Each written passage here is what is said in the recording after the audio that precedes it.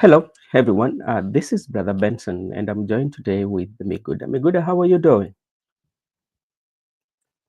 I'm doing fine. Mm. Managing. How about you? Mimi niko vizuri. Siku yako imekuwaje? Naweza sema siku yangu imekuwa vyema, nimekuwa na Mm. siku poa, Ehe. naendelea tu kuona kamilisha leo. Haya, asante sana. Leo is a Tuesday na kuna mengi ambayo yametokea. Sana sana bado tunafuatilia hata siasa za Tanzania.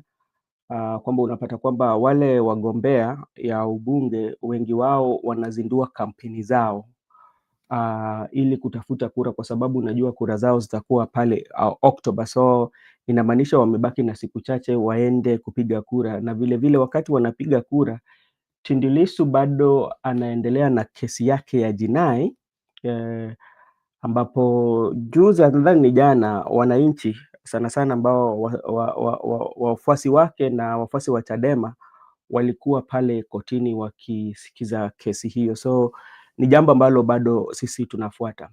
Na vile vile tukikuja katika nchi sasa, nchi yetu ya Kenya, kuna mengi. Jana kulikuwa na wakili ambaye alipigwa risasi, na ukiangalia venye alipigwa risasi inalinganishwa na ile ya Ong'ondo Were, kwa sababu inasemekana kuwa kuna bodaboda ambaye alikuwa anamfuata, ule akachomoa risasi akampiga, hakuchukua chochote. Na unajua mambo kama haya ikitokea labda kuna jambo, kwa sababu huyo jamaa ambaye alikuwa anamfuata, labda mtu amempiga risasi, hakukuwa hata na, labda tuseme kwamba alikuwa anataka kuchukua mali yake. Hapana, ni wewe, labda aliambiwa wewe ndo kachukua uhai wake, ama kuna jambo ambalo lipo na sisi hatujui, kwa sababu yeye pia ni wakili, na unajua mambo ya wakili Miguda, ni vitu vingi zipo, na ile tu labda sisi tunaweza ongea tu, lakini najua kuna ukweli iliyopo nyuma ya kuna kitu ilitokea, so nadhani vyombo vya dola zitatoa taarifa kamili kuhusiana na mambo hiyo, na maybe watuambie labda ni jambo kilikuwa ni nini, unajua vitu kama haya. Na labda wewe kutoka kwako unaweza katujulisha kitu kipya eneo lako. Kwanza ningejiunga na wewe nitume rambirambi zangu mm. kwa wakili ambayo alipigwa risasi katika Mm. barabara ya Magadi, Mm. na nasema ni jambo si ya kawaida na ni jambo ya huzuni sana, kwa sababu napata Mm. wakili alikuwa anafanya shughuli zake kama yule afisa wa mahakama kuu wa Kenya, Mm. na hapo pia unapata wakati maisha yake ilichukuliwa na huyo jamaa kwa njia ya kupigwa risasi. Yeah. Sasa kuna familia wake ama wale watu walikuwa wanamtegemea ni kama sawa baki yatima, Mm. na vifo kama hayo kama ile ya Ong'ondo Were na ya huyo wakili Mm. zinakuwa vifo ambao zimepangwa Mm. zimepangwa katika hali ya juu.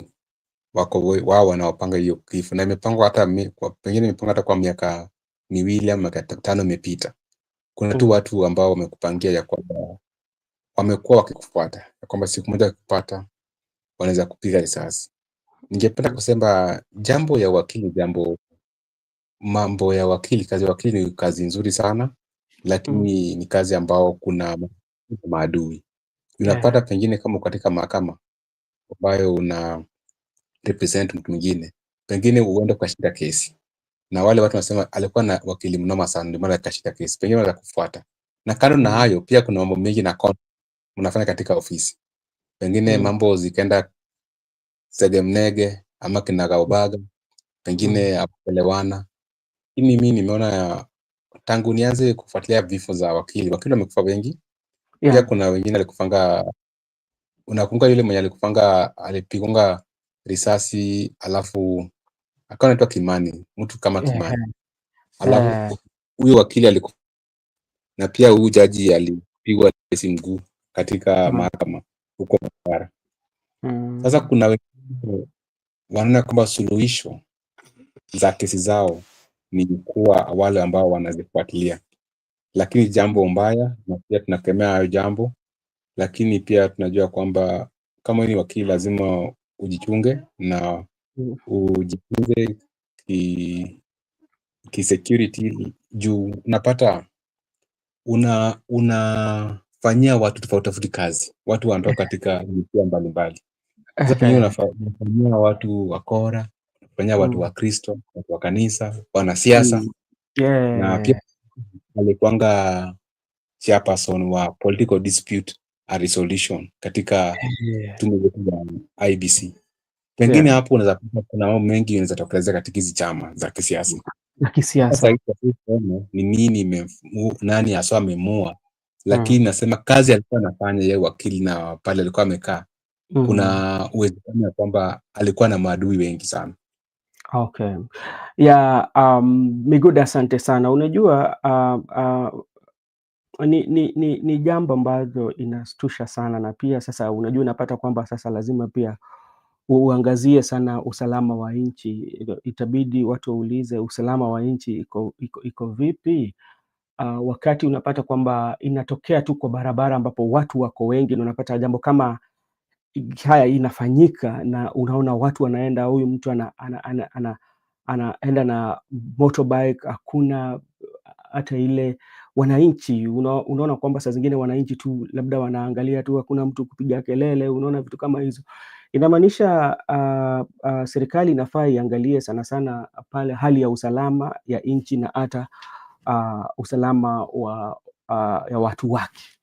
Asante sana. Thank you so much for taking this opportunity to join us this evening. This is Brother Benson, and I'm seeing our good friend Wamoire. Nimeona hapo. Thank you so much for your comment, and I'm seeing also Judith Karwitha is there. Brenda Obedi also. Thank you so much for joining in. Miguda, before we go into the main discussion of today, because like today, Rigathi Gachagua decided to withdraw the candidature of the DCP party, especially in Mbeere North. And remember, this was a mini poll that everybody was going to gauge the strength of Rigathi Gachagua, especially with the DCP in Mount Kenya. But he has decided to withdraw it in favor of DP. And remember, Justin Muturi is a member of United Opposition. Secondly, the Ruku that left the seat when he was appointed by the president was also a candidate for Muturi. So we are going to look at what could have necessitated the DCP party leader to withdraw the candidature, especially in the Mbeere North by election, and also not to fill a candidate in Malava in favor of DPK. So those are places that we will be talking about. We are also going to talk about Aroko the Good Life. You remember Aroko Good Life of Kasipul. Aroko Good Life has always been a front contender, especially in the constituency of Kasipul. And if you look at his past interviews, he has always said that he is an ODM member, live member, and he's not dumping ODM soon. But what happened along the way? Aroko now will be going for by-election in Kasipul as an independent candidate. What does this one speak about ODM too? So these are the areas that we want to look at. And also we will also weigh our thoughts in United Opposition. How prepared are they, especially in the government?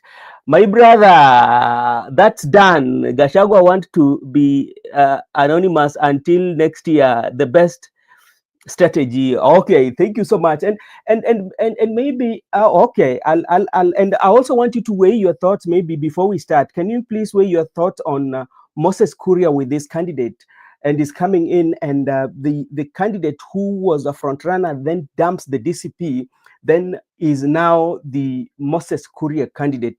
Does Moses Kuria have effect on Mbeere North? Miguda, before we go to that discussion that we are going to discuss today, what also can we learn about Nepal? Because the Gen Z, the protest in Nepal has given us another picture, and the reason why I'm saying that the protest has given us another picture, this is the reason. It was against the political class. it was not targeting only the government. No, it was also targeting the political, all the political, including the opposition, because there was a house of an opposition leader that also was targeted into the opposition leader. That is one thing that we saw, especially we saw the finance minister who was thrashed and stripped in the street. You saw that. We also saw the I think is something to do with the foreign, the wife of the former prime minister also was targeted. We saw the military choppers rescuing the ministers and ferrying them to safe location because like they were going for them. That is something that they were doing. And I want you to relate with what happened in Kenya. And if you look at what they were advocating for, especially the youths, they were advocating things like corruption. That was one of them. Political instability, lack of jobs, governance. Those are some of the things they were advocating for. But what made them to go on the street was the ban of the social media, Mr. Miguda.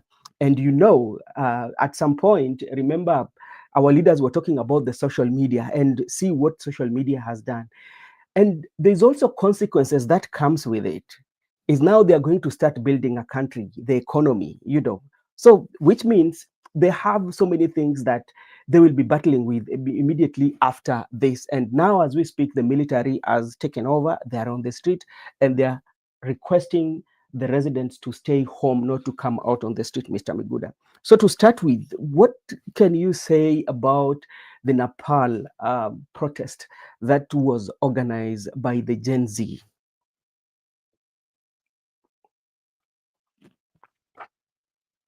I just want to say the Nepal protest has made it clear that actually people can decide and make a move, or Mhm. leaders will not joke with some simple things. You understand?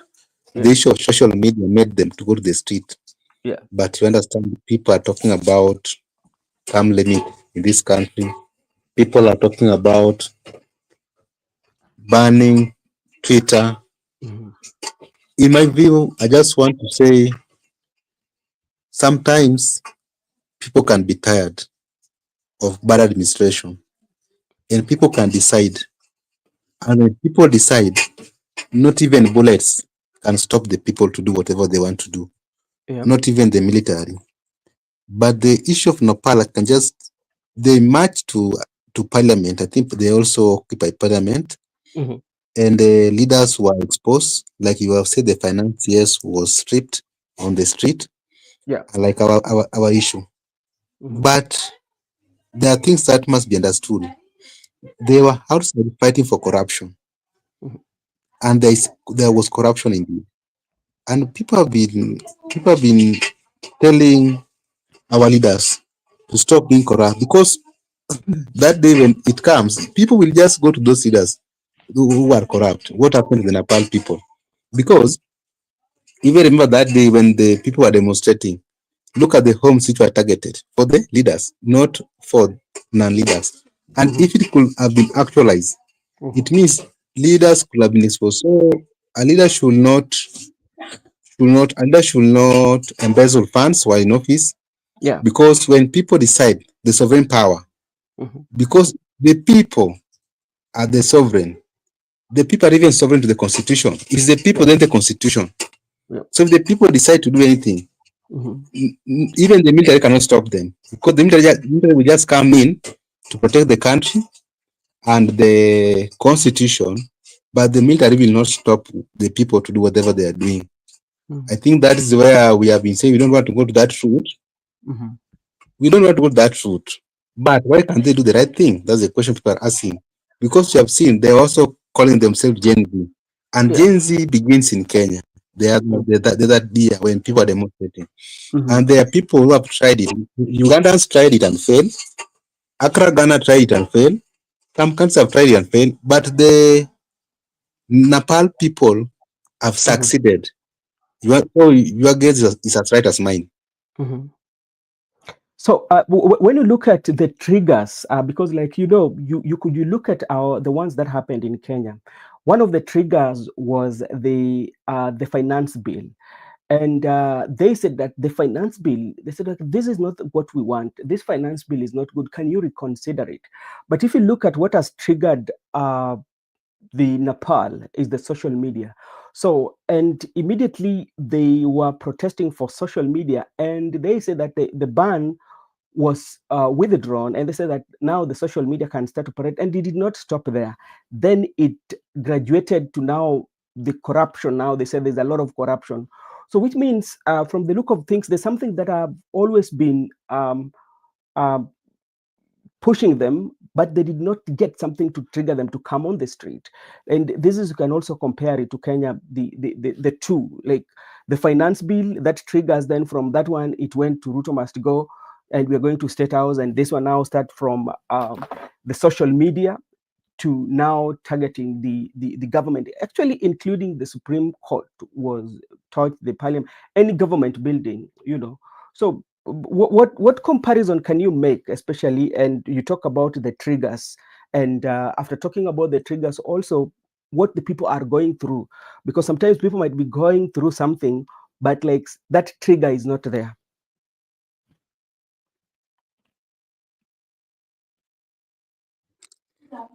The trigger could be number one. Yeah. There is a high number of people who are young people who are unemployed, but they're exposed in terms of technology, they're exposed in terms of information. Yeah. Now, if they are informed, they are jobless, they are idle. So Hmm. they make good use of themselves. That's why they do organize those demos into social media. They don't have anywhere to see any political rally, but they just organize them social media. Hmm. And what can trigger? Some people are saying life is not easy, but life is soft. But life is not easy, Brother Benson. If you are back at home Yeah. locally, Hmm. people don't have money in their pockets. Hmm. People don't have food to feed on. People are, and Hmm. this actually people are suffering in the real sense. Even the peanuts we are being given like empowerment, those are not enough Hmm. because there's no job for people. How will you handle it? And if these people, what will Hmm. trigger you to come out of your house is the cost of living, how you are living. So Hmm. that alone, and Hmm. because we are seeing that the government has a duty to ensure that it reduces taxes and also it Hmm. makes you have a job and also make your life good. But the same government is busy stealing from you people. Can you We please rather go organize? to the street and Okay, you're kind of like breaking.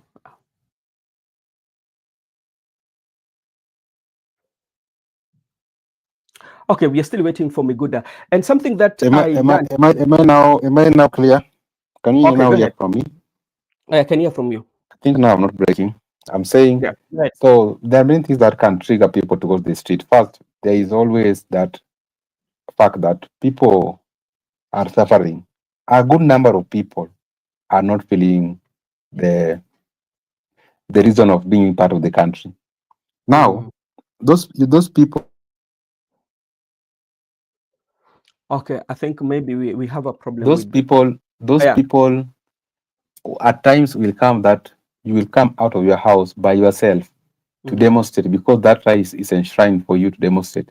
And if you Hmm. can demonstrate for you Yeah. to get good education, if you can demonstrate for you to get better health facilities, if you Hmm. can demonstrate for you to have money in your pocket, so be Yeah. it.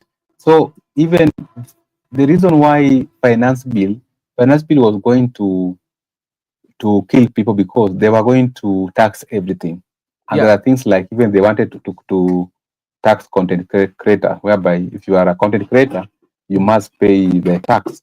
But you understand that there are people who, by content creation alone, that's the Hmm. only source of income. And Yeah. if you interfere with them, they will come out and demonstrate. What has Hmm. happened at Nepal, you find out that the people are talking about corruption. Because why do we have corrupt leaders and we are having unemployed youth? Because I saw them. The good number of them were youth. They are very young people who Yeah. went and they were confronting police officers. So to my view, I can just say what can trigger people other than the introduction of finance bill or other things by the government. Yeah. The the state, whereby the status of a person, how you live, Okay. you can just come out and try to reform your country.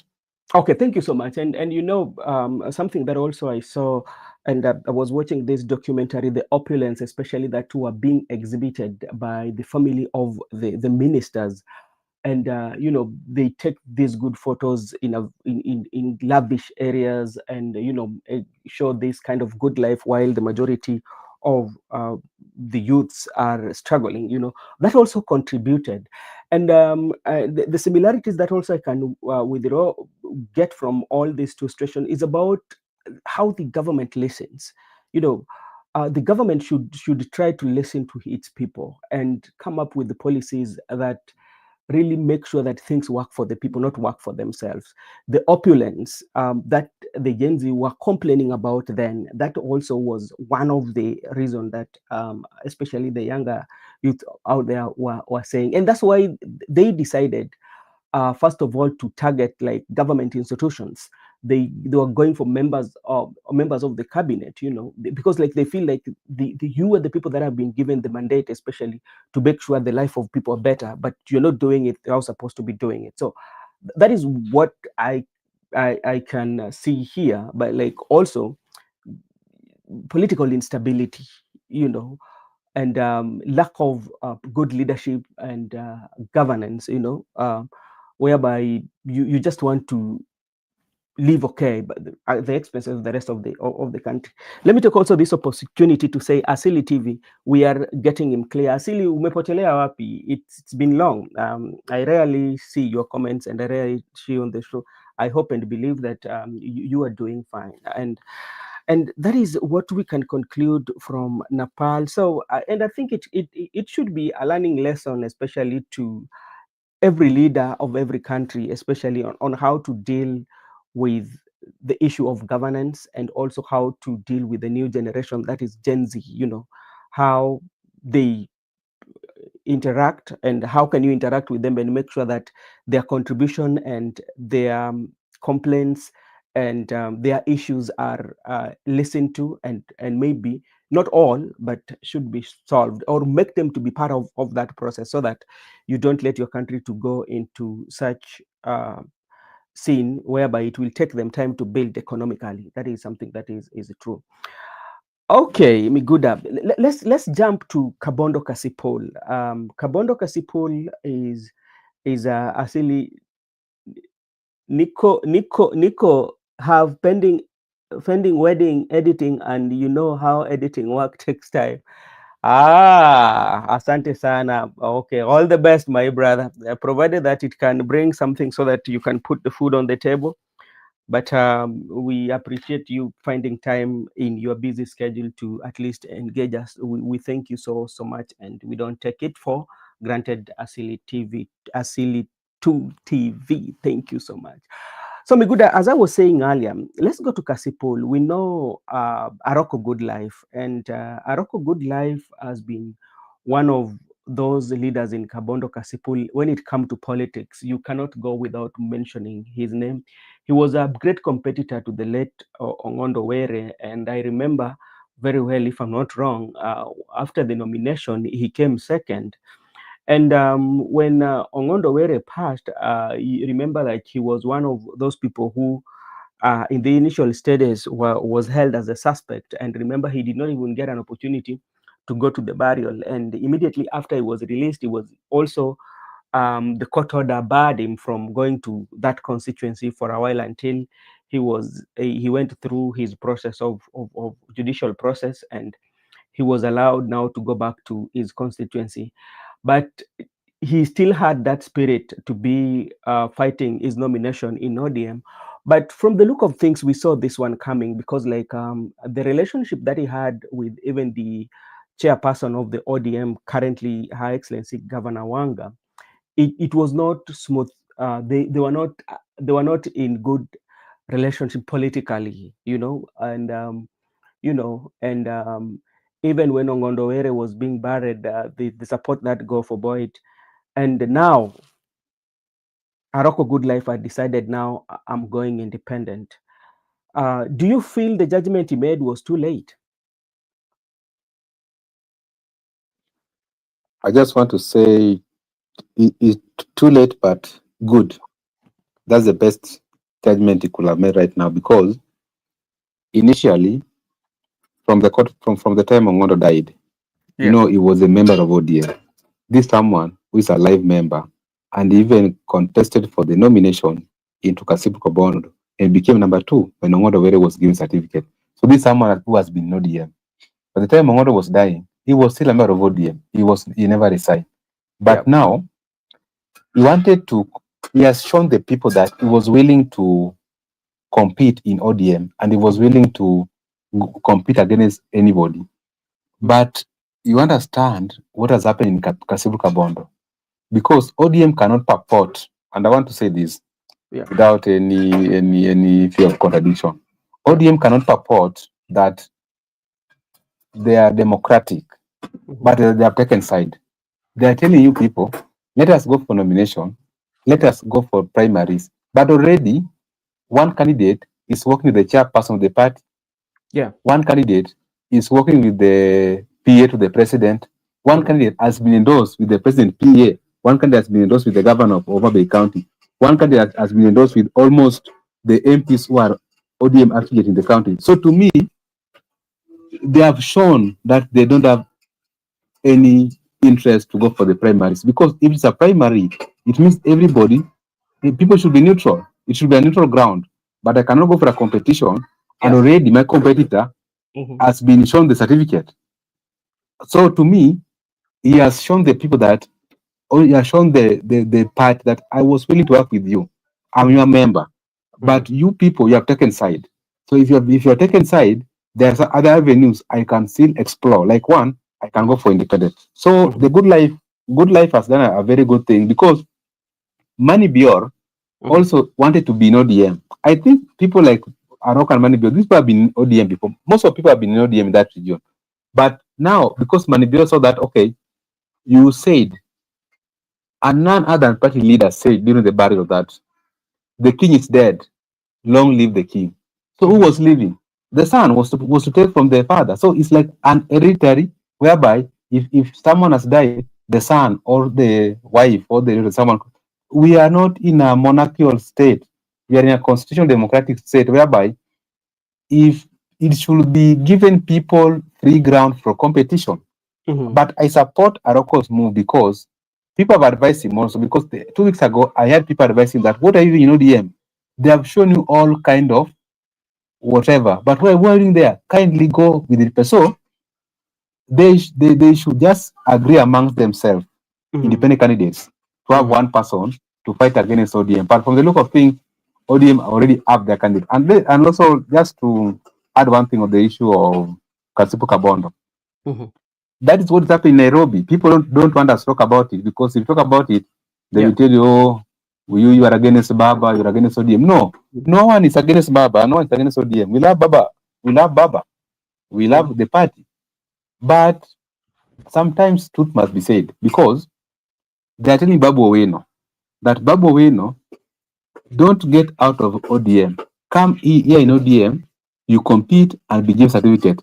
But we are asking some simple question.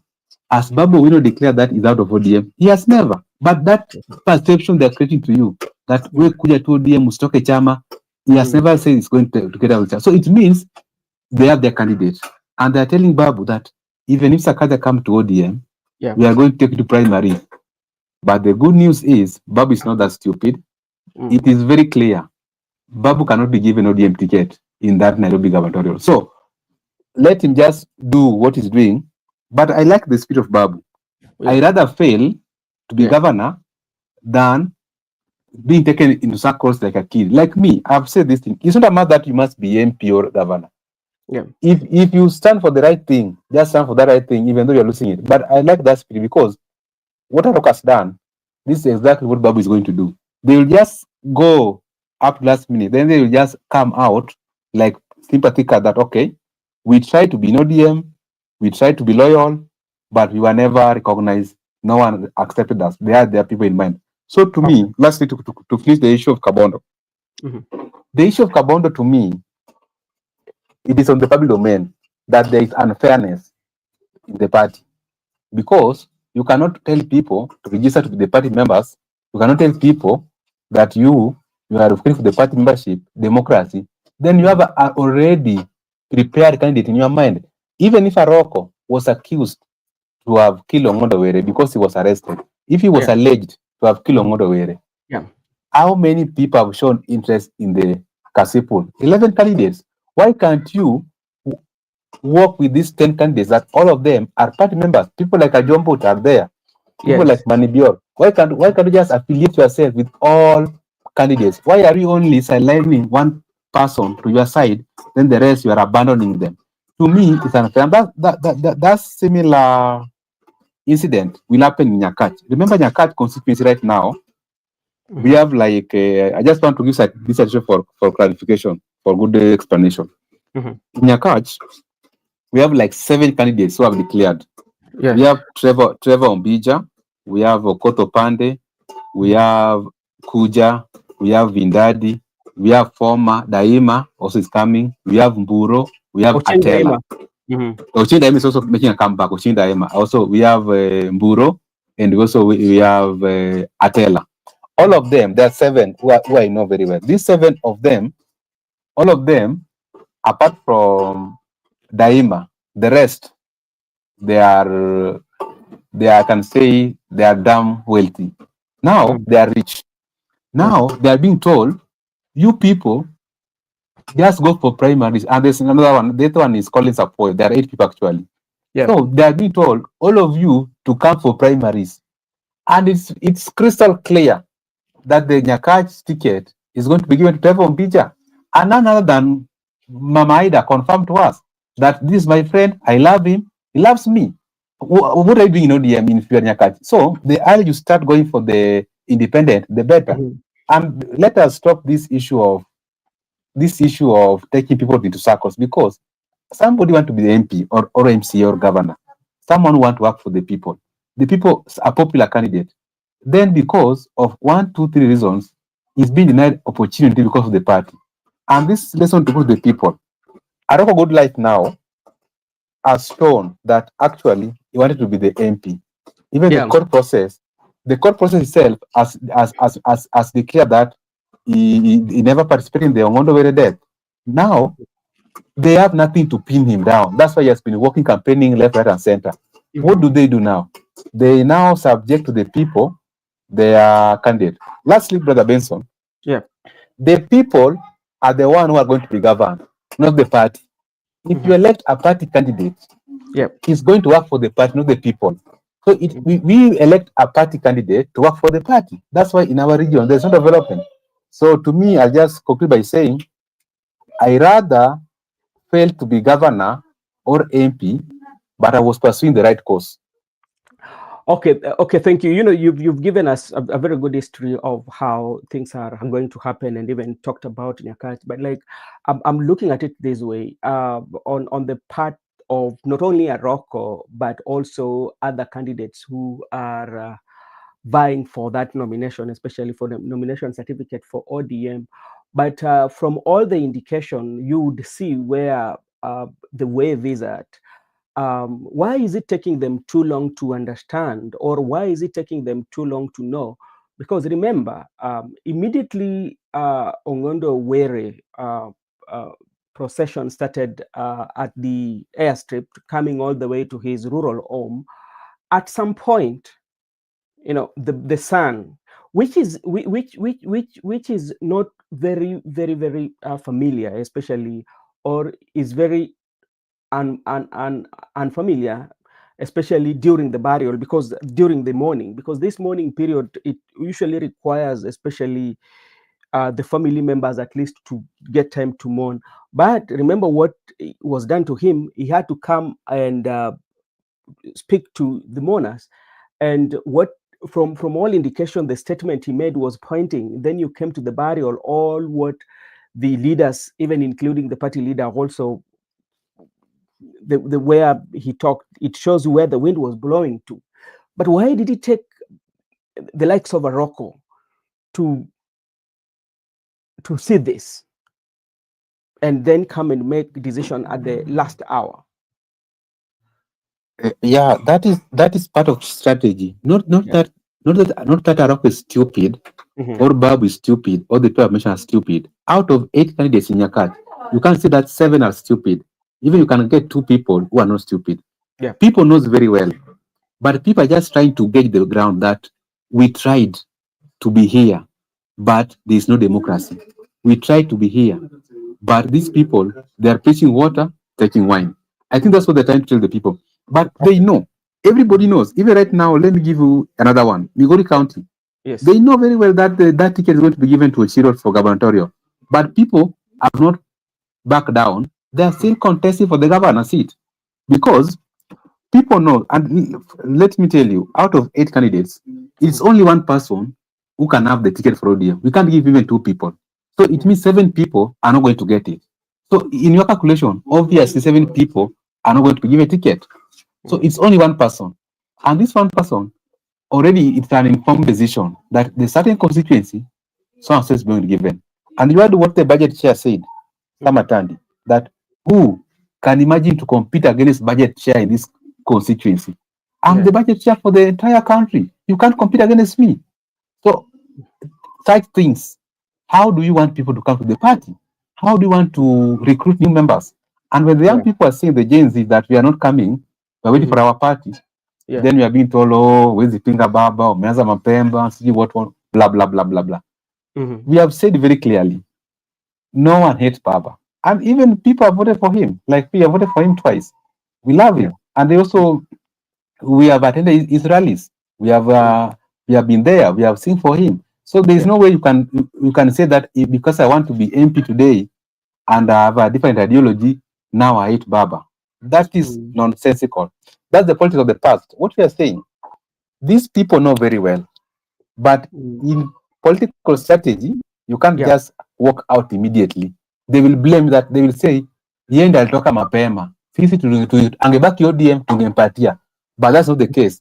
So as you just have to go up to the very end to show people that actually they never wanted to give him certificate. But if you bolt out earlier, they Mm. will use it against you. That this is a mall, he walked early, tulimwona kitambo, hakuwa na sisi. But That's just a propaganda. na Migode, unajua hata saizi tuseme kwamba saizi tunaona kwamba Rocco Goodlife amechukua mkondo mpya ama kuenda kugombea kama wakilishi huru katika Kasipul, lakini bado kuna yale siasa ambayo litakuja kwamba alikataa kusubiri ile mchujo.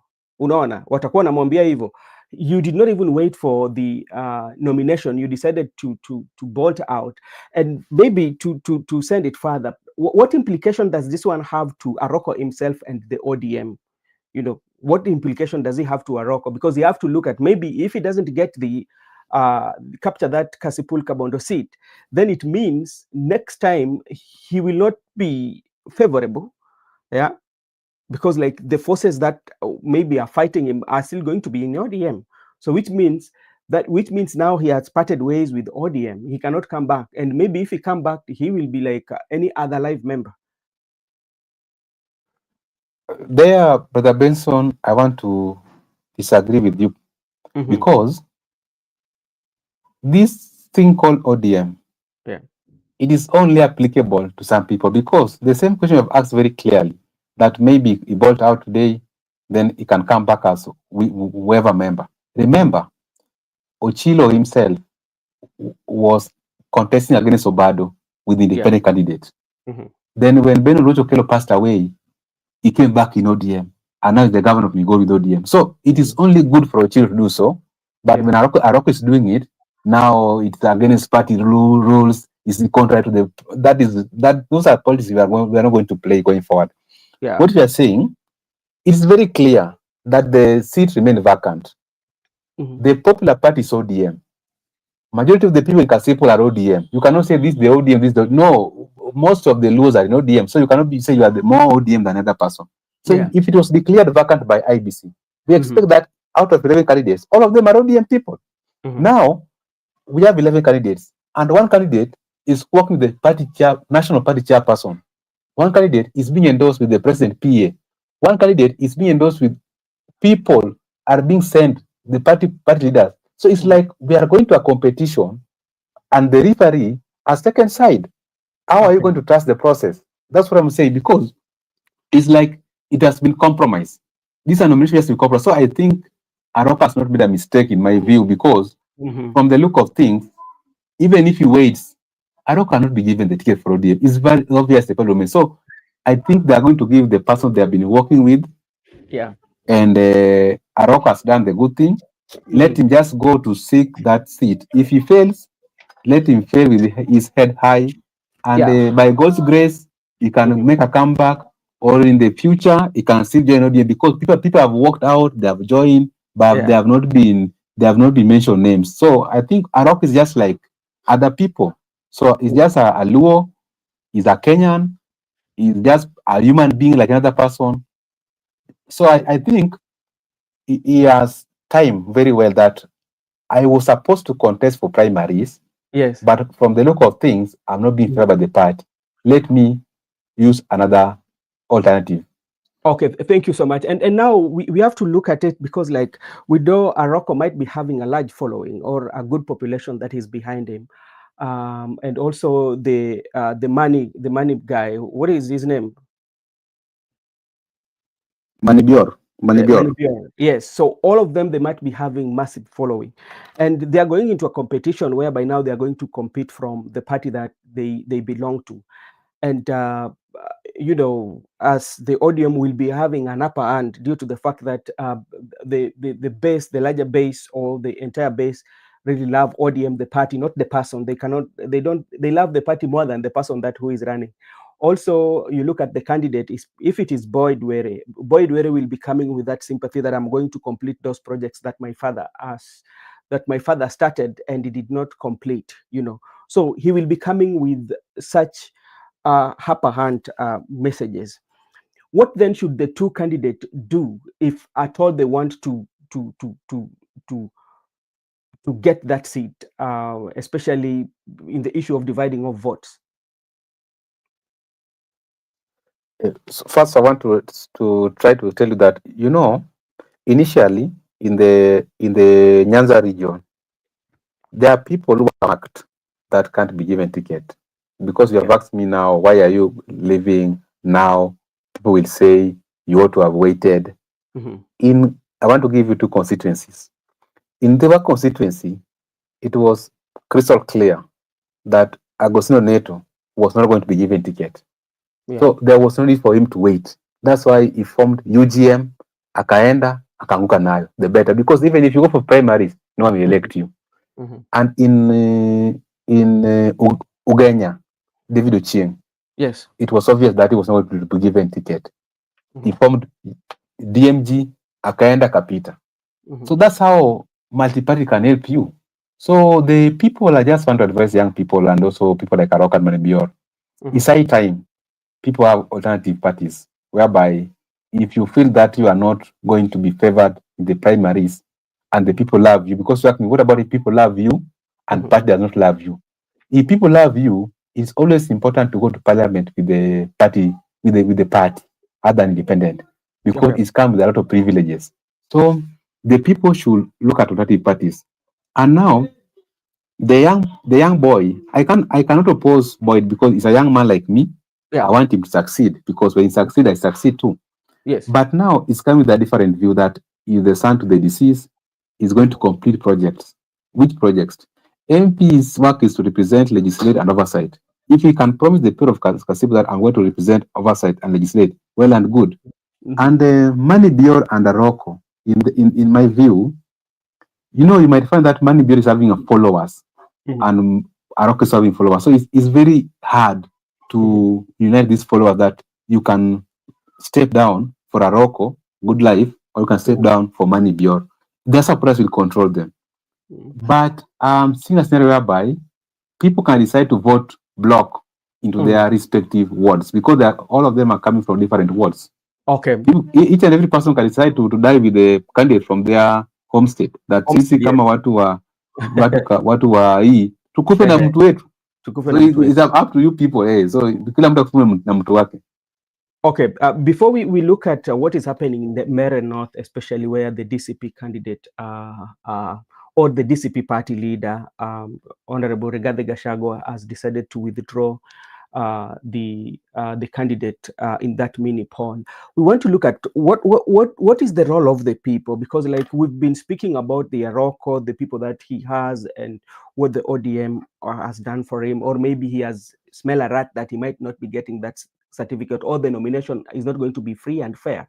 But now, what are the people of Kasipul saying? Are they what are they saying? Because like they're the people who are going to vote, because these are just leader deciding for you. What about the people of Kasipul? Maybe if you've interacted, or if you had any message from the Kasipul, good people of Kasipul, what are they saying on all the arrangements? The Aroko now going independent, and maybe the speculation that the Boyd Were is going to be given the certificate by the ODM, or is the preferred candidate by the ODM. What is their stake, or what is their say? Okay. When I was doing my sampling, I contacted someone from Karabok, that is Ongondo Were's area. Yeah. He was dissatisfied with the candidature of the young person, Yeah. citing that the history of the disease was not in good terms with the people. Mm-hmm. Based on those grounds, he cannot elect that young man. When I contacted someone from West Kamagak ward, I think Yes. that West Kamagak, that is where Manibiori touches the CBD, the Yugis town. Yeah. He told me that the people of Kasipul should be left to decide on their own, Mm-hmm. because it is the people, not the party. And when Okay. I contacted someone who is coming from Odoyo with this place, that Odoyo Yeah. with this place, he told Yes. me that he's yet to decide. But he told me the race is too hot, and the contestants, the three, like Yeah. Aroko, Manibior, and Boyd, Mm-hmm. these are going to be hotly contested by election in the history of the country. Mm-hmm. So, Mm-hmm. in my own analysis, I find out that Mm-hmm. people are still undecided, but there are people, like if you look at the people of Manibior, Yeah. you know, Manibior is the son to the late Ker Meshak Riagogalo. Oriago And Gala. you understand that stage of care in Luo, he Iluo, was yes. having a very good network of elders. Even if you look at Manibior's campaign, you'll find that even when he called people to his home before he declared his candidature, there were many people who were too old, the age mates of the father. And you know, Yes. those old people, they are not very easy to change their mind. And Mm-hmm. there's how people tend to blend with leaders. If you look at Aroko also tend to blend with Mama Mboga, watu wa boda boda, but Manibio tend to blend with the old people. If you look at Manibio is having old people, old people, old people, old people. Hao wazee wako na yeye ya Mm-hmm. kwamba huyu ni mtoto wa Ker bwana. Ker alikuwa rafiki yetu. Kama alikuwa Mm-hmm. Ker alikuwa anatupatia kitu tunakula kitu kidogo. Mtoto wake alikuwa pale tunakula kitu kidogo. So hao wazee ameshika wote. Aroko So, ameshika mama. Then Boyd Were uh-huh. ameshika party. Party. Okay. So, okay. So Boyd Were like ameshika party. Sasa so party namleta. so we have 3 tier of political, maybe 3 clusters. We have the people who are with the party. The party has brought their person, and there's those ones. The Riaga, the care of Luo, also is playing a part here, and also the Mamambogas, and so it is something that we will be monitoring, and God willing, if we find time, we will have an opportunity to be on the ground. Especially, we have one of our own that usually do the Kisumu reports. We will contact him and give us the what is taking place. Why is Moses Kuria poaching candidate in Mbere with Chama cha Kazi? That's the question that we are asking. Father Danny, I can see you. You are here. Laban Misiani, how are you doing? And good. We are doing fine. Just let us know how you're doing and how your day has been this evening. Father Danny, perspective thump is authority. Market is party. He is a business power. What is being discussed here will happen in Mulima, and Kuria is paving way for the fallout from Gashagwa party. Thank you so much for that. And okay, I've talked. Oh, thank you so much, Laban. Now, one of the the mini polls that everybody was looking at, especially, and going, they wanted to see what is going to happen concerning the Rigathi Gachagua effect, because what, ever since Rigathi Gachagua fell out with the President William Ruto, especially with the politics of Mount Kenya, this is a mini poll that people have been watching it, and people wanted to see how is it going to turn out, and for now we are seeing, I'm seeing two scenarios. One, especially the Moses Kuria coming in with his candidate, and the candidate that Moses Kuria is supporting was a candidate first in the DCP. He dumped the party, then jumped into Moses Kuria. That is one. Secondly, remember also, Moses Kuria was one of those people who are very close to Mr. President, and recently he resigned as economic advisor to the president, and now is coming into the politics, especially of Mount Kenya, where president is now not enjoying so much support as compared to 2022. So Moses Kuria here, so many people are viewing it as somebody who has come to spoil, or has also come to diffuse that effect of Rigathi Gachagua. Then we are also looking at Justin Muturi here, because like that seat, actually, it belonged to Justin Muturi. Roku said to is somebody who was appointed by Justin Muturi. So there are so many intrigues that is taking place. But if you listen to the pressure by Rigathi Gachagua, he has said that, but come general election, they will make sure that they fail in candidates in every area to compete in the next general election. But for this, it was discussed. So maybe Father Danny, before I invite Miguda, what do you think is the effect of Moses Kuria? As Father Danny is going to give us his thought, maybe Miguda, what is Moses Kuria now coming in to do, especially? And remember, his party has been inactive for almost 3 years. Now is reviving this party. So what is his role, especially in the Mbeere North by-election? Whatever Moses Kure is doing in the Mbeere North by-election, first, we have to admit that we are a multi-party democracy state as a Kenya. Anybody who has a party in Kenya here is by law, not by any interest, because that's what is connected in the constitution. Even though they are saying William Ruto is planting many political parties in Mount Kenya to confuse the people of Mount Kenya, this is why I support what Kure is doing, is because the problem we're having at Kasipul Kabondo right now, if we could having many political parties in the region, so if people have taken side, or party has decided to take somebody, people can decide to elect whoever. It's about the people, not the party. Yes. So at Mbeere, you find out that UDA resolved their house and fronted one candidate. There was a candidate for DCP. This candidate wanted to be the MP. Maybe he has spent resources, he has engaged the ground, maybe he was the popular candidate from the opinion poll. And he was. Now, having resolved as the opposition that they're not going to field candidate in the name of DCP, now they're bringing the JB Muturi's party candidate. To me, it's unfair to the DCP candidate. So what do you do? If the DCP has treated you unfairly, you can hope to the closest party like Chama cha Kazi.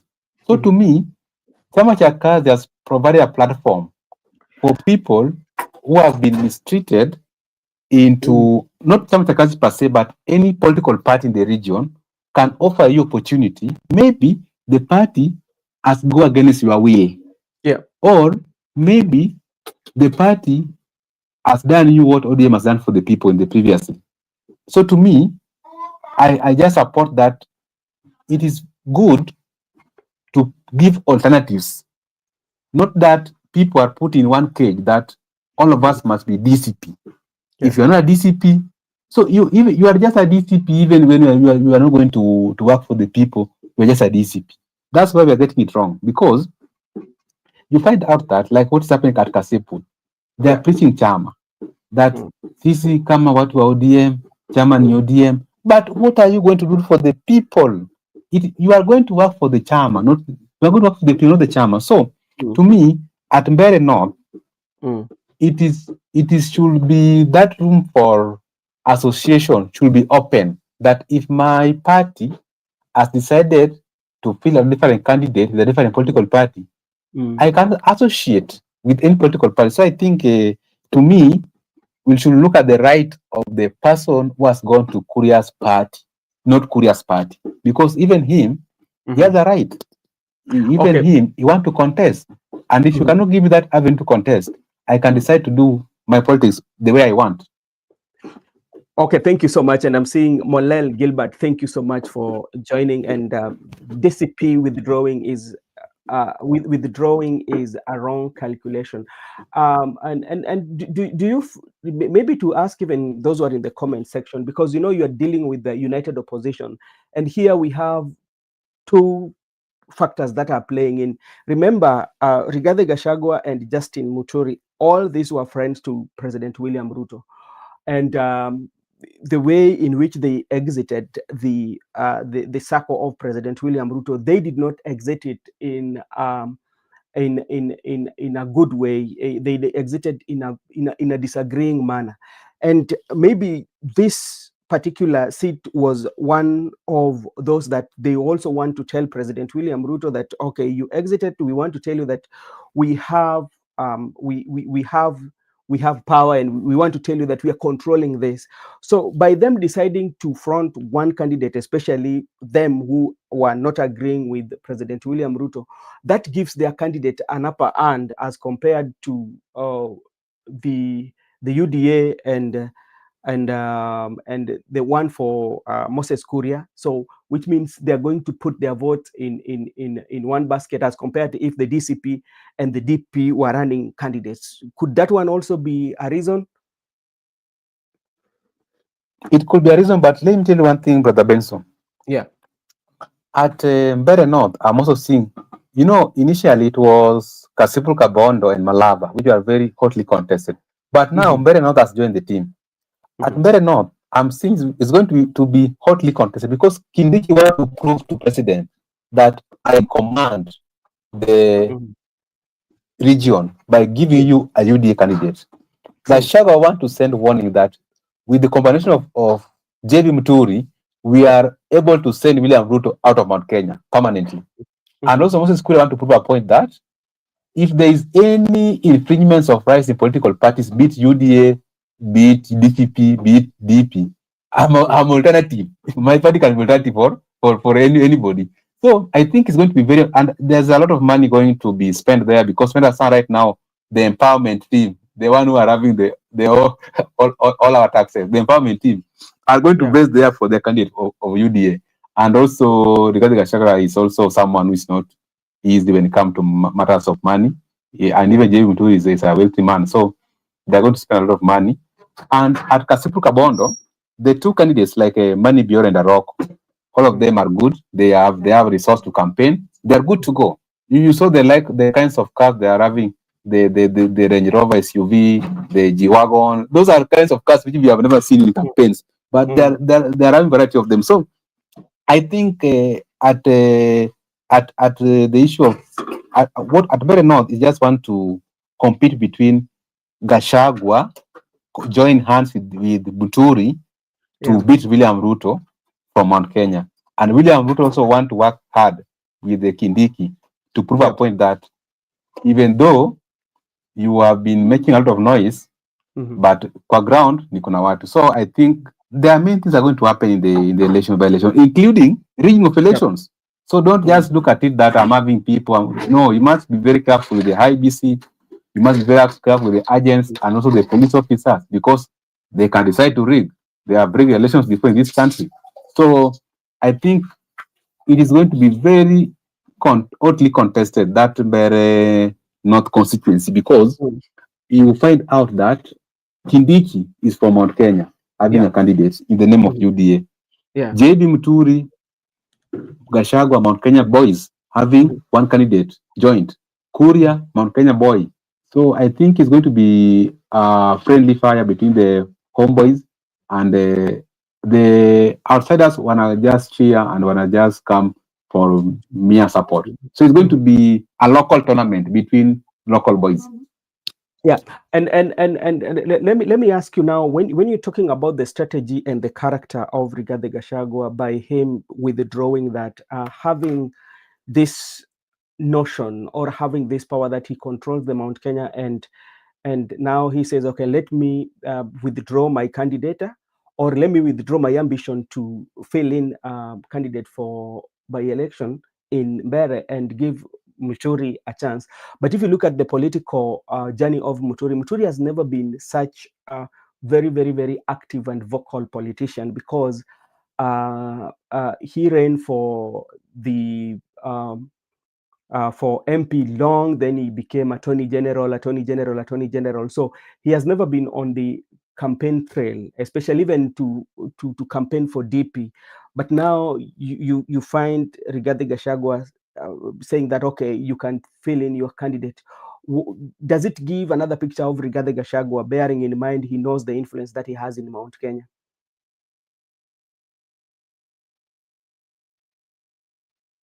Hello, Miguda. Oh, Brother Benson, I'm saying Yeah. what I've learned, what I'm trying to study from the ongoing by-election. Gachagua can decide to postpone this war with William Ruto. Gachagua can decide not to engage Ruto right now. That's why he has hide behind DP. He has hide behind DAP in Malava.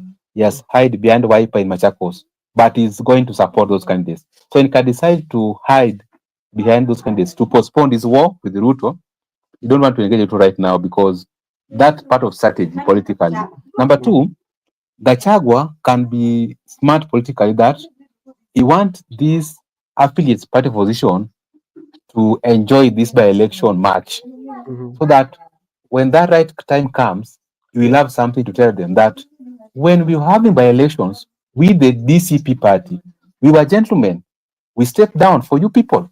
Right now, we are on a serious business. That so and so constituencies and regions should be left to us. You people give us what we gave you. We gave you those by-elections. We never interfered. The way Gachagua is crafty and he knows how to who voters that. Okay, sisi kama watu wa DCP tuliacha Malava, tukacha Mbere, tukacha ile Machakos. Sasa wanakuja mpaka nyumbani hapo wanataka kuingia na chama zao. So I think it's part of, it can be number one, postponing of war with William Ruto so that they can fight in 2027, or number two, he can decide to be politically smart to have upper hand when they are going to negotiate during the flag bearer, during the regional balancing of the political parties. So it's just a matter of maybe we'll use it in the future. Like what was happening at the secretariat? You know, Gachagua sent Cleo Malala to attack Mukisa Kitui. Then Gachagua is coming to defend Mukisa Kitui. So it's like he will tell Mukisa Kitui that when Cleo wanted to chase you away, I protected you.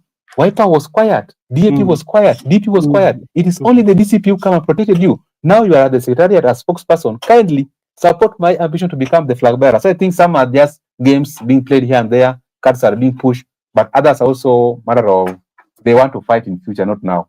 Okay, you know, I want to bring you back, especially on Munyoro, because we know Munyoro was in the United States and he was touring the United States. So at some point, he said that I'm cutting short my tour just to come and prepare for the by-election that is going to take place in the country. And that one, to many of us, we felt like now he's coming to campaign for the DCP candidate. And now that one, the DCP candidate is not running. That is one. Now, why then would he have to cut his tour, then not filling in the DCP candidate for by-election? That is one. Secondly, what about the DCP followers, especially in Mbere North? Were they consulted, or this is also something that happened with ODM, where Secretariat just sit and say that, okay, from the look of things, we are not filling. So maybe if you can talk about cutting short his US tour to come and support DCP, or to fill in a candidate for Mbere, then he doesn't do it, and ending up supporting a DP candidate. And also the people on the ground who are supporting him, were they consulted, or what can you say about that? I just want to maintain my point that it's part of strategy because William Ruto is not a joke politician. He's not someone. He's not a politician of yesterday. Yeah. He has been there, and William Ruto is also a ruthless politician. So Gachagua understands him better than either person. Remember, William Ruto was a candidate in Malava. William Ruto was a candidate in the Mbeere North. Maybe William Ruto has already planned ahead when Gachagua was in the United States of America. So Gachagua also might be playing cool because you understand, even though they do exchange words, but they you know, these big boys, they know what they are doing and they know their limits. That's why maybe through intelligence, he might have known very well that Ruto want to teach him a lesson with that DCP part, because they, you know, even registration of DCP and also how it was launched, it was in a hurry because they wanted to hide many things before they could have stopped him from registering as a party leader. So I think, having said that, it is just Gachagua seen it's wise for him to allow the people to compete against William Ruto, not him. That's why he has decided to give it to the JB Muturi. And also what Father Didi has said there, you know, Father Didi understands that region better than me. I'm just trying to look at it from a national level. Father Didi has said that the issue of clanism. So maybe you never know. The DP party is a clan, is a clan whereby they're the majority and they can control that elections better than having a foreign political party. That one can play. And also in Malava, DAP can play that tribal card better than DCP vis-a-vis the issue of Machakos. So I can see Gachagua decided to let William Ruto fight with the people at the ballot, but not him coming to fight him directly, because there is still war coming ahead. This is not the war for them to fight. They will fight 2027. For now, they can just allow the by-election to go very swiftly so that they can come back to their analysis that we have done, like those by-elections. We fronted candidate C, candidate B, candidate A. Now, what have we learned? And I think it, to me, is part of strategy. That's how I can understand it. Just part of strategy to make sure that they don't have many damages. We are still having many elections to come. Okay, thank you so much. And let me take this opportunity to thank Martin Dates and Father Danny also for telling us about it's also the clanism will play a major role. But if you're new here for the very first time in Brother Benson Media, you can always support this channel by subscribing, so that when we are having a conversation like this, our channel YouTube will notify you so we can engage. And now, when looking into the future with what has happened, maybe during the general election, will also people have this notion maybe that the DCP is not as strong as we may think, by just saying that, okay, conceding or negotiating such like deals, especially when it comes to by election, what can stop them maybe in the near future to negotiate too, especially on the position?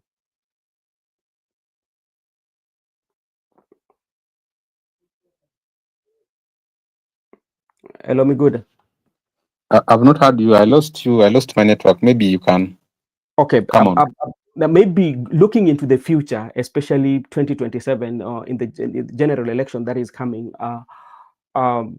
what does it hold for DCP if they negotiate for such position, knowing very well that as we speak right now, Rigathi is at his peak, you know, the ground, from the look of things, the ground is with him, and he negotiates for such. What do we expect from the future? Would we see the same taking place? I agree with you that Rigathi Gachagua is at his peak, but Brother Benson, elections are a different story. You can be at your peak, but elections, they have told you that things happen at election, including rigging. Things happen. So, and also people can change their mind at last. So election is a different thing. You can be at your peak, but you don't get votes at election. What I can say about the future is, you know, when Gachagua was starting the DCP, there was a lot of people who came, and there was a time we said that Kindiki ought to have signed Kate Waruguru to his wing, because you understand the way Kate Waruguru is a puncher. But Gachagua ran and signed Kate Waruguru very fast. But of late, I haven't seen Waiguru associating with Gachagua. And of late, I haven't seen people like Wamushomba close to Gachagua. So to me, I think there are a lot of things happening in the politics. That's why Gachagua also has to slow down the speed, because you want also to reflect. By reflection, you must slow down the speed to understand. You never know. Like I've told you, don't underrate the current president, William Ruto. William Ruto can even have moles within that DCP who are briefing him on a daily basis. So you must reflect back and also allow things to coexist the way they are. Sometimes you allow that things to flow without getting any interference. And in the future, Gachagua can manage to have some members of parliament with the DCP, because even right now he's working with some senators and governors. That I can promise you. But I think also timing is important in politics. Timing is very much important. You need to time sometimes. So I think maybe that could be the reason why he has decided to back off and support the affiliated parties. Okay, maybe Father Danny, you can also help us understand, because the other day I saw Manyata MP Mkunji was saying that he still believes that the member, I think the member of the leader who decamped from UDA is the person that is going to support. I don't know whether he still maintains that, and right now he's in Moses Kuria camp. How will that one especially play when it comes to the election of Mbeere North? As you know, Mukunji too is a young leader who has also influence, and now is not supporting maybe the DP candidate, but is going with the leader who decamped, who was the first candidate on the DCP, who has jumped to Moses Kuria's party. I think so. If I'm wrong, Father Danny, you can correct me. How is that one? How is that one, especially with the Mukunji effect?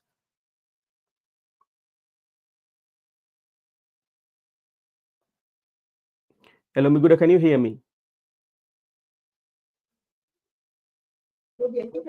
Yeah, I can hear you. I just want to say,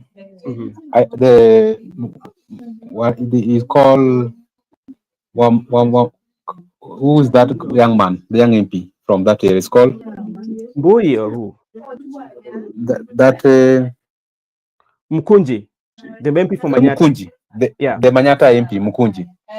You know Mkunji, I like it because Mkunji is someone who is independent in thinking, and someone who make decision based on how he reasoned with the voters of Manyata.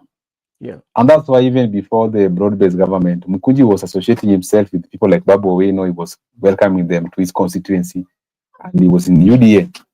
And when he has been a close ally to Gachagua, the DCP, but he has decided to follow the candidate who has defected from DCP. I think the issue of association and political right must be granted to everybody, because maybe Mkunji has also convinced his supporters that he was the right candidate.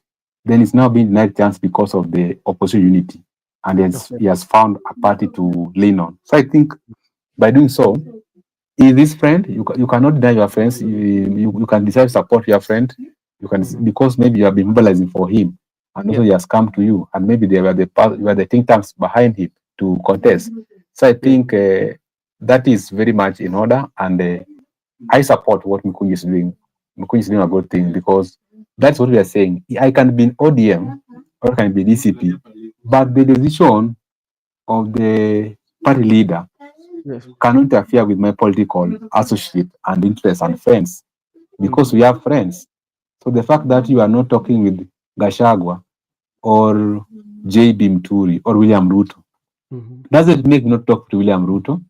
I can still associate myself with William Ruto, and I'm in ODM because maybe we are friends, or maybe we are a business associate.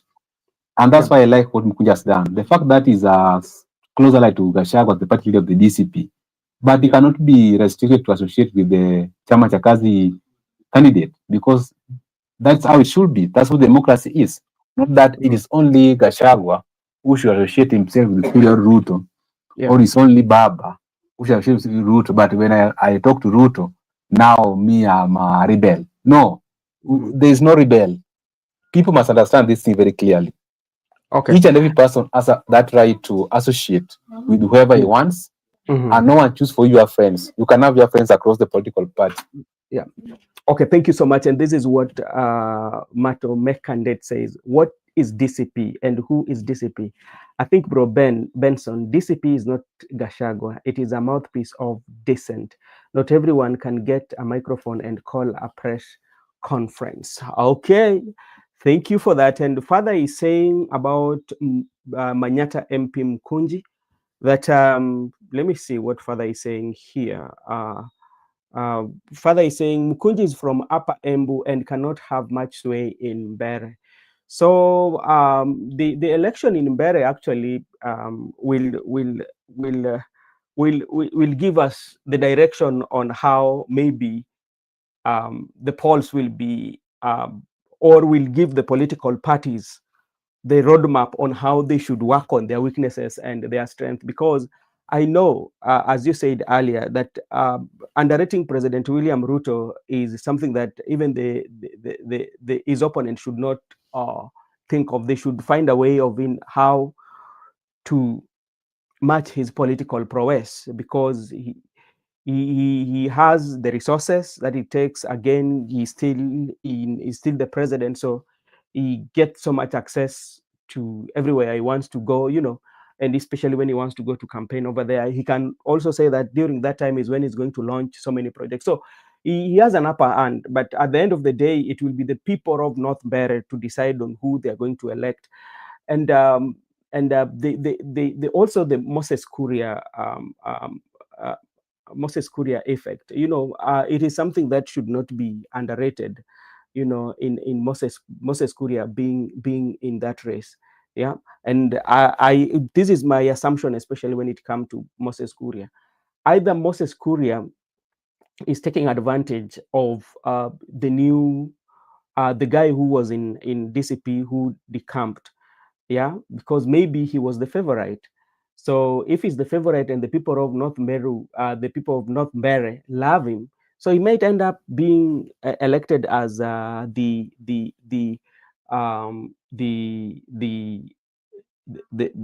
MP. And this is also what Father Danny say, that Mkunji wants to be a governor. He is trying to use all means to win, associating with all clans in the same way will enable him win. He must have a delicate balance to make. Yeah, so especially like when it comes to by election like this, there are those who are looking in the future.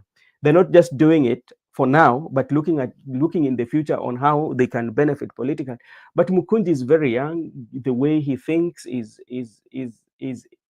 quite much different with other leaders, especially when it comes to the political landscape. So that is something that we will be watching. But now let's jump to the Kakamega County, where we have DPK that has been given the nod to ride the flag of united opposition. And we know the person who is in charge there, the candidate, is Panyako. Panyako is well known. He's been fighting for the rights of the nurses. So, and I believe he has grounds. But now we have to remember the way Malala went there for the very first time and how he really, really attacked the DPK. And now maybe the DPK is now what that's what one means to Malala again, because like Malala also wanted to make sure that Rigathi knows that I have an influence in Kakamega. And as we talk about Kakamega too, remember also there was this disagreement between Baraza and Oparanya the other day. They were throwing political jabs between them.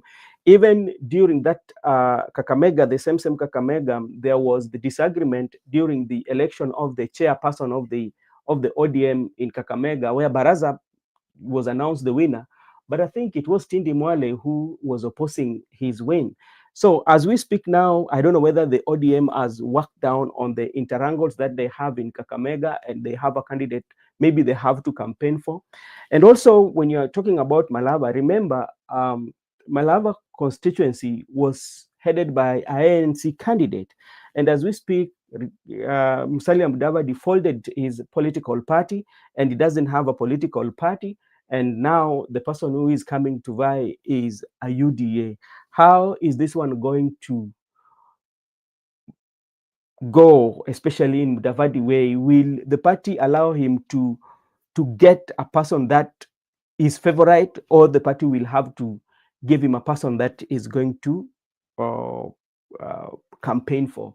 So, Biguda, what do you see in, especially in Kakamega County, Malava constituency? Talk about Mudavadi, because you remember this seat was his, especially his candidate.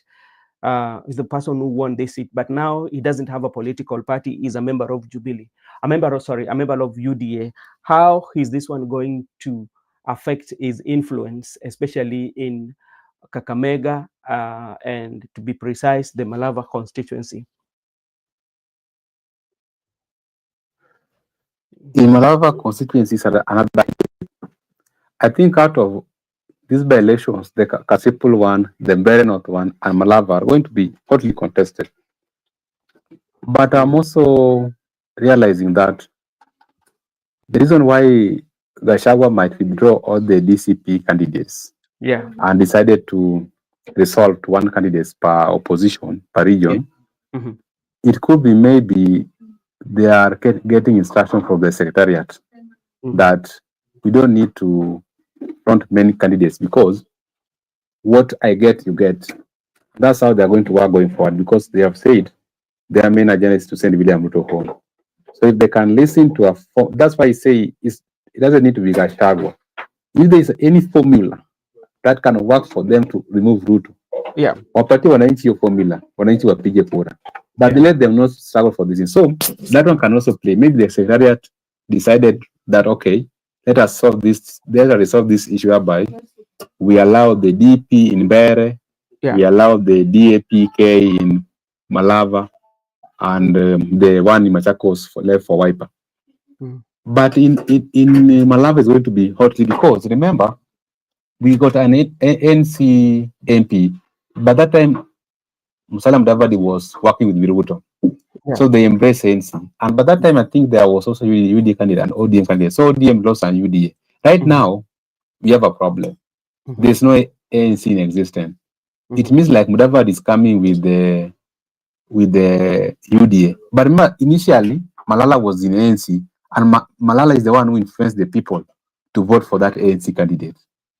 So, if someone's coming with the UDA, someone with ODM, and the DAP, and DAP is a close associate to Malala and the opposition, and the Natembea wave in the Western region, I believe that I can predict this one. The other ones I cannot predict. At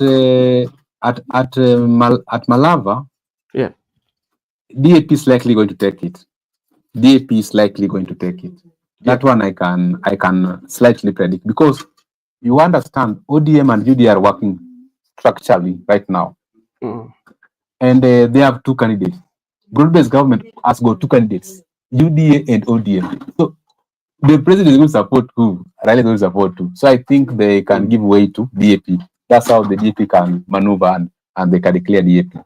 I think that's how I can get the one for Malava.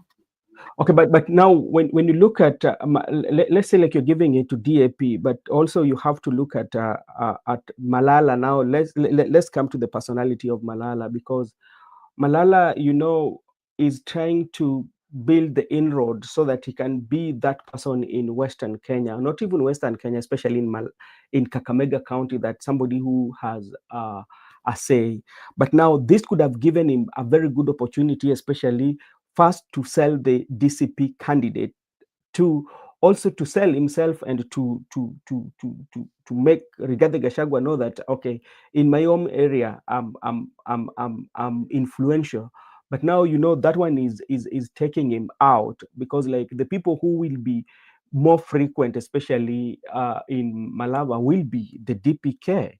But by them being very creative, which means now the DPK will be gaining more people to go towards them. And you've talked about also Natembea effect is also in play.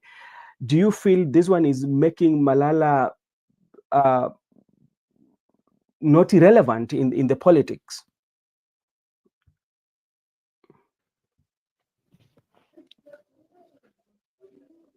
I don't think it's going to make him irrelevant, or because Malala Mm-hmm. is the deputy party leader of the DCP. Yes. But having realized that DCP cannot win elections where there is ODM and UDA in that contest, because you understand DCP is an enemy to the broad base. Mm-hmm. And in Kakamega County, most of the members of parliament are from ODM. Other than the Malava you are talking about, whereby it was ANC, and Mumias East, that of Salasia, was for DAPK. So in the entire county, DAPK is a bit friendly, and ODM and DAPK are friendly. That's why people like Wetangula haven't front for Kenya, because in that county, the DAP is people can accept DAP, and also people can accept ODM. People tend to embrace ODM and DAP because I think out of 12, we have 9 ODM members of parliament. That's a good number. So out of 12, 9 are ODM, and Malava now. That's why ODM was very confident from fronting a candidate there. And DAP, maybe I can see it is now local. These by-elections have been turned to be local. Either it's based on the clans, or the tribes, or the sub-clans, or like in our case in Kasibu Kabondo, it's not the party. The party. Because you understand, all of them are Luos. So you can't come at you are not a Luo, all of them are Luos. Now you must go to the party. Where they are all people from same tribe, it is now the party. But where they are cosmopolitan, whereby they are different nations, you can bring the issue of clan, the issue of tribes, what the majority. So it has been the by-elections have been localized. That whereby you cannot apply the national politics to them. And people like Malala, I've told you that in DCP, but in the Malava, they can allow people like Natembea to go, people like Eugene to go. These are the leaders who are known in the DAP Kenya. They are the people who are known there, so they can exclude Malala. So Malala is not an issue. Malala is not an issue in this by-election. To me, Malala is never an issue to these by-elections. Malala can play another role, but not. He got no impact in these by-elections. Even if you go to Mbere, people like JB Muturi have voice, not Malala. If you go to Machakos, people like Kalonzo have voice, not Malala. So Malala is just there to play a certain role for the DCP party leader, and that's what we will do. But influencing vote, I don't think so, because even in terms of these by-elections are expensive. These by-elections are very much expensive. Look at the candidates themselves. Look at their stature. Look at the campaigns going on in the country. Look at how much they are spending. Look at the resources from the state. So it means people like Malala can never influence the outcome in either of these by-elections. If people like Gachagua have now back off because the interests of the clans, the interests of the community, and other interests of the party, and that's why you have seen them not wasting time in Kasipul Kabondo and not wasting time in Ugunja, because it's very much obvious that it's ODM, because now party, not the individual. I think that's how our forthcoming by-elections have been turned to local politics. Ile imekuwa ya ground kabisa. Okay. All right. Thank you so much, my brother. As we talk about that, and now when you now look at the Malava, especially, you're looking at the broad-based government, because like this is the Kakamega County is where the Right Honorable Prime Minister usually has a big base, and now Nandet Sapa is doubting if. Let me read this before I ask that question. So. It can you can relate it well with what our brother is saying here about like no one wants to hear about ODM or any other big political party. Don't be surprised if you see an identified person being elected. Now, connecting it with what my brother has really said, that no one wants to hear about ODM, and you're looking at Kakamega, and we know, as you said, Ayla, it was an INNC vote. And if to say the DPK win that seat, what message will ODM or the other political parties, especially like the influence of Mudavadi to be precise, do or think of? Okay, let me take that one for Mato. You know, Mato is someone we have been in the same panel, and we have reasoned with him together. And Mato is racing. Mato, I like him because, you know, Mato is always looking things outside the box. The way he was looking at the issue of the DCP and right now the issue of ODM. But this one, Mato, I want to tell you reality. We are here next month, but we'll have the results. No one want to hear ODM in Bere North. No one want to hear ODM in Machakos. No one want to hear ODM in maybe Malava. But in Ugunja and in Kasibu Kabondo, people want to hear ODM. So sometimes let's just be realistic. ODM, you know what happened when Kajwang Moses was contesting against Philip Okundi? Philip Okundi has already taken everything, but Raila just make, I think, one move. Then the following day, they voted for Moses Kajwang. And they have told you, including Regime, can happen in this direction. So I know very well, Kasibu Kabondo, that's why I brought issue of ODM and Ugunja. But at Malava, I'm persuaded that the DAPK will carry the day. That's the only one I can predict. The DAPK can carry the day because of the nature of the terrain. Like I've told you that out of 12 sub-counties, 9 are ODM, and the friendly party was ANC by then and DAPK. But right now, there was no any UDA in the previous election. So if you bring UDA right now, and you know, there you will find people who are not as close as shit to William Ruto. So right now, UDA is for William Ruto. There's nothing like ANC and Ford Kenya right now. ODM is having a candidate there, but DAP now is fronting a party that is friendly. That's, you know, this is why I want to insist on this one, is because ODM party leader is Raila Odinga, who is a Luo. UDA party leader is William Ruto, who is a Kalenjin. The DAP party leader is not a Kalenjin, so it's someone who is in the western region. So this is our party. This is a part of the region where there's a party leader, and also we have a governor of the DAP who is Natembeya, and also there is Mumias East Salasia DAP. So these are the party of western people. Look at the majority of the people in ODM are Luos. Majority of the people in UDA are Kalenjins. So it appears like if there is no ANC in the picture and for Kenya, the alternative is DAP to the people of Western Kenya. That's why they ended up having a DAP governor and they ended up having some DAP members. So it's like an alternative vehicle because there is no friendly vehicle like ANC and for Kenya. Now let us have the DAP. That's the case of Malava. But the ones in the ODM zones, those ones you have even seen people like the opposition are not fronting any candidate because they understand the politics of that region. Okay, Miguda, you've got a lunch, Mato. Make sure you send me the money. Bro, if ODM wins, I'm buying you land. Even I wrote in the capital letters. Let's I'm clear about Ugunja. I'm clear about Ugunja and Kasipul, not Malava. So if ODM wins Kasipul and Ugunja, Mato, I think you screenshot that one, Brother Benson. That one, okay. Yeah. Mato, maybe one time we need, I don't know when you can have free time, we can take a tour of some areas with you, and then you can come here and give us the feedback. You know, just we just carry out some some interviews with in some rural village areas, and we listen to the views of the people. Good, I know this is a very active case in court. Let's leave about the issue of the mini bipolls that is coming in November, and we are going to keep on monitoring on how they're doing the campaigns, on the strategies, and how they're going to messaging of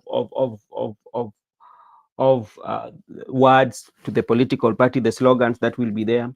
But there's something quite much interesting that happened, especially in the cross-examination, especially on the guy, about the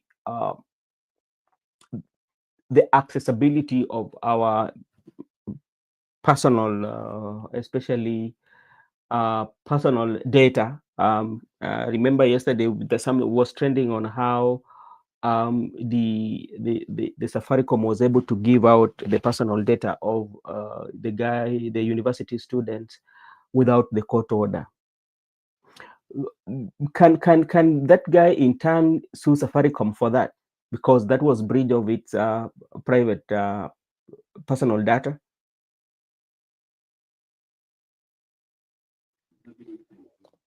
I think it is an active case in court, but what I understand is that the right to privacy is in the Constitution under the Bill of Rights, and no one can interfere with your privacy, whatever circumstances, including no one here. I mean, even the company, Safaricom company, because the company is an artificial individual, so you cannot interfere with your data, and that's why I trusted Safaricom with my information. That's why if you go to my Safaricom app, I've given them all my details, and I'm doing all my transactions, because I know very well that they can't disclose to anybody my details. That's why I trusted them. So I think out of that consent, there's a consent between Safaricom that they should not disclose my details to a third party. So if they do so, I can take legal action, and the Safaricom is such a wealthy company, I can be compensated, and to be a lesson to them. That's why they have always come in denying that no, we are not disclosing the people who are being abducted, because they know people can sue them. So I think it's not the right thing. You understand? These are communication company, and also right now it's a financial company whereby most of transactions we are doing virtual, and most of us even don't have cash. We are used to not have cash of late in the country, and even if you are living in Nairobi, Nairobi has not this one. There is no need for you having a cash, because everything is virtual. You pay virtual. Even if you go to Mamboga, Pochi la Biashara, even you are using motorbike, even the matatus. So it has gone virtual. And if I have my details with you as a company, and also my transaction with you, so you have a duty to protect, because I trusted you, and that's why I'm being open to you people. And also, there's also issue of intellectual property, whereby I have that we have the copyrights, whereby if I have decided to discover anything or under me, I have that right to be protected, and anybody who is using it contrary to my authority, I can as well take action legally. And it is in Kenya. You know, if you go to court, you will know these things are actually happening. So I think it's an active case. I don't want to delve much into it. But as I've stated, it's very clear that the right to privacy was envisaged in the Constitution deliberately, knowing very well we will have things like companies like now Safaricom, disclosure of information and all details. So it's up to Safaricom to ensure that your data is protected and is within the law. Yeah. So which means as if, even not talking about what is active in court, in a scenario whereby your data is provided without following the legal process, then you can, as a person, sue that person who has given it without legal processes for damages. Yeah, sure. You can sue, and you can sue, and that's why That's why it's important to have a Safaricom app, the one we are using for transaction. Because right now we are linking even the PayPal. You link it with the Safaricom app. So the good news is, after linking it, I don't suffer any damages in case of anything because I just go and sue the company. That's why you have to link. You have to link every transaction with the Safaricom app because that's the company. You just link all your details to them so that you do the transaction there. So in case of anything, even if someone can hack your account, someone can interfere with your transaction, you have a right to go and sue the company. Why are their data not? Why are their passwords not strong to understand that people can hack easily? So it's very prudent to store your details in a company, and also it's very good to associate with the company because you are forming part of the company. And you know the good thing with the company is that even if you have shareholders and the company suffer losses, you are not liable for those losses. It's up to the company to look for those losses and also to compensate. So I think the data should be protected. Even when we are not looking at the case in court, your data is their duty to protect. In case of any interference, you can take a legal action against them for you to be compensated. Okay, thank you so much, Miguda. I just wanted us to look into that because it's something that came during the court case that was happening, and and this is something that people have been asking, especially during the protest of the Gen Z, that how did their location were found, so that is something that we will be looking at it. And there was also this news that was there that I think in 26th of this month, I think like the Jubilee are going to have the next meeting, and they might hand over party to Matiangi. And now that one tells you that Uhuru Kenyatta is going to transfer that power to Matiangi and give, okay, now that is the party. And we know Matiangi is associated with the United Opposition. Could that one mean that Uhuru Kenyatta is also behind the formation of United Position?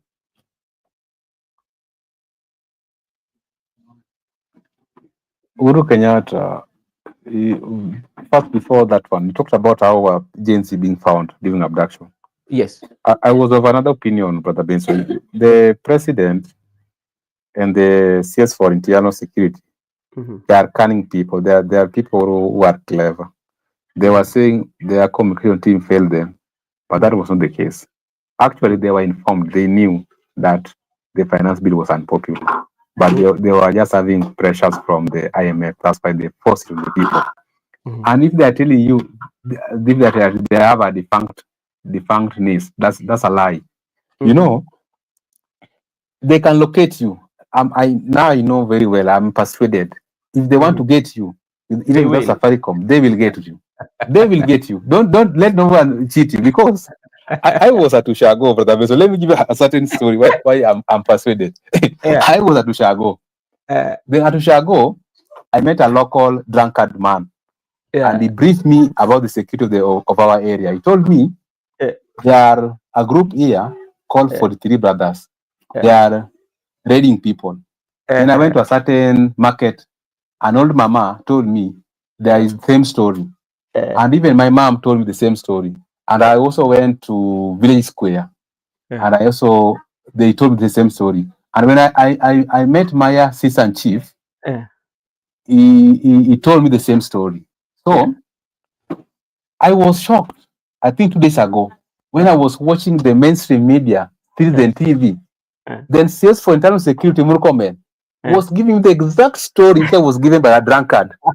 That he was saying in Kisumu County, Kisumu town, there are gangs. But in the neighboring constituency, there's another gang in the village called 43 Brothers. That's my village.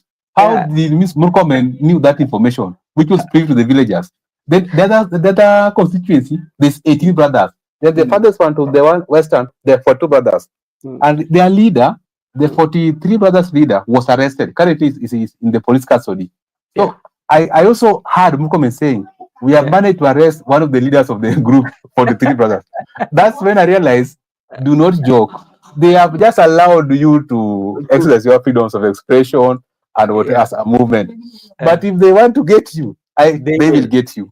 And even let me tell you one thing. Yeah. Even if you are in the village, wherever you are doing your things, they know. It is only that because you are at liberty to operate without being monitored. That's why they have allowed to do your things. So this issue of Safaricom giving people details, I just want to give the benefit of doubt. But what I know, the rate of intelligence, when Ruto was saying that he receives raw intelligence, I'm convinced he receives raw intelligence. He's not lying. So in matter of people being located, that is the work of NIS. They will get you, they will hand over you to the authority. Unapata kwamba rais anajua hata kenye kinafanyika huko ndani pali wewe mwenyewe hauna habari. Anajua, ndio posa unapata wakati alipigia Morala simu. Morala alituambia kwamba wakati alipigia simu akamuuliza unatoka wapi? Kwenu ni wapi? Village. Then he was asking Morala, do you know that person? Do you know that person? Even your neighbors? So so in the eyes of the public, they will lie to you. Oh, we don't know these things. I blame my communication team. I blame NIS are not advising properly. It's a lie. They know everything. Even they know what you are doing and how you are doing it. And that's why many people have just been left to do so. So if you don't just think that it's Safaricom is locating you. NIS is briefing them. And let me tell you one thing. If you locate your assistant chief, your DO, those guys are very faithful to the administration. They will brief the president exact things which are happening on the ground. So I want to appeal to the people that whenever you are, try to be responsible, because it is just not that you can't be located. You can be located. Okay. Mato wants the link, and I'm almost leaving Mato. I'm still waiting for Makobura, Mr. Mato. Okay. I'm hurting aki. Hii link inatoka pesa ngapi, Bro Benson? I want to put this ODM story to rest. Leo nimeamkia Miguda. Weka link. Okay. Well, let me try as we wait for Mr. Makobura. Let me see on how to do this. Mato usiniamkie, wewe ngoja tu hiyo lunch nitapata. Hakuna haja uniamkie. Ebu wacha tusikie Mata nasema nini kuhusu mambo ya wacha tu akuja sema hiyo story yake tusikie, lakini asiniamkie, mimi sina shida. Mimi naenda tu lunch. Okay, sawa. Let me see what Mato is going to say, especially on the issue of the let me see. Mato, ebu angalia hiyo kama imepatikana. Okay, Mato, thank you so much for that. And okay, now I've given you the link over there, so you can come and settle with Miguda, at least to rebuttal his saying about the ODM going to win, especially Kasipul Kabondo and Miguda. Kasipul Kabondo and where? Kasipul Kabondo and Ugunja. I'm specific, those two only. But if you look at Aroko Good Life, with the massive following that he has, and maybe if he come out and sell his his vision well, do you think he can miss it out? Yes, Mato, vipi bana? Vipi mambo? Kwema, habari gani? Natuma Subaru iko hapo nje, ukitoka hapo nje unapatana na Subaru. Watu wa Subaru si tuko kwa tunasema tunafuata sheria. Kwanza huyu Miguda huyu. Miguda amefanya nini? Unajua kuna jina lingine inafanana na rafiki yangu anaitwa Miguna. Miguna. and remember, all of them are legal minds. Yeah, so there's some legal mind tulieka inaitwa aje, tulieka pose. Ebu sasa tuambie kaka, we ODM unaona aje? Thank you, that's why I came in. I am surprised that you guys bado mnafikiria ODM iko na kitu yote imeshikilia Kenya. Mm. ODM Mhm. made a huge mistake Mm. because of Baba Fidel. Yeah. It never did Brother Benson and my brother Miguda. Mm. It never looked at what is happening in the whole world. Yeah. Have you happened to hear what happened to? I know the country that you hear. You know I'm talking about. Mhm. When you wamefanya the same thing that we did. I want you to tell me which one Mhm. it was. Yenye wamechapa mpaka na wakachoma kila kitu. Nepal. Hmm. Yes.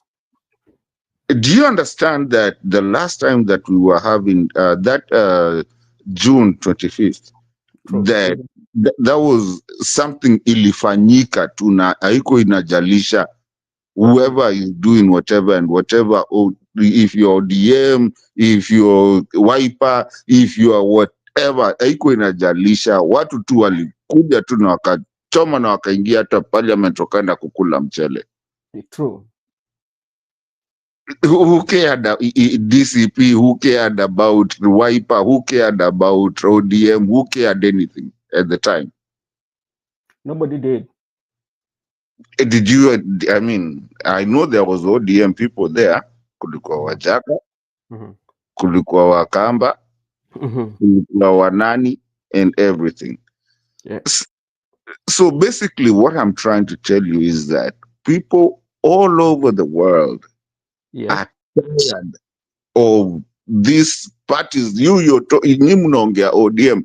No one cares about ODM, even Wajaluo. I don't like talking about, you know, I don't like talking about, unajua, Maluga and whatever, where we come from and who we are. But no one cares. People just are tired of bad governorship. If it comes from ODM, we Mhm. don't care. We're going to ban it. So In let fact, me. Uh-huh. Mhm, I want just to engage you because, like, sometimes also we need to be very realistic on especially on what we are talking about. And to me, one thing that we have to agree as we are here, as much mhm, as as much as I concur with you, especially on what happened, especially what happened with the Gen Z on the mhm, 25th June, mhm, about the protest, how it was organic. But mhm, now, when you go to especially in the villages, we understand one thing, that our political or our politics is kind of like very regional. And to inform you about this, it tells you how even people are fighting for this political party's ticket, because they know, especially where they are, by you just getting that party ticket in the nomination, you are guaranteed of becoming a member of parliament. Because if they are having the same idea that you are having, that okay, this party, they're not very popular, they could have gone independent. But why then around 19 people are still going for one party ticket nomination? Thank you. Thank you for asking that question. And let me just say this to answer your question. You see, if you look back, 3 elections that we've had in our country, the Mhm. last 3 elections, you remember there never used to be anything called independent. True. You had to have a party, right? Yes. Yeah, but have you looked at the system? Not the system, the chronological events, how it's happening. That how many independent people are coming in, because it's a norm. It's something that has happened, and it's happening in the whole world. Mm. That we don't need this. I mean, you don't have to be in a party for you to be elected. So even True. in Kenya, people are starting to look at that. So now, when you talk about ODM, Mhm. it's first of all, ODM is dead. I'm sorry to say that. I know Mhm. you're from that your side. Mhm. ODM is dead to any person that used to think Wiper is dead. Mhm. Jubilee is already been sold. When? is it the 26th of next month or something? 26th of this month. Is it this month? Yeah, they are going to have their meeting 26th of this month. Yeah. So, I mean, no one cares about these political parties and where they come from and who they are and whatever they are. Nobody cares anymore. You know, And especially the generation that we are in. Me personally, I'm not a Gen Z. I'm a millennial like you. You know me very well. Even us, we don't care. What is ODM? We don't care about Baba Fidel. He can do whatever he wants to do and go and retire and do whatever he wants to do. So who's telling us about ODM? And in fact, now what is happening, the worst thing, Benson, just a minute, the worst thing is that this time we're actually coming in to punish those parties, the big parties. We're coming to punish them. So you front someone. If I was to try and go to this, I know Migunda will kill me on this one, but if you come in with ODM, whatever you think ODM will take, I'm telling you that you're signing your failure. No one, that's what people are going to be saying because of what?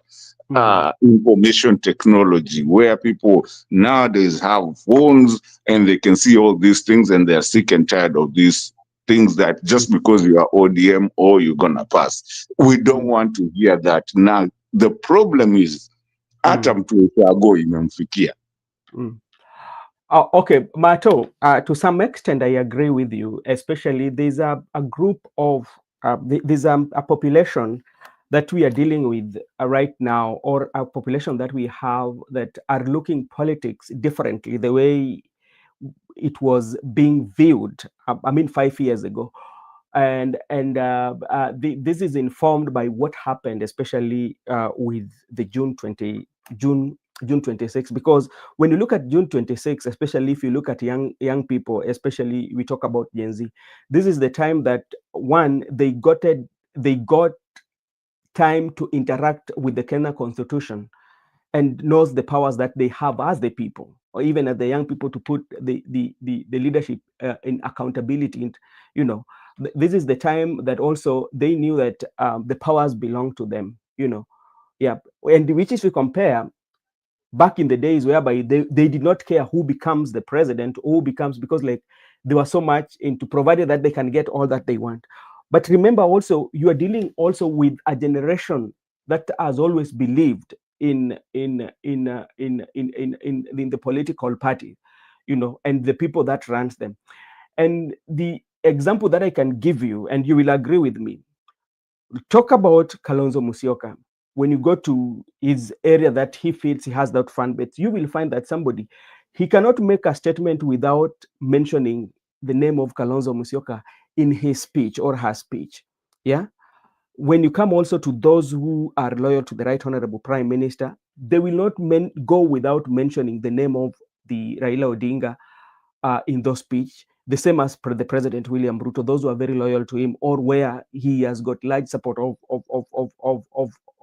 leaders who support them. I don't want to talk about especially the people on the ground. I just want to talk about the leaders.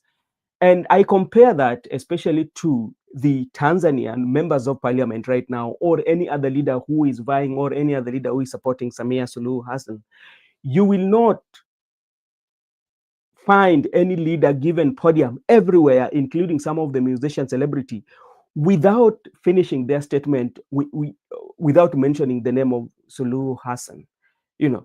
So my question to you, if that leaders are doing that, and they're the leaders who believed in those leaders who are speaking, like the voters who believe in that. So how do you want to convince me, especially that it's dead, that it doesn't exist? Thank you. Very nice structured question. Thank you so much, Brother Benson. See, the thing is that, like everything that you just said is actually very statistically correct, because, that is what exactly happens. Because we've been what you call idealizing somebody that is in leadership, and we forgot, especially in Africa in general, we forgot about public service. So with it, the public servants are the people who work in the office. Yes. You know what I'm saying? So now the problem that I mean, not we, they are. I'm Yeah. not with them. Yeah, they are. They are facing right now is that people have realized that they are public servants. So it doesn't make any sense for me, since I know you, to go to somewhere and do whatever I do, as long as when ni mdosi wangu or whatever, na si mdosi, public servant. I want to capitalize that, public servant. Yeah. That I have to go and every time and then I come and mtu ako na suti, ako na watoto wake wanakuja wanapigia magoti Raila Odinga because sijui yeye ni mkubwa wa hii chama na nini. So people have realized that these guys are public servant. Some of the developing countries, not developing, developed countries realize these guys are not our bosses. Yeah. But are public servants. Mhm. That's why you can see wengine wanapigwa, wanaingizwa kwa river, wanakimbia huko because it's possible. Yeah. Right. Ruto is nobody without hizo magari zake zenye anakimbia nazo kila mahali. So the moment, that is what the world is, especially the third, for the longest time we've been called third worlds or second world or developing. I mean, there's always a different kind of synonym that is actually talking about countries, and we look like tukonyuma kabisa. But the guys have decided, have learned that we have to move forward. We cannot be called third world, second world, or developing. We are very developed. Well, okay. Before I invite Migoda, because we are talking about developed or third world, or we are developed, but at the end of the day, the people who make these decisions are the voters themselves, and you find that the voters will support this based on a few issues that have been raised to them or what they're being told, because there are those who believe that the leaders are the correctors, or the leaders are the people who have the final decision on what we say because they have our interests at heart. So when you go back in the village, and I would take an example also with Rigathi Gachagua, especially with his political party. Right now, as we speak, it is beyond no doubt that, especially when you go to the villages, especially of Mount Kenya, people tend to identify themselves with the DCP as compared to other political parties. Yeah. So when you talk about now we are changing from that, now we are not going to consider that political party. So how again will they vote? What are they going to vote for? Especially the group that you are calling we are changing. Just because I want Miguda, because I came for a salvo with Miguda. Anyway, on a nice way. Before he comes, I know he's writing his notes right now. He's ready to hit me hard. But Actually, anyway, he's ready to get that your lunch, by the way. I know he's about to. Yeah, that lunch, he's not gonna get it. He better give a counter offer. But anyways, you see, when you talk about Gachagua, why we like DCP, we are not. Nobody is even caring about DCP. We already know. First of all, Gachagua, according to the constitution, he can never run for anything. We already know that. But we love Gachagua for no good reason, because of the microphone, because the things that are coming out and the things that people did not know. Now, the problem with the thing with that, not the problem, the good thing about that is that these things that are coming out, they're actually spilling to now those what you're talking about, the village areas. those village areas, and also the, the technology, the way it's working, they're also getting that what we call a civic education. These guys are learning. I want to tell you, I want to give a good example. God rest his soul in peace, my grandfather, my own grandfather. God rest his soul in peace, and Yeah. I hope this touches someone. I loved that man with everything in my heart. He brought me up. But Yeah. I'll tell you, hakuna kitu ungeambia my grandfather other than KANU in his primes. Nothing. All he knew was KANU.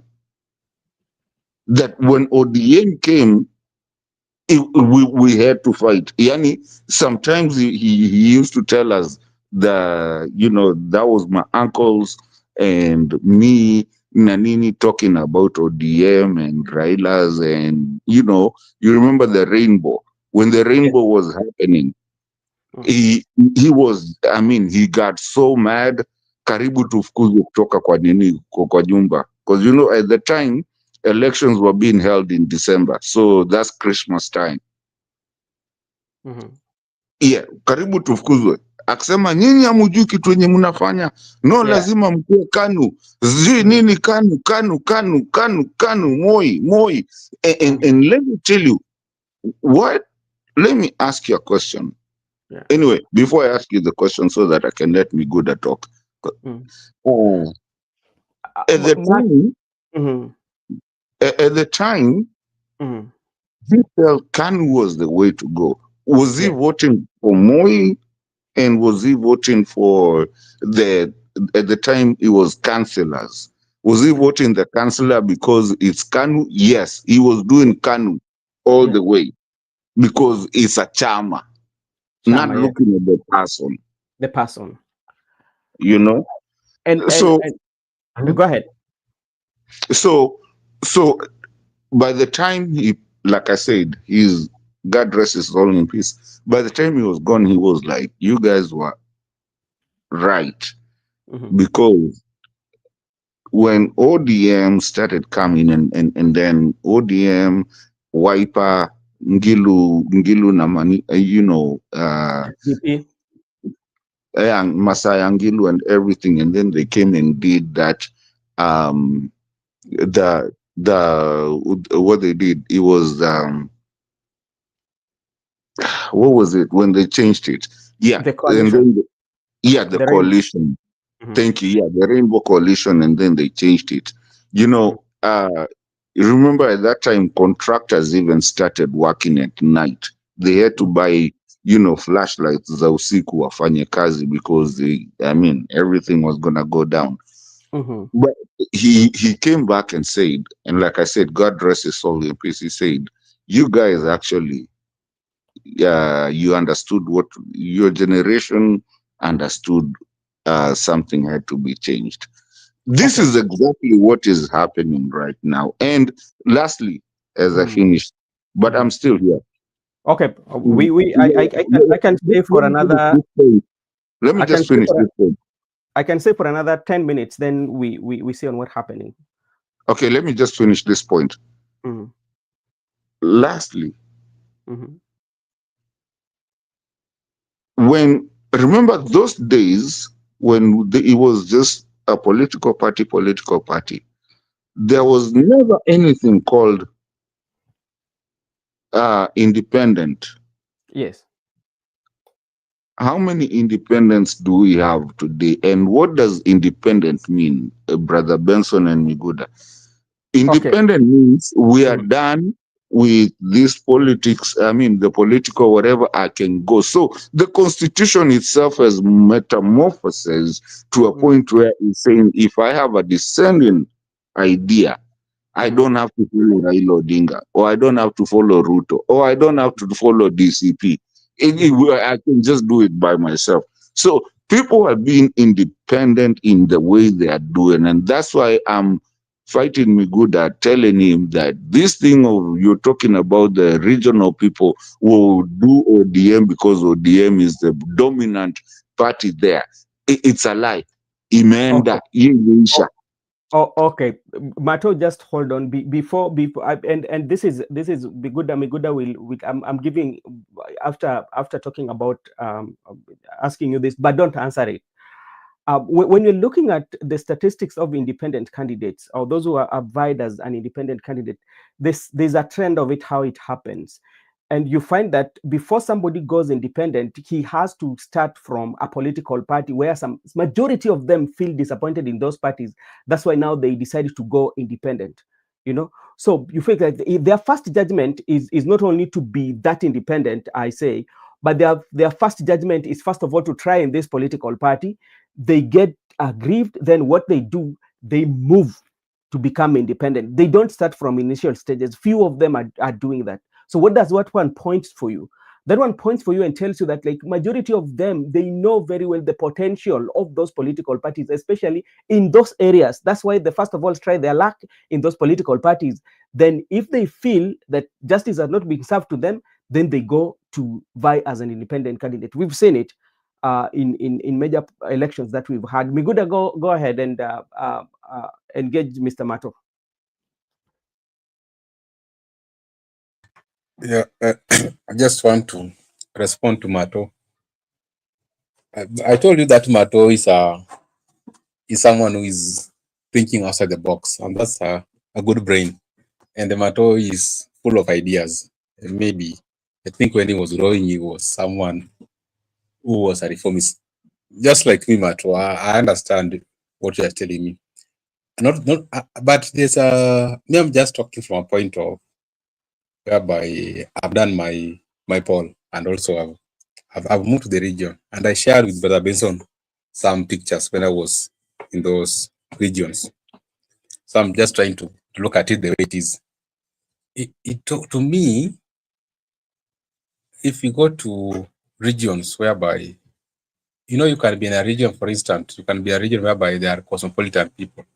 There are maybe Maasais, there are Kurias, and there are Luos. So those are some regions you can find out. But there are some regions where we find typically only Maasais.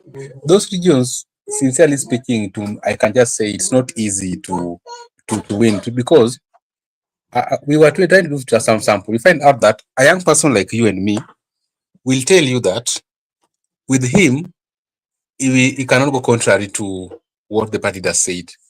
And you can find there is also a good number of people, the way you have said, the people who are yearning for change, the reformist people. There are many actually. You find out with them, they will tell you that you cannot force me to support so and so. I'll do as per my wish. That one I agree with you. But a good number, you find them, they will fall in that wave. That's why I want to answer also Brother Benson on this one. You ask about Aroko, good life with all those resources and that followers. How can he be defeated? You know what happens at the sub county? The party will come, and the party leader will come.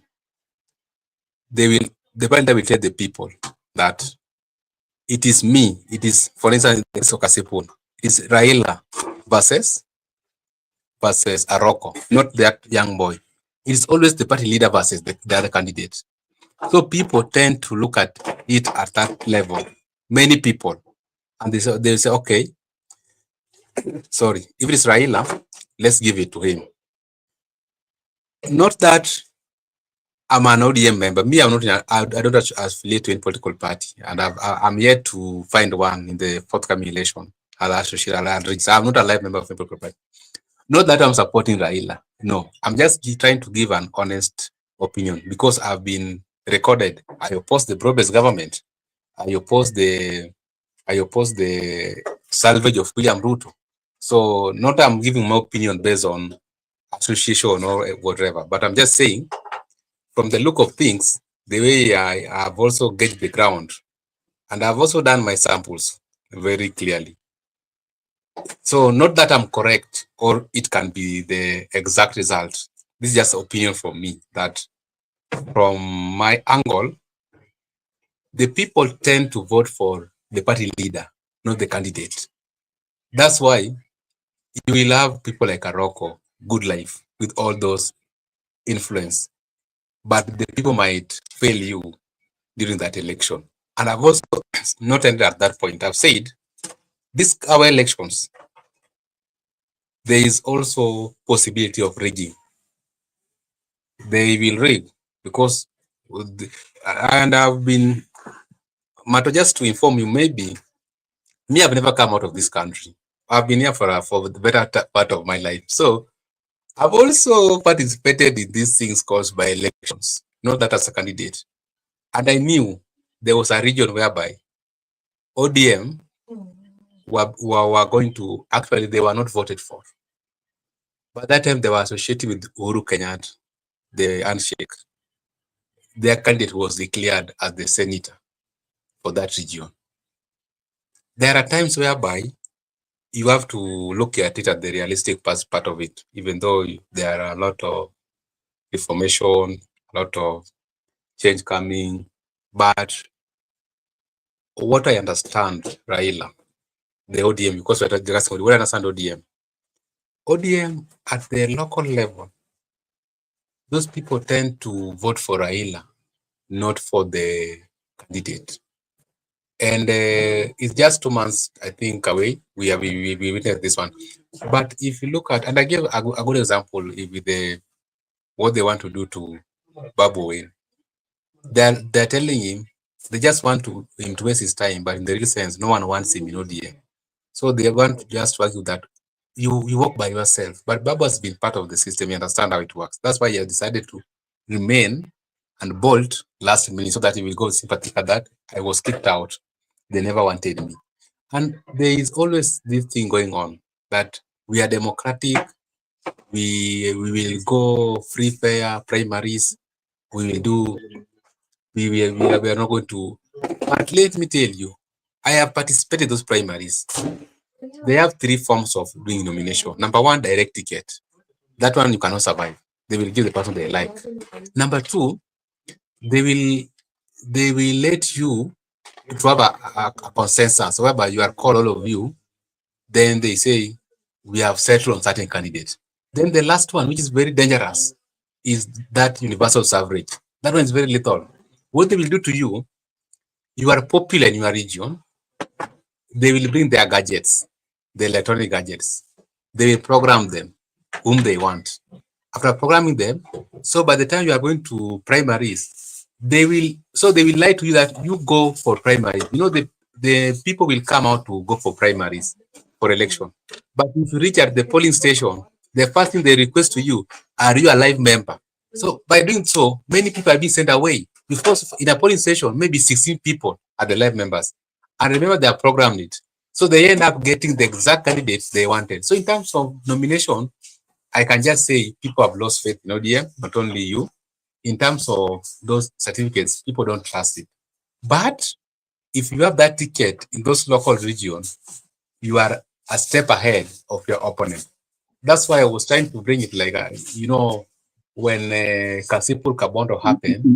Miguda, Brother Benson, I'm so sorry to jump into this.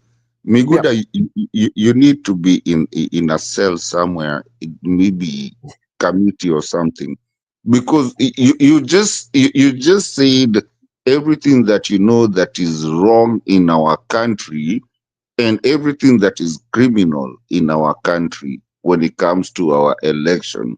You know it all, or even kama utapelekwa jela wewe, we need to take you somewhere to help us understand this thing, because you're just talking about the whole rot, which is illegal. But what this is what is happening, Mato. You know, one thing that we have to agree, especially in our politics, you know, is that how do we carry out our politics, and where we have to look at it's our political parties. And one thing that we have to agree that these political parties, they have their owners who decides on what should be done, despite the fact that even if the next mate, what the owner wants, that is what will take the order of the day. in Hata all these wewe political hata parties. wewe tunakuuliza Yeah. hata wewe nakuuliza, hata Yeah. wewe sasa tu unajiingiza kwa hiyo shida. Is that legal? No, it's not legal. But you know, Mato, you know, one thing that we have to agree, we have to be realistic of what is happening on the ground. You know, and that's why sometimes we tend to run away from the reality, what is affecting us.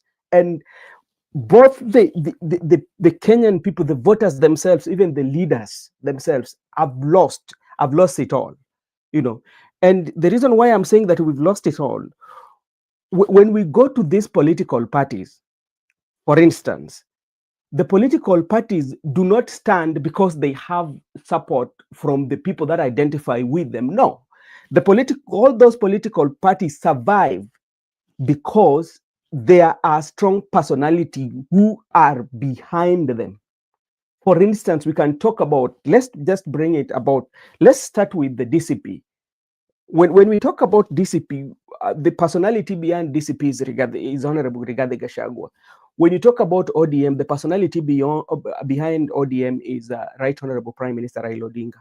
When you talk about the wiper, is His Excellency Kalonzo Musyoka. You know, if you take away those personality out of those political parties, even including UDA, they will not survive. And that's why when I was giving you that statistics, that's why I was giving you that statistic.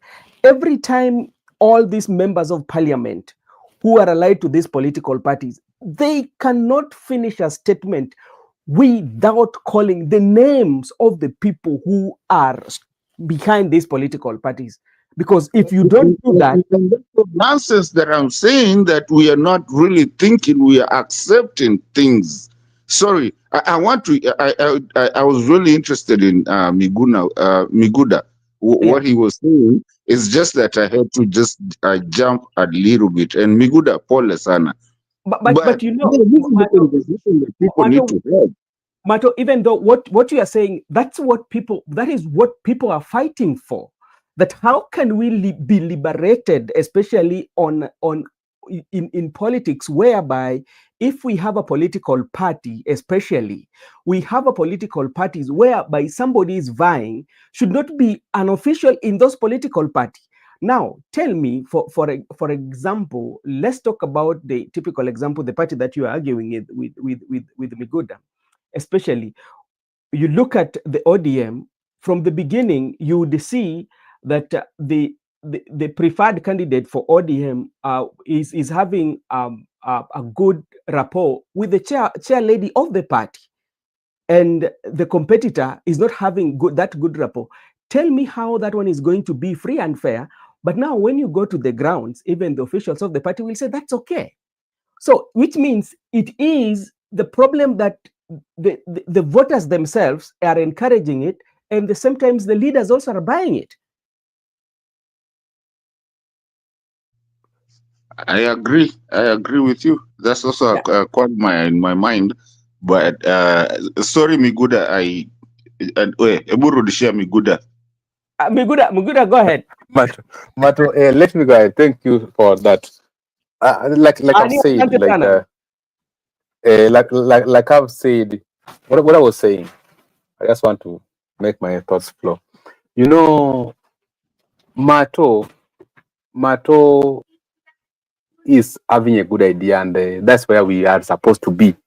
Just like me, I'm just on the same script with you, Mato, and even this channel, we are there. Even Brother Benson, these are I know, Marco Bura, Barak. But we want the country to be there and the people to be there. But now the problem is the people. Not that everybody. There are some people who have refused to come from that cage, and they don't want you to get them out. They are very comfortable. That's where the problem is. But the idea is good, and that's where we're supposed to be. And that's why we are trying to transform the politics of our country, that we don't need these kingpins. We don't need these regionals. Because, and we have argued there, why must you be put in a one political party in the region that the Kisii people, our party is Jubilee, the Kisii people. With the Maasai, but the same people who are put in a cage are the people who fought for multi-party democracy. So it is only multi-party when I'm a leader of a region, but when other small kingpins are emerging from my region, then it is not multi-party. It is only multi-party in the Kenya, but not so. Those are the debates we are past, and we have said people should not be in one region. That we are the Jubilee and there's no other political party. Hapa ni Jubilee, hapa ni Chungwa, hapa machunga ni Seta.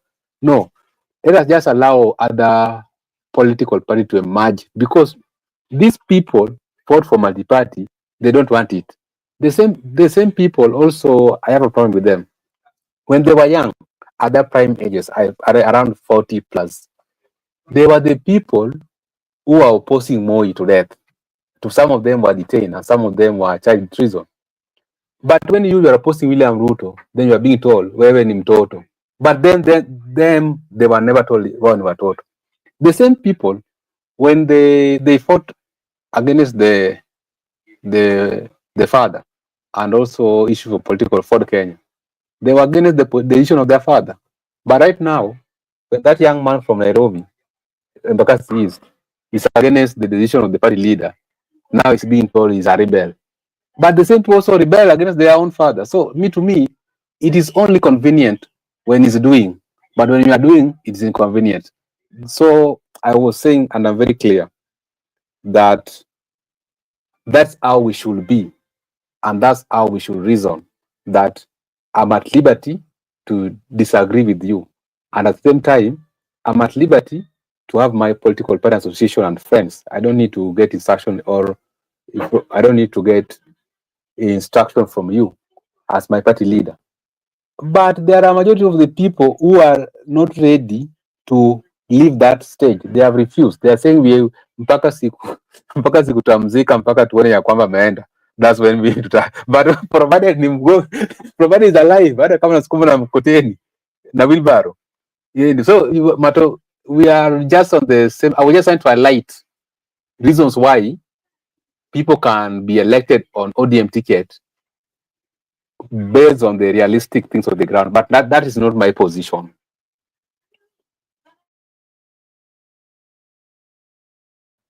Mute, but Benson, mute. Unmute. Oh, okay. Something that I was also add, especially because Mato, there are quite a number of people who are privileged, especially when it comes to making decisions, especially when it comes to election. I think me and you, maybe based on how people we've interacted with and based on how we are looking into politics, there's a way in which we are looking at quite much differently, whereby I'm not going to view you, Mato, in another way. Because, for instance, I would like, even like today, there's so many political parties and so many coalitions that are being formed in the country, but you will find that the narrative that is being used, it's not ideologically oriented or like is vision oriented. For instance, you find that another camp is calling this camp tribal, another camp is calling. But if you look at in the political league, Brother Benson, and for I've never cancelled you while you're talking. I really respect you when you're talking. I want, because you said something, because you said something about politics. What is this thing? What is the definition of politics? And while we're doing that, while you're answering me that question, what is politics? What is so special about politics? Is it according to me, my international kind of lingo and language and understanding is diplomacy. Diplomacy is what I call politics, because you have to consider whatever you're doing. What is this politics that is just enriching people and not giving service to the people that are there? Isn't what's so special about politics? What is there? Isn't it a job? You get a job. I agree. Everybody can define it quite much differently, Mato. But let's say, for example, the way I might zooming in it, me, if I zoom in, especially let's say that I've been given an opportunity to lead, or which, okay, I'm in an area that I want to lead. And one thing that I will do, first of all, I will do I will identify what are the challenges that this area that I want to represent are facing, you know, yeah. And after identifying that, because I believe in a situation whereby you become a solver, but not somebody who is going to benefit from even politics or to eat which does not belong to me, you know. And because that's how I brought up and that's how I believe. But this is quite much different with other people. There are people who believe that politics is about enrichment. Yeah. You know, the way you would see the politics is not the same way that I would see it. For instance, you know, I've interacted with young people who wants to become people in the society, and they're calling themselves youth, and we are youth for change. But along the way, yeah, along the way, sometimes they realize that they cannot make it. So if they cannot make it, they have to go with how the river flows, because one of the things they fear, they fear they might be excommunicated, or they have to be talked about. Okay, you are fighting what, and we've seen that, you know. So when it comes to politics, each and every person define it the way they know it. You know, the way you look at it is not the way I look at it. There's all what we call the economic politics in the economy. We can be very healthy political economy. You know, how can we stabilize our country politically and economy? How do we make sure that we have cash flows coming in? And can be by good leadership. And how that good leadership is, you invite investors, and these investors are going to bring in, you know, development. You know, you are using your political influence. And how do you do that? You make sure that the taxes that you are putting in place are favorable to the investors who are coming, you know. So that is something that you look at. So many people look at quite much differently. But I'm telling you, when you look at our political geography or our political terrain, what drives our politics is about one transactional. Our politics is a transactional matter. I cannot bring you to my side by just selling you my idea and buying into it and say that Benson and Mato, we share with you the same ideology. Now let's come and join hands together. No, Mato, you want to come on my side. What are you giving me in return? You know, okay, if you come to my side, when we get this, I will give you a position, you know. And this is what has been used. And even look at, have you ever seen a situation whereby even before you win an election, you've already given out the position of the CSS? What does that one tell you? Thank you for asking that question. You see, like the things that I've one thing I think Benson and maybe Miguda will also speak about this. You see, like when the US okay, first of all, let me just start from here. Biden. I want to use Biden for a specific reason. Biden used to use, if you know his story, used to use the metro or a train to go see his kids after they had gotten into an accident and everything. And he was a senator. He never used any car. He became the president. Once he became the president, he did his thing and he, disappeared. You don't even know where he is today. Obama was a community person and he did his thing and he disappeared. You don't even hear him. And the way they were operating is just the important thing. That's what they need to do. Because I'm using this because uh, Kenya and even the parliament in Kenya likes to use the America kind of way of doing things. But you realize these guys are not these big people. I mean, Brother Benson, I'm telling you, I've been in economy with who's this guy? Mwenye can't remember his name. Unaona hata sikumbuki jina yake. But he was a runner up of when Biden was doing, and it was Bernie Sanders. I didn't even see him. He was, I mean, we flew on economy, me na yeye, and I didn't even know until my girlfriend told me, ah, Bernie Sanders ndio wako hapo nyuma, you know. But the thing is that it's not that big. The way we do our politics in Africa, and maybe I like this channel because it's more of civic education. These things that you find people, like I'm saying, okay, I want to pass a point. Let me pass it right. Politics is not wealth. Presidency is not wealth. It's about service. We've not gotten it as Africa, and we've been put not to get it. Mali tuko saizi, we are like Saudi, where you, as much as you can earn, if you're wealthy, if today I was a billionaire, I can bet you I'll get your vote. Just because I'm a billionaire. And that's the problem that we are having, Benson. Bro, that is the problem that we have.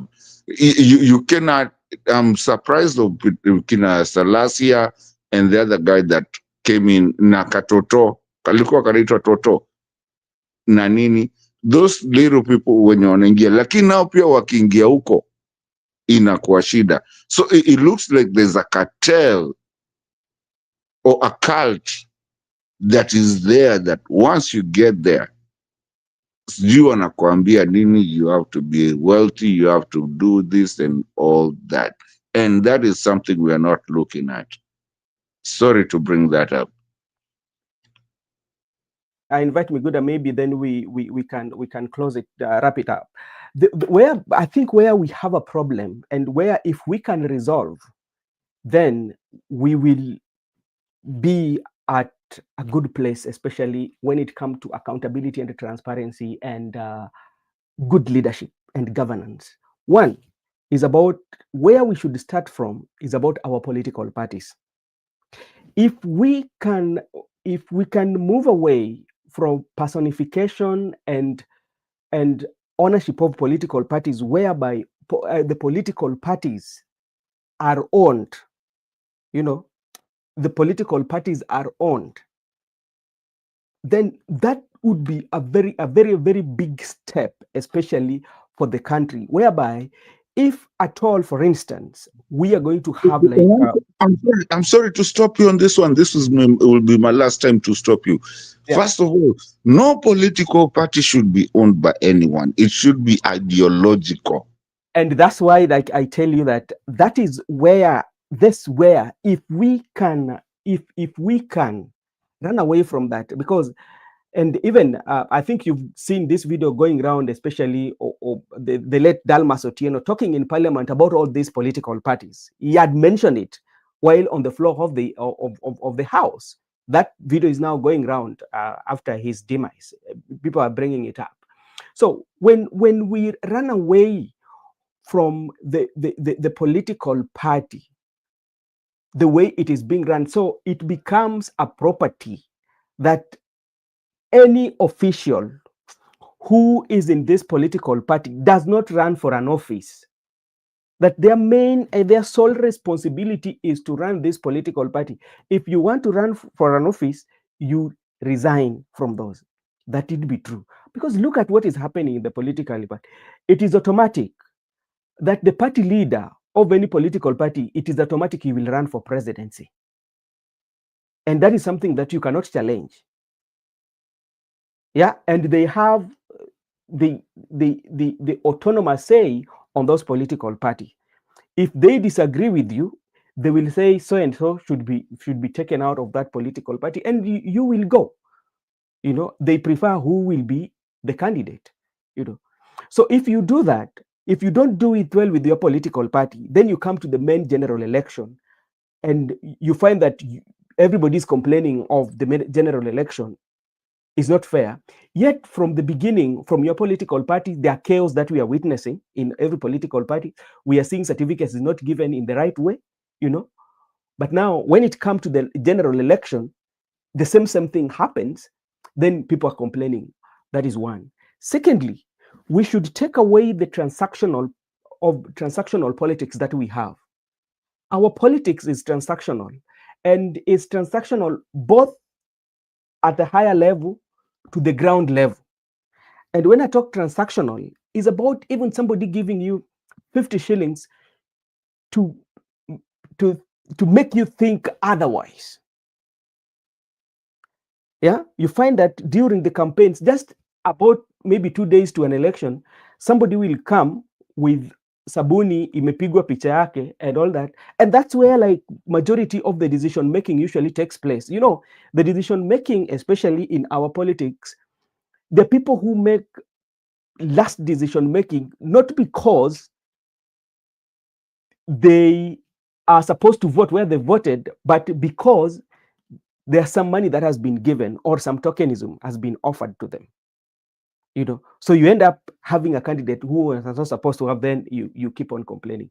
So when all that is done and looking at the background of each and every politician who comes, and we vote people based on their background, you know, then that one we will.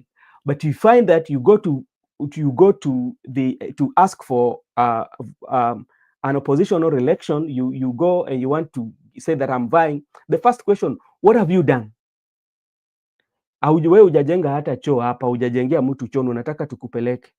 Inamaanisha kuwa unapata kwamba tumewekwa tukakawa na hii fikra kwamba, naweza sema ni kasumba, kwamba wale ambao wanaweza tusaidia katika uongozi ni wale ambao ni matajiri, kwa sababu tunaamini wako na pesa, watatusaidia tu kifedha. Yeah. Ndio maana unaona most of the members of parliament, when they're campaigning, they don't talk about legislation. What legislation I'm going to bring in parliament. It tells you how I'm going to nurture your talents. And this nurturing of talents, they organize this with their money. They tell you how we are going to build the roads. They tell you how we are going to build the hospital. But they don't put in legislation that can make money to go and improve on those structures. They want to control it. So if we do that, then Mato, we will be at a place. But at right now, where we are, Mato, we will still come back here and talk about these politicians and talk about these politicians, because even our voters themselves, majority of them have not made decisions. They don't vote issues. They vote personalities and they vote political parties.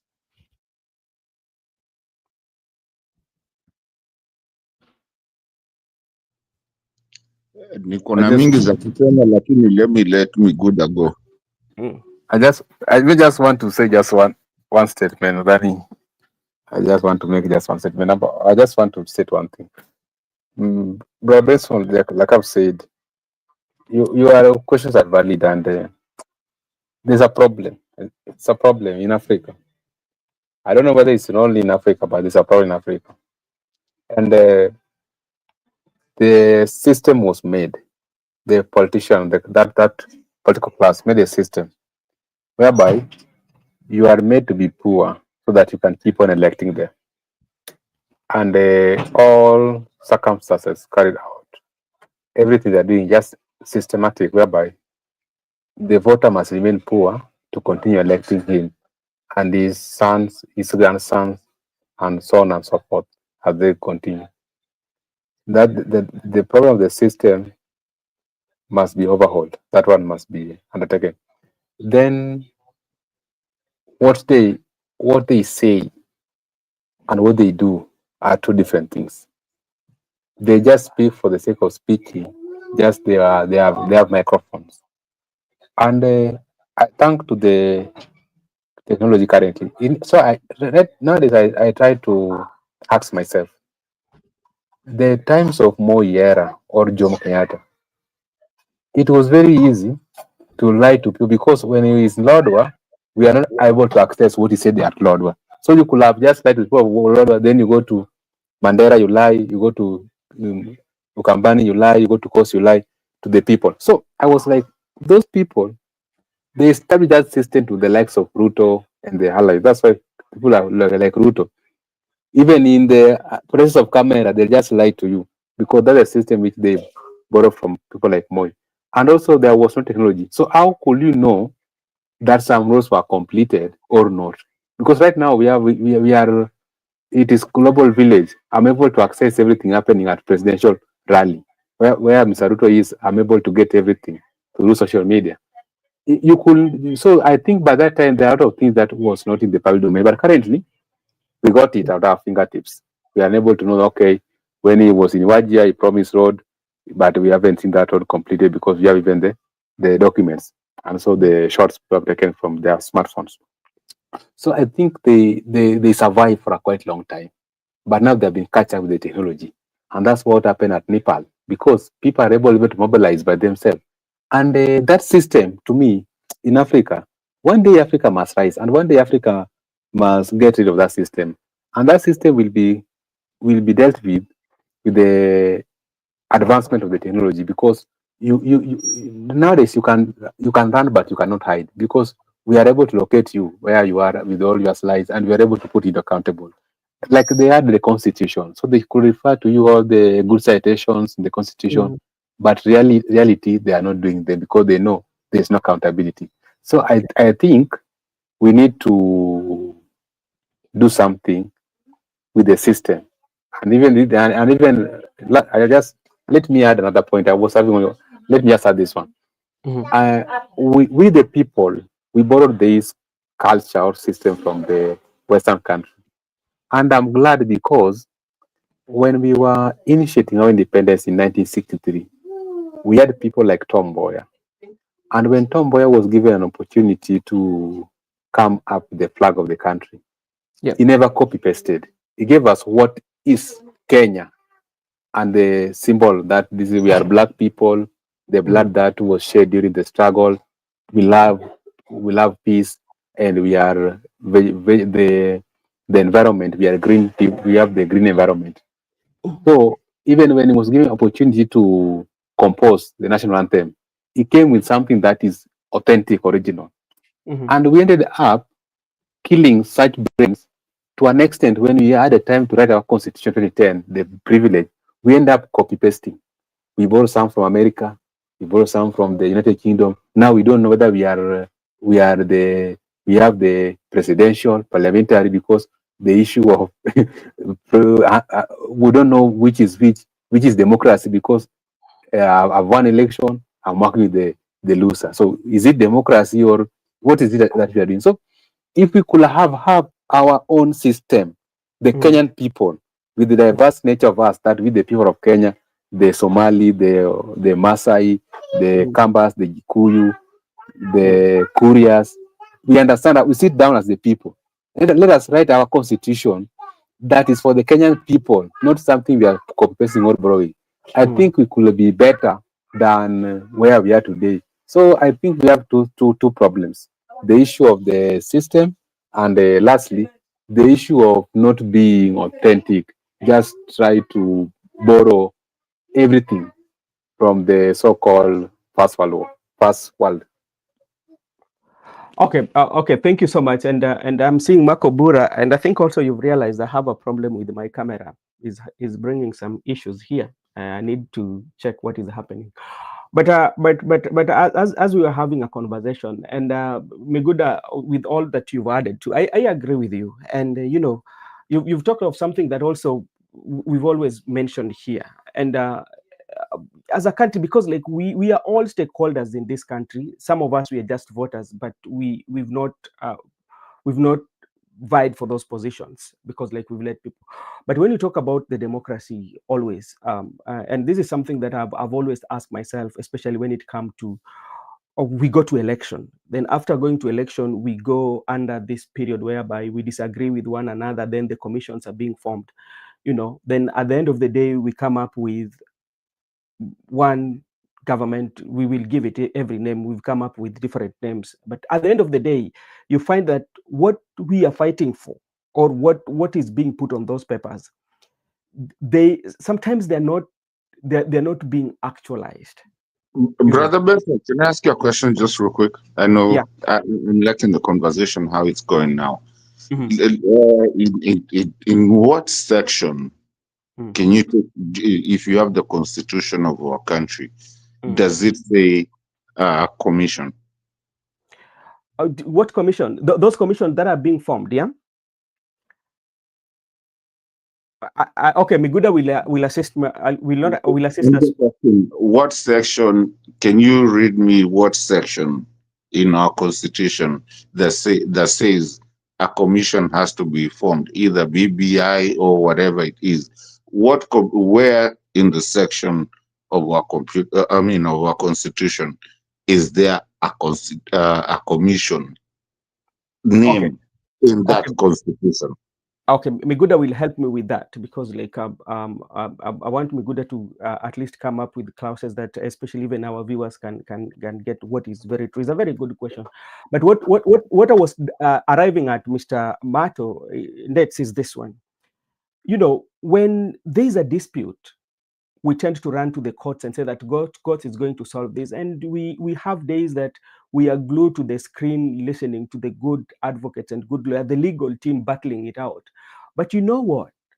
What surprises me now, when we now want to come together, we don't involve the courts. We just have like gentleman agreement. We sit down and we say that, okay, members of this party and this party, and we will agree and now say this is the best way forward. But it is something that is always going round. But if you're very keen enough, there's one area that this thing usually stops at. This usually stops at the creating of the position. And we've always believed that sometimes what makes us to be where we are at the end of every election is about the positions. So if we create more positions, then it will be solved. But again, we are not looking at the expenditure of the country, the budget, and the debt that the country is accumulating, you know. So maybe some experts, especially, I don't know if I don't know who can especially help us understand all this that is happening, especially the cycle that we usually go through after every 5 years.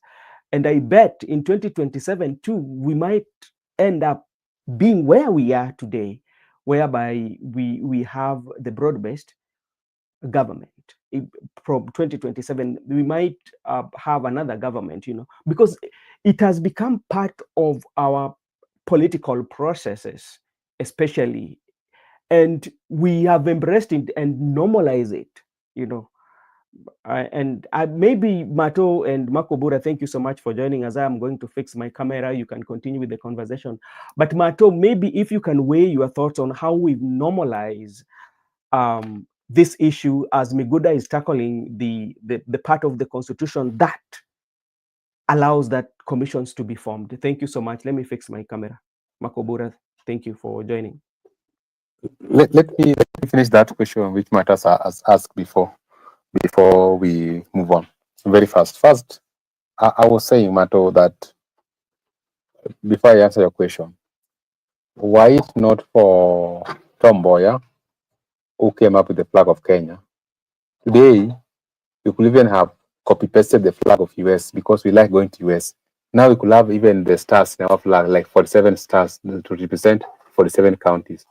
So that was very wrong, because the intention was to have a federal state with the counties, but we never, like Nigeria, but we never had that federal state.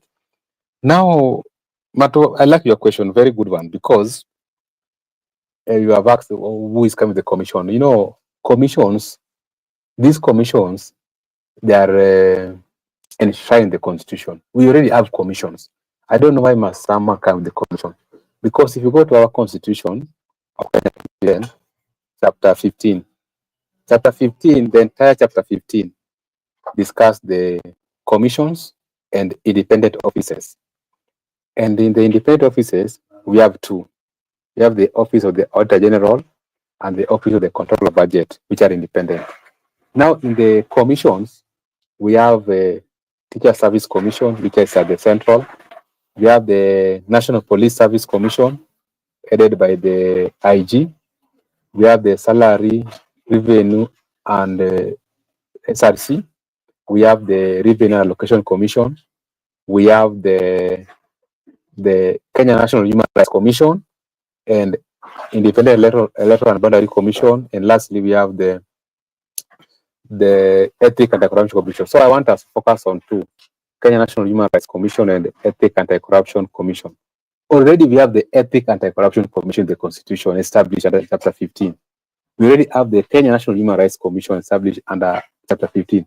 Why must a president form another commission that they want to investigate corruption and compensation? Why can't he just go to the Constitution and allow the Kenya Human Rights Commission to carry out their task, and also allow the Ethics and Anti-Corruption Commission to carry out their task, rather than forming a task force to delve into issue of corruption, another task force to do compensation? To me, compensation of the victims who were killed should be done under the commission which has been established in the Constitution, Chapter 15, the Kenya National Commission of Human Rights. It's like you are telling us that you are forming a panel to oversee our election, and we have the IBC in the Constitution. It's like you are telling us you are forming a hit killer squad to carry out abduction and sexual killing, and we have the National Police Service Commission. So I think that is how it is, but not that someone must form his own commission. Everything is the Constitution, and just allow them to operate independently. Thank you, brother. You hit the nail on the head, because that's where I was going to. Because there's commissioned, commissions that are in the constitutions. In our constitution, but there's also commissions that somebody just decides to wake up in the morning and just form a commission. And it's unconstitutional. It's not there in the Constitution. So I like the way you brought it up. I have nothing else to add. Let me keep quiet and listen. I'm still here. Thank you.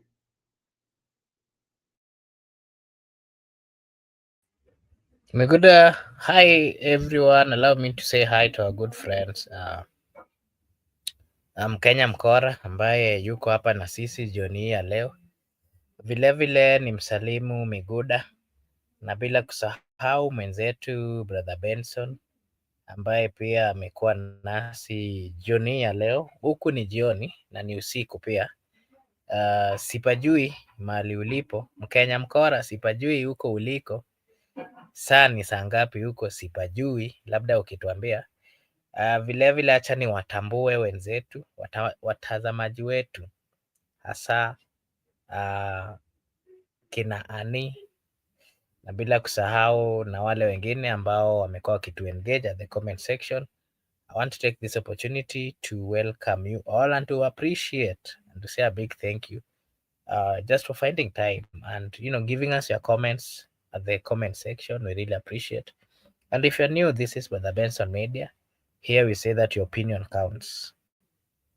Opinion yako ina count huku. For that reason, Miguda, mimi kwa vile nimeingia late, tafadhali wewe utasukuma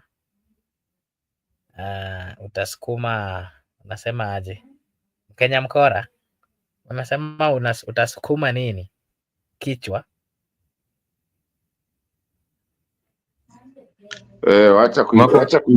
Wacha kuingia kichwa nusu bwana.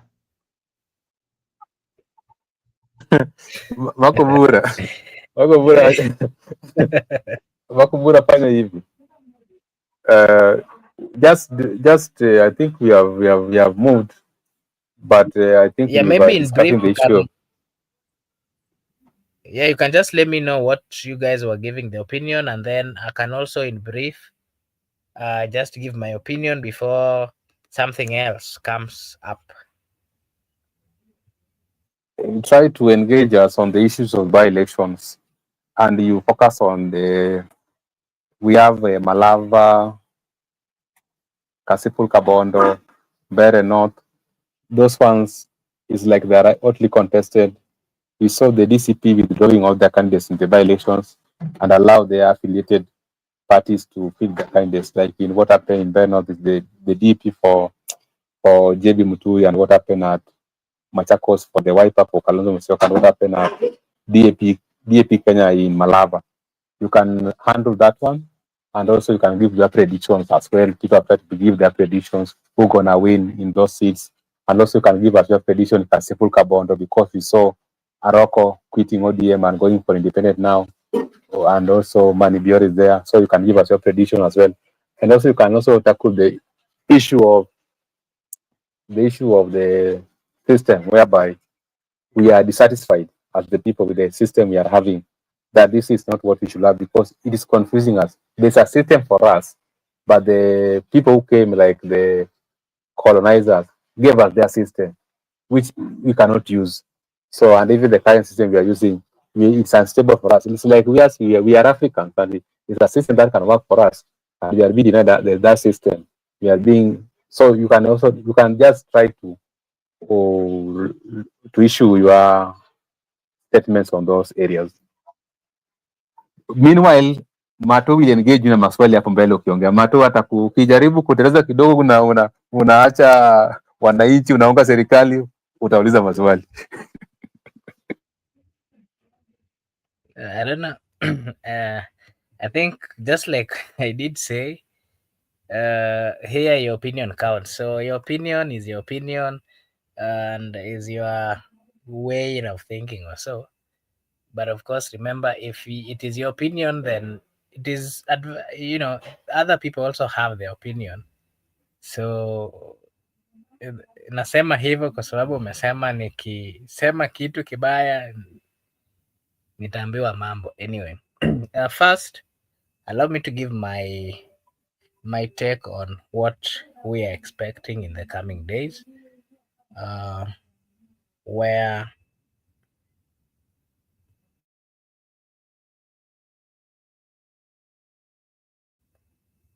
okay, sorry.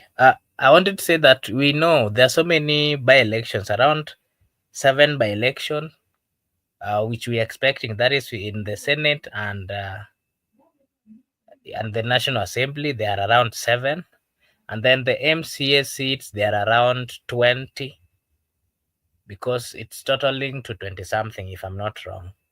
That of course includes those members who have died along the way, while others, some of them were either removed from office because of different issues. But now that you've spoken about 3 constituencies which Kenyans have quite a number of interest in, allow me to start with Mbeere.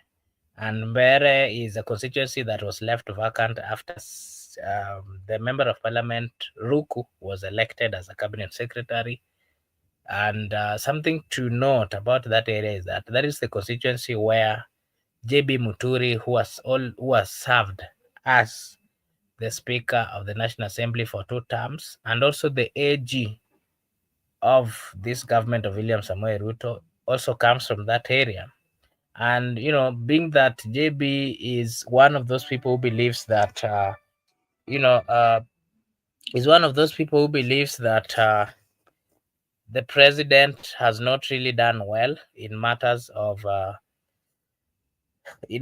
leadership. He is one of those people who believes that there are quite a number of things which have not really worked out, and for that reason, JB Muturi has his own political party, and the political party, of course, is DP. So what I can say is that this is something of interest, because depending on the reaction of depending on the political reactions that you're going to see in that particular constituency, more of interest will be there, because remember, UDA wants to reclaim that particular seat, because one of the person who was there has been elected as a cabinet secretary. For that reason, all the government machinery would camp in Beere, of course, assisted by the cabinet secretary in charge, who is supposed to ensure that particular constituency remains under the radar, or under the leadership of the UDA. But again, it is also going to be a test for JB Muturi, since he's coming out to show that he's not happy with what is happening in this government, and for that reason, he has always resisted quite a number of things. We saw the DCP candidate had previously withdrawn from that particular seat. And I think it is a smart move that is used by the opposition parties to ensure that they capture, or they manage to capture all the seats available. And to me, what I can say is that to if they manage to win that particular seat, then it is going to show the people of Kenya about what to expect in future, because the kind of relationship that we are seeing among the opposition is one, of course, that is very interesting and is very nice. If I give you an example of what happened in 2022 general election, is the high level of political parties that were in Azimio, and all of them were fielding candidates. And that, of course, cost the political party of Azimio quite a number of seats, majority of seats that they would have won. So if the opposition are coming up with this strategy, it is going to be a strategy that will really assist them. It is a political sacrifice that we are seeing. The DCP is even withdrawing to support one of the political parties that are dominant in that particular area, and that's a good move. And if I go back to Malava, is also a constituency of interest, and that particular constituency is in the western part of the Republic of Kenya, that is particularly in the Mulembe. Remember, the political party that is currently in the opposition, the DAPK, is one of those parties that are closely working with the united opposition parties. So one thing that I've also liked in that particular constituency is that out of the many interests that the opposition parties have, they are coming out to do an evaluation, so that they should not mix and do a lot of mixing and bring a lot of confusion on matters of how many political parties are going to be present in that particular constituency. To me, I can say it's a good move, and there are probability that those political parties will not automatically, will slightly win those particular seats. And that is my take on Malava. If we go to Kasipul Kabondo, is also a constituency that there's more of interest that we should look into, being that the party ODM is still dominant in the Luo Nyanza, and the fallen member of parliament was also a diehard of ODM party. Out of that, his son wants to succeed. And remember, that of course it's an issue, because people are having different views. Again, that is one of the constituency that is attracting quite a number of wealthy people. Of course, there's this man called Aroko. There's also the likes of Manibior, among others. And those are people who are really moneyed. And, there has been consistency among the senior political leaders in Luo Nyanza, specifically supporting the son of the late Ongondo. And that, of course, might have angered a close political enemy of that Ongondo Were son by the name Aroko. I think he has seen that it is not going to be possible for him to go for to run with the ODM party, since already ODM has made a decision of giving that particular political party ticket to the son of Ongondo Were.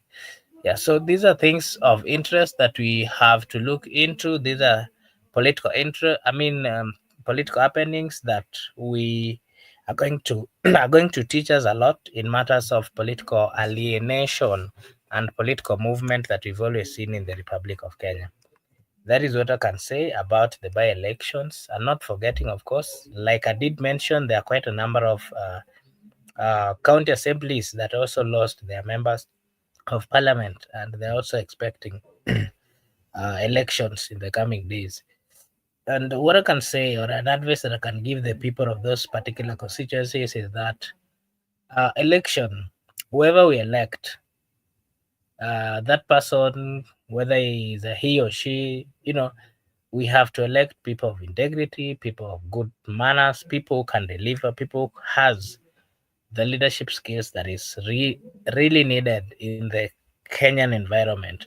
Currently, things are not really okay, courtesy of the bad decisions that we've always made as a people of Kenya.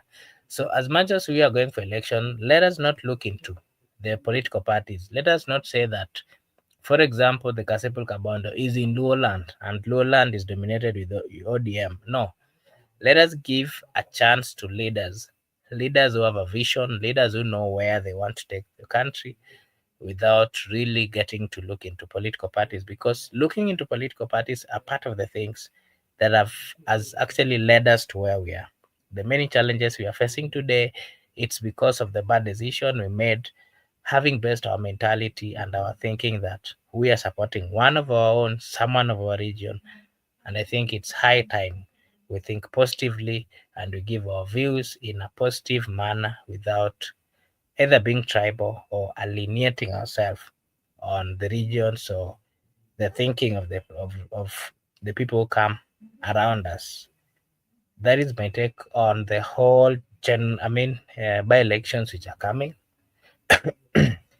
And this what was the second question that Miguda had asked me to speak about? I'm forgetting. Maybe Mkenya Mkora. I don't know whether you have any question on my take, particularly on the matters of by-election. Mkenya Mkora. No, I wish I don't know why Miguda keeps on falling off, but I I have nothing else to say because it just build up the case that I was building up in like one sermon, because that's what I'm thinking and that's my take right there, and that is what we were talking here with Miguda and Brother Benson before you came in. When it comes to this by-election, and it's not just by-election, it's just moving forward. I don't think we have to sit here and start talking about okay, just because it's Nyanza, it has to go to ODM. Just because it's Ukambani, it has to go to Waipa. You know, I think the country is just that. That is what I was kind of coming up to and what I was telling them. And I think most of the people, even looking at the things that are happening worldwide, like Nepal and everything, people are just tired of this. Um, if I could, for a better word, people are tired of this, political cars or political buses, where just because you come from one side, you feel like you have to choose a certain way. I think we need more independence, not even more independence. We also need to do what we call ideological parties, not regional parties. And that is what we were talking about. Just because ODM comes from the Western Nyanza, area, we're not going to keep on talking about people who are in ODM.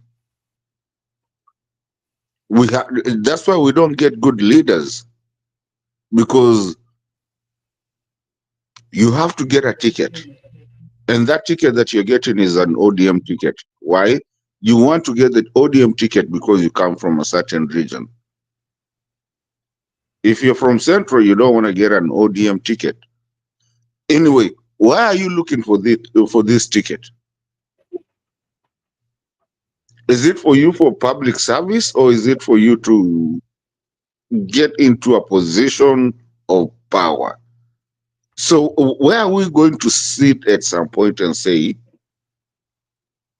it's ideological and it doesn't matter where it comes from? I guess that would be my question to you. And why we are having so many revolutions and people even having independent tickets? Maybe that would be my question, just to keep the conversation going before Miguda. I hope he comes back. Okay, thank you. I think what is happening in the Republic of Kenya is that we have quite a number of people who has good plans for this country. We've got leaders. I mean, we've got people who have leadership skills, and they, out of the suffering of the people, they have what we call, do I say, a call or something to come and serve the people. But again, the challenge that we are facing in the Republic of Kenya is that today leadership or these positions, they are not seen as positions that should be filled by leaders. They are not seen as positions that should be filled by technocrats. They are not seen as positions that should be filled by people who want to make the lives of the people better. Today, what we see is people who are coming in and they're seeking for these positions not because they want to be leaders, not because they want to help people, not because they want to save lives, not because they want to improve the infrastructure, but because they are being driven by their personal greed. They're being driven by the greed of their masters. And for that reason, they pump whatever amount of money to convince the people that they have what they are looking for.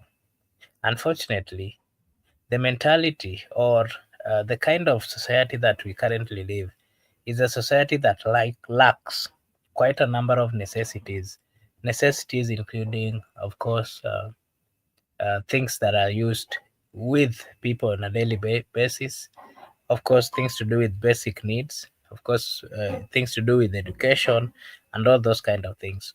So the narrative that is being propelled by these people with negativity is that they come with the money that they've squandered somewhere.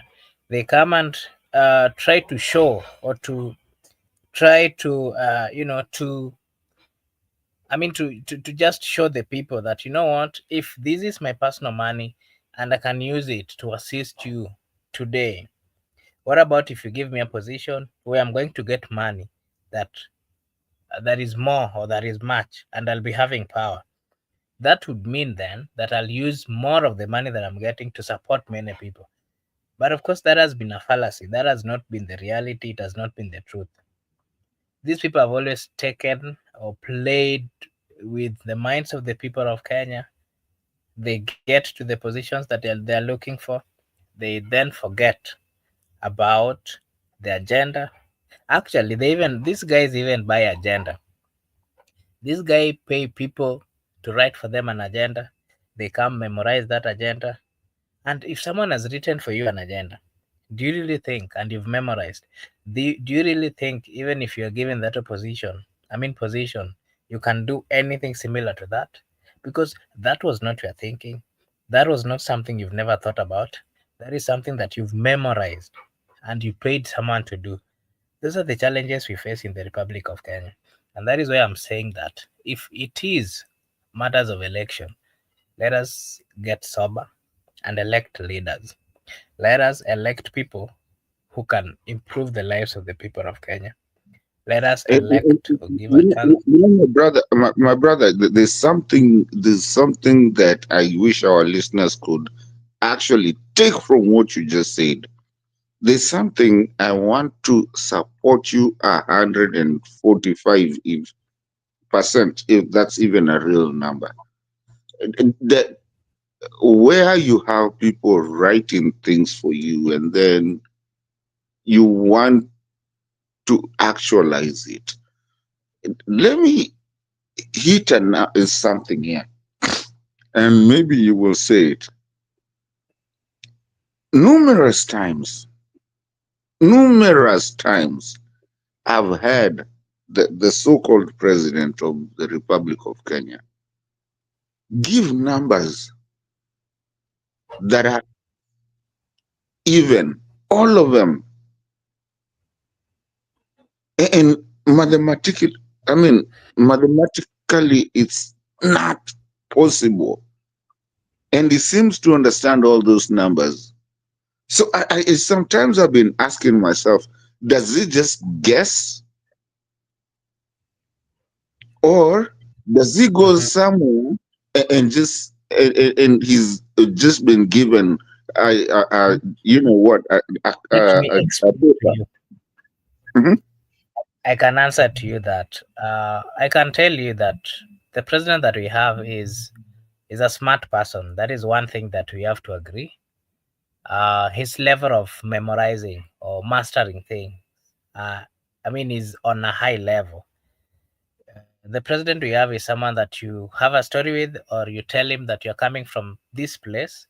You give him, for example, the routes that you use, and you ask him that in an hour time. He will tell you that you told me, oh, if you're going home, you alight at this point, you get at this point, you get at this stage. He will tell you.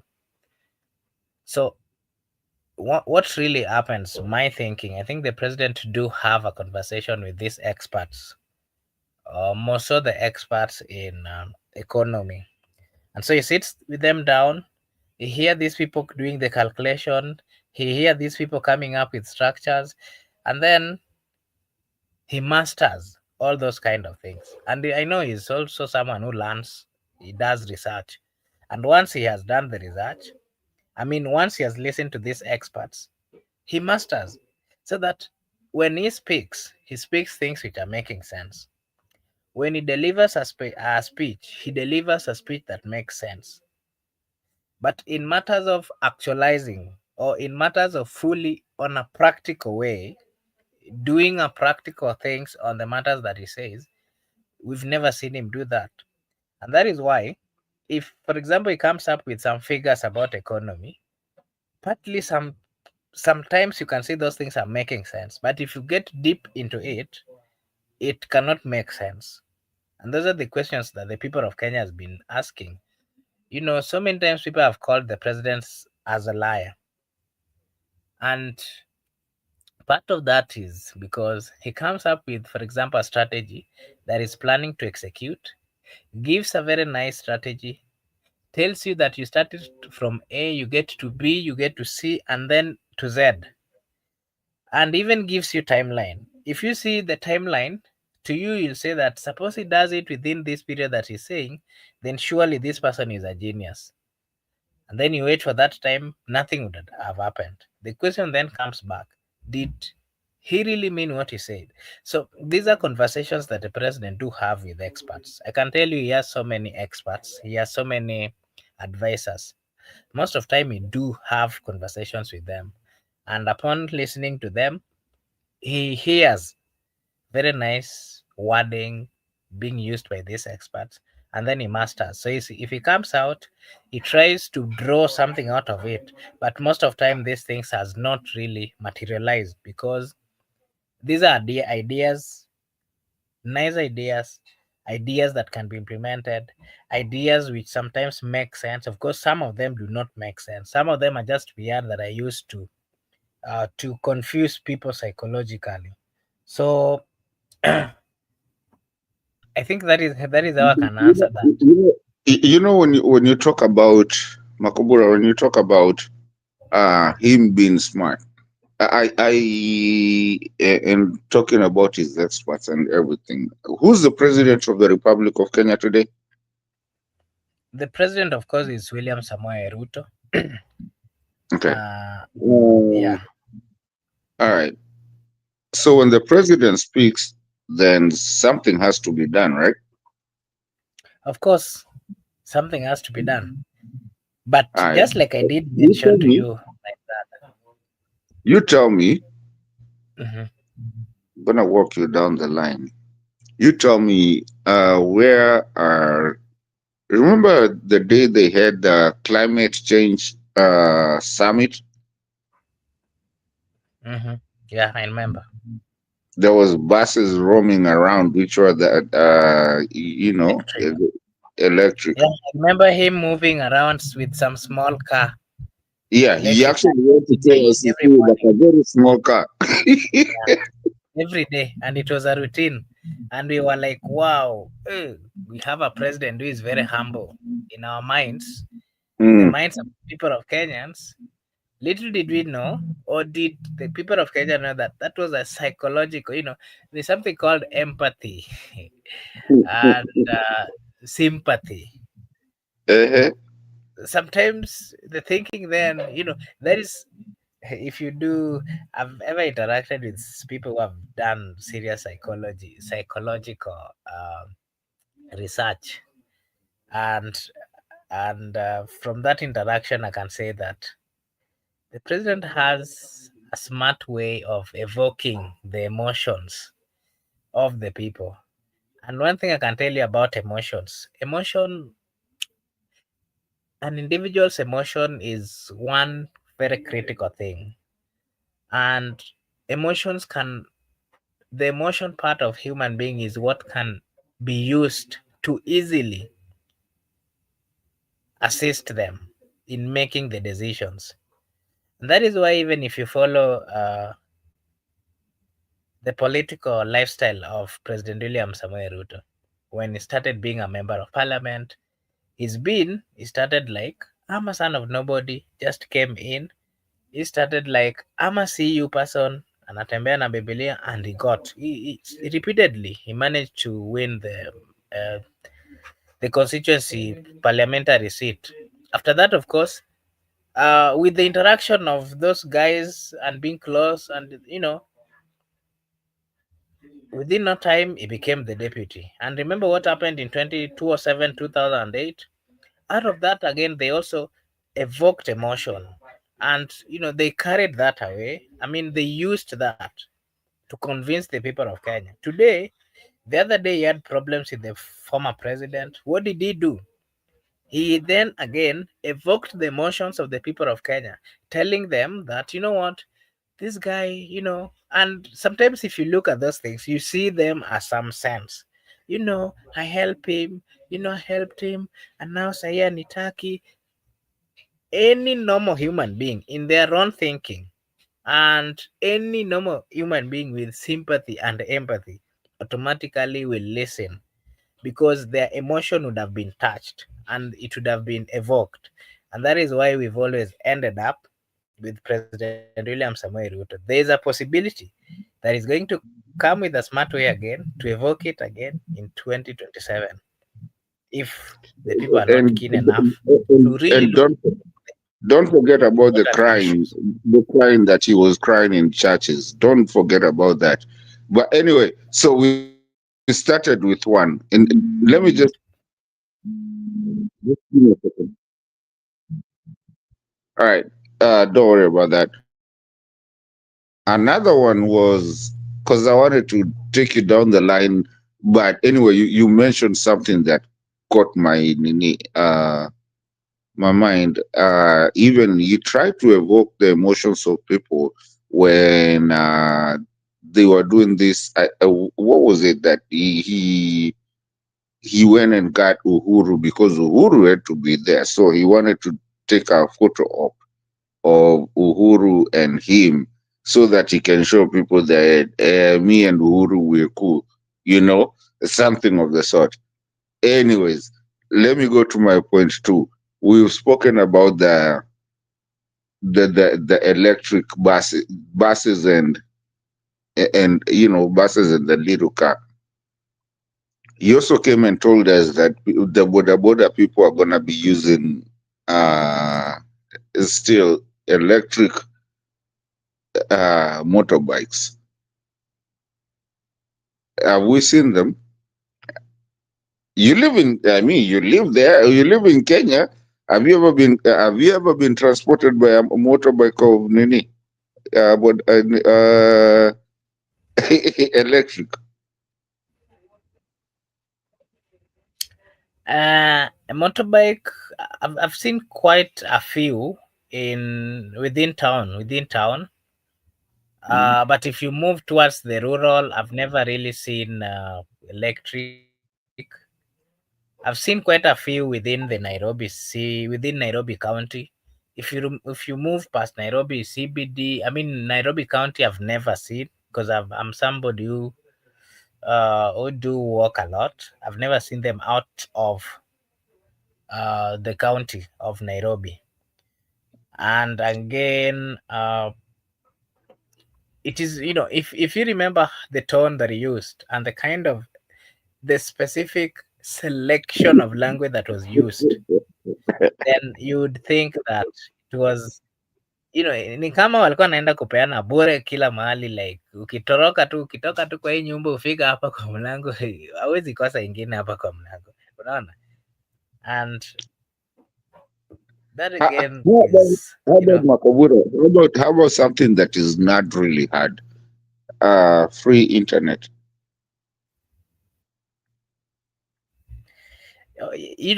acha kwanza nikwambie the issue of free internet.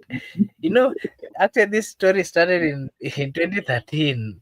I remember when we were still in early high school, and the issue of internet. I remember it was then when they were looking for the deputy president. I mean, he was looking for the deputy president seat, and Uru was going for presidency.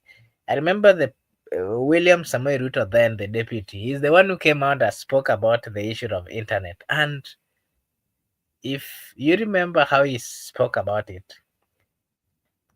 for the first time, I thought that Kenya was going to change, and in my mind then, I was imagining how buying data then was. We'd buy for 5 shillings, and we would use some Kadoda phone. Uh, you know, I'm trying to imagine if they would have fulfilled those things that he himself spoke about. Quite a number of good things is the one who mentioned. And then came to 2017, he's the again who came up with that particular narrative. Remember, not so far ago in 2022, when they were looking for this again, he spoke about it, and he himself said that tunaenda kuzieka kila mahali. They started doing such kind of things in some few markets, but it was not even per the expectation of the people, because it was something that was not really neither here or there. But again, I think the people of Kenya move on.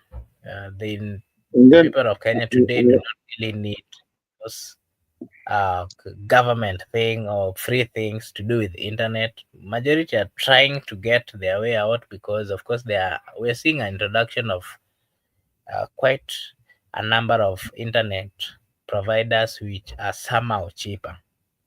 And I think that might have then slowed down the conversation, naweza sema imefanya Wakenya wasahau kidogo hiyo mambo ama hiyo promise ambayo walipewa. okay, kuna laptop, hatutaongea story ya laptop, hiyo ni ya kitambo sana, lakini I'm still moving on to the last one so that we talk about this guy vizuri. Now, You've spoken about laptop. Allow me to comment something about laptop during those reigns of Guru and Ruto. I think that was a smart way. That was the first project that government used to take money from the people of Kenya, because money was given out, billions of money, but what was introduced or what was brought forth, I'm telling you, the schools which were given 2 laptops, I mean, not even laptops, they were called iPads. Unaona hizi iPads zenye siku hizi, kwanza the quality all those things, zile iPads za 10,000, not even 10,000. But if you hear the kind of budget that each laptop hata ilikuwa nayo, ilikuwa around, according to the money that was released, almost 100,000, 110, 120,000 for each.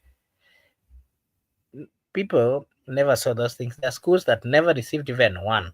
So that is some of the things that the previous government milked money from the people of Kenya, and we have to be very truthful on such kind of matters. And those are the things that we are asking as the people of Kenya, that if one day we get someone who is going to lead us, if one day we get someone who is a leader, then those people who are responsible, we shall follow up to ensure that they return those money. The good thing with governments is you can be president today and you can retire, but we can still investigate you even in 20 or 30 years.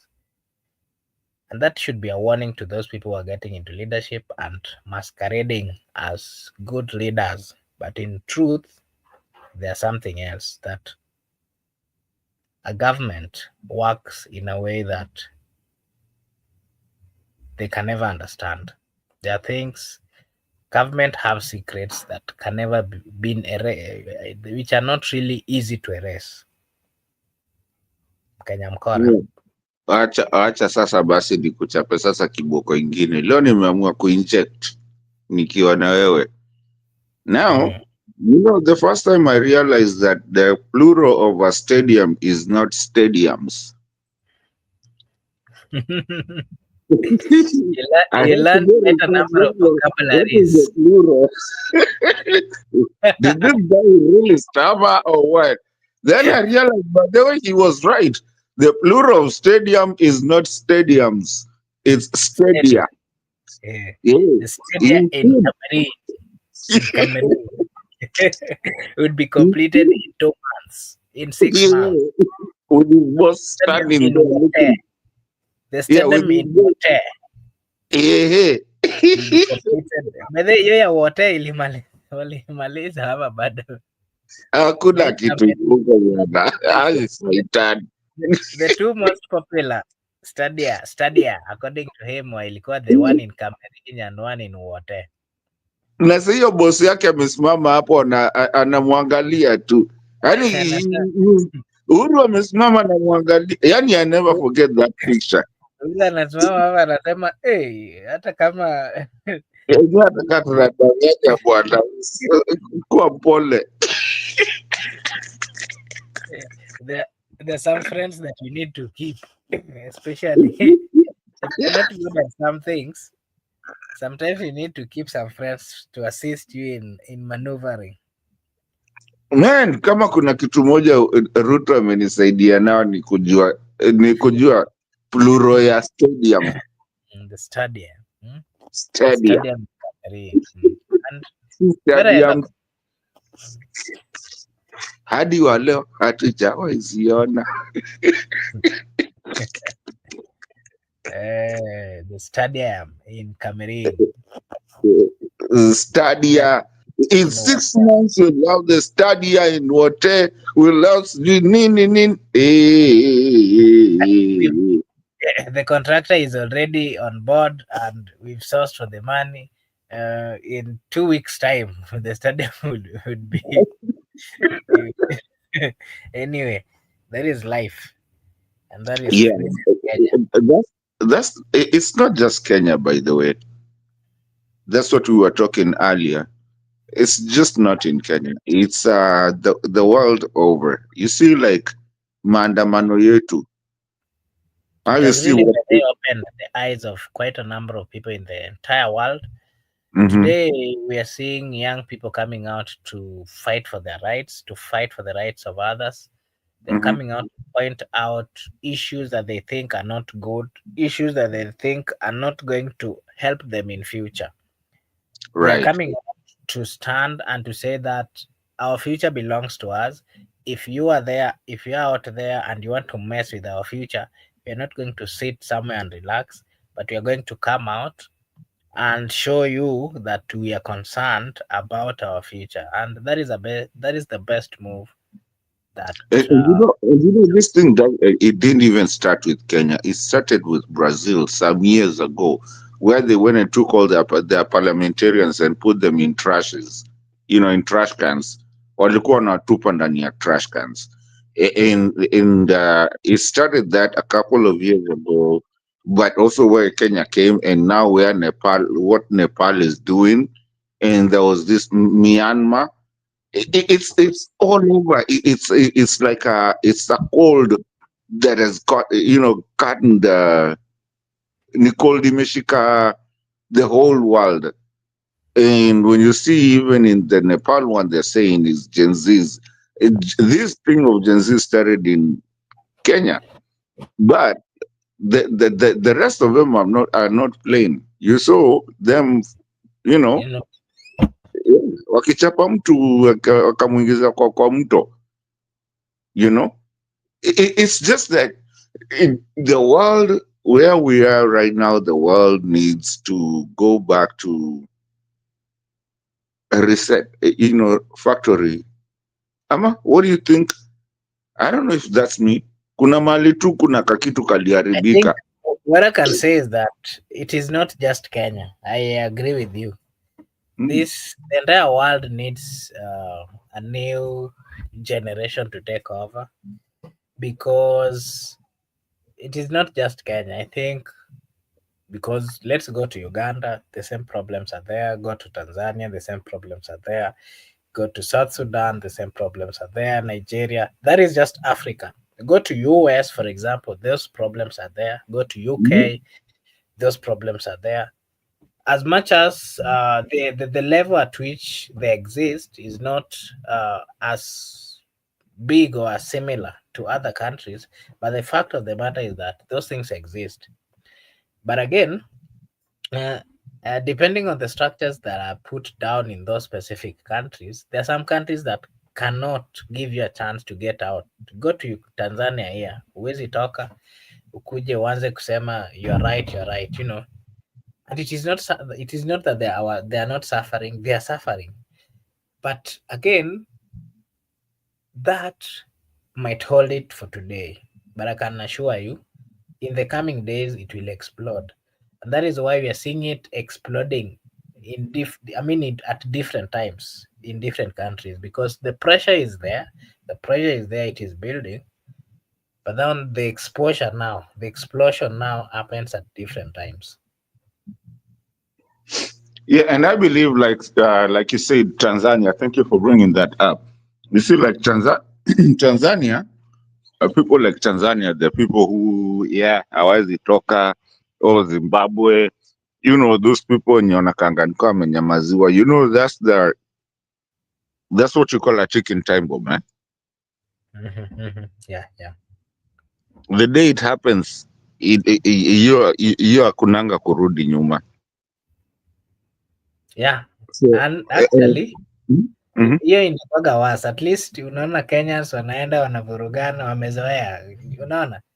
But Mm, for these other countries that they've never experienced that thing, whenever it happens, because it would be, Kenyans, the government and all these people, at least they know how to handle such situation, because it's something that they are used to. But in right. these other countries, they experience it for the first time, it becomes a shock to them. And that is when you understand that you get to hear that, oh, Wali resign. If similar things which happened in Kenya some few months ago happened in another country like Tanzania, I'm telling you that president would not even be in Tanzania. They would have left and resigned, and everybody would have fled somewhere else. So, But what do you in think? Kenya, Is that a good thing to us or a bad thing? it is. I think it's a good thing, because to us it's a good thing. What is happening? Because it's a wake up call. It's a reminder. You know, let me give you another good example. As much as the government are used to what is happening in Kenya, these young people are learning a strategy, and they're mastering a new strategies. Once you go for a war, for example, and then you find that you are blocked at a particular entrance, what happens is, if you are going back for that war, then you'll have to rearrange and to come up with other strategies of how to approach your destination. And that is what is happening in Kenya. I think the leadership of the Republic of Kenya have been warned about the dangers of running the country in a way that is not reflecting the expectations of the people of Kenya. But again, it seems that they are not listening, and that is a threat to the political class. And that is why, to me, I can advise that the political class has to listen to the people of Kenya. If they don't do so, then they are still they might think that the hunger has reduced. But if it comes again, it is one that cannot really be contained. And even psychologically, whatever I'm saying is really making sense. You can't fight someone today until you get to a position that you feel that you've managed umemshinda. but that cannot, you never know the kind of thing. I mean, the plans that that person is having. You never know the And kind of bitterness that up. you're very right, because I mean, I was even talking to some friends, and we were talking about this, and we were like, I think these guys think they won this mission, but these guys That's the actually, mistake they're taking. yeah, I understood how they react. So you remember that the last maandamano, they walileta akasema tunaenda maandamano, the Kenya nini Nairobi ilikuwa imefungwa, but they never even came because they are watching them. What moves are you guys doing? We've already seen, so they know. I mean, how did they know even to use Colgate that, you know, kufunika macho? Mm. It's because they're watching you guys, what you guys are doing. Whenever they come, that reaction, how you do it, they know, okay, fine. I'll carry hata nini, mkileta hiyo lori ya, you know, the colored water tank. Because you want to mark me, nikienda nyumbani munishike, muniambie nilitoa wapi, nilikuwa maandamano. They carry different clothes and they go and change them, you know, change the clothes when they are going home. It's act of war that I think the day Talipuka, we will have a problem in Kenya. Yeah. They will know everything. They already know. They are learning. They are looking. They are, you know, they know everything. Me as a government today, I will be kneeling, just telling them, okay, what do you guys want? Let's deal with it. What do you think? I think uh, it's unfortunate. To me, it is unfortunate that a signal has been sent to the leadership, and it's a serious signal. It's a signal that can save the entire future of this republic, and it is not a bad signal per se to the people in leadership. It is just a reminder to the political class that rectify things. Things are worse on the ground. You might not be having a taste of what is happening on the ground, but kindly, we are from the ground, the ground, wanasema ya kwamba if you see a crocodile come out and tell you that the hippo is sick, then you should believe, because they live in the same environment. And so I would relate that with what is happening in the Republic of Kenya. Majority of the youths of the people of Kenya, majority of youths, the population of youths and the young people, the millennials and the Gen Zs downwards, they're about 60 or 70% of the population of the Republic of Kenya. That's a critical percentage that has to be listened to. And remember, with that big percentage, majority of them are unemployed, but they are of age. They are of age where they have responsibilities, but they cannot.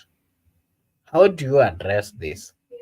If you don't address this, these people are getting into, with the era that we are in, they are getting to learn new strategies on how to survive. And again, when you want to fight someone who has not eaten something, they can always fight you knowing very well that this might be the last day. Unajua wanapigana ukijua ya kwamba hii ni kukufa na kupona. Unaona? I am fighting this. If I succeed, I'm going to live. If I don't succeed, I'm going to die. So they will always give their all. And again, remember, this is a generation that do not really own quite a lot. The majority of them do not own anything. And that is why when it comes to doing destructions, we've seen young people coming out to destroy other people's property. It is not that we support such kind of activities, but what is happening is that if they get such kind of opportunities, they try to behave in that manner because they also want to survive. They want to survive, but the environment is not giving them the option, so they take advantage of getting to look for food or anything as a way of surviving. Of course, they are not doing it the right way, but again, you also have to accept the fact that they have to survive. And that is why we've seen quite a number of gangism. We've seen gangs. I don't know whether you saw a lawyer was shot dead. Was it yesterday? Similar thing happened to a member of parliament, Ongondo Were. And what does that tell you? Why do you think young people are coming out to even accept such kind of deals? They are coming out. Remember how risky it is. Just do an analysis of how risky it is going to, for example, kill a member of parliament. But them, they are saying that if you succeed, they are going to survive. If they don't, they are going to die. And that is why, these people needs to be listened to. If they're not listened to, then we are going to see such kind of acts. It is upon the government to tame the young people. Taming them in which manner? Providing jobs for them. Let the government and the people in leadership stop the issues to do with corruption so that money that is being held by corrupt people should be released to the ground so that it is then dispersed within the society and it then help the young people in one way or another. If you don't help these people are going to become thugs majority. They are going to get into gangism, and that is how countries like Haiti are today not functioning or not operating because the leadership did not listen to them. And the good thing that I like with Kenya is that majority of the people of Kenya and those youths, they are learned. Why can't you listen to the learned youths? It would have been a different story if the government or the people in leadership were having a conversation with a group of people who are not learned. But remember, these are people who have gone to colleges, they've gone to the universities, they are degree or diploma holders. The only thing that they are lacking is opportunities to showcase what they have, the experiences, and to showcase the talents that they have. That is the challenge that we are having in Kenya. And that is why we're even seeing a high rise of people trying to flee away from the country. Because in their mind, as much as it is tough outside there, they've never been outside there, but they are thinking that things might work outside there. That is why we've seen people going to, for example, Saudi Arabia. You hear people are killed today, you hear someone was killed tomorrow, I mean, yesterday, but still, they're not losing hope. They're saying, let us, if it is a matter of death, let us go die there. At least we are going to die in the quest of searching or looking for a better life. You, Tenyamkora. you're 100% right. And you know, the to add salt to the wound, then you see a certain politician, president, I don't get, I don't give an a cahoot who it is, passing. Like the other day, I saw somebody counting the cars that were passing. Uh, I think it was a presidential escort, counting one, two, three, 4, 5, 6, all the way to 78. And I'm like, why would you need 78 cars to be transported from somewhere, point A to point B, and these guys are looking at you counting those cars, and you expect them not to react? What is so special about you, even if you are a president? Why would you need 78 cars? And who are these with you in these 78 cars? And then someone has graduated from Moi University or something, and you're passing there with 78 cars. Seriously, what kind of leadership is that? It doesn't make any sense to me, Makabura. It doesn't make any sense. And I believe that's why these guys are coming back hard and they're saying enough is enough. Somebody has gone to school. You're not even sure if these guys that are driving those big cars, even, I mean, some of them, we don't understand if they even went to school. And then they're bringing regional politics. Oh, mtu yetu. Oh, is regional, ODM is from someone who Kambani is Wiper, or Nini is what, and stuff like that. I mean, really, and you're passing there with 78 cars, just one person. Where did you even park them? Sometimes I wonder, where did you even park them at State House? Kenya Mkora, and then the question I'm asking myself is, if truly as a leader you've made the society a society that is that can accommodate people, a society that is can the people living in that society can afford their meals, I mean their basic needs or whatever they're looking for. If you've ensured that there's employment opportunities, their infrastructure, their everything is in order, I'm telling you, you'll need maybe one or two or three vehicles to be moving you around. The reason why the number of vehicles being used by the political class is increasing is because they've, do I say they've created a lot of enemies? They've not performed, and that is why they think that their lives are in danger. They've not performed because they promised the people of Kenya they're going to do roads, they're going to create job opportunities, but they've not done that. So they are fearful of one thing: the ground is not going to accept them, the ground is hostile, the ground is not safe for them, and that is why we've always seen the number of vehicles and security being used by the political class is increasing. And that is why, again, we've seen people being shot left, right, and center because those in power also think that there are some people who are trying to, who are eyeing for those particular seats that they are holding.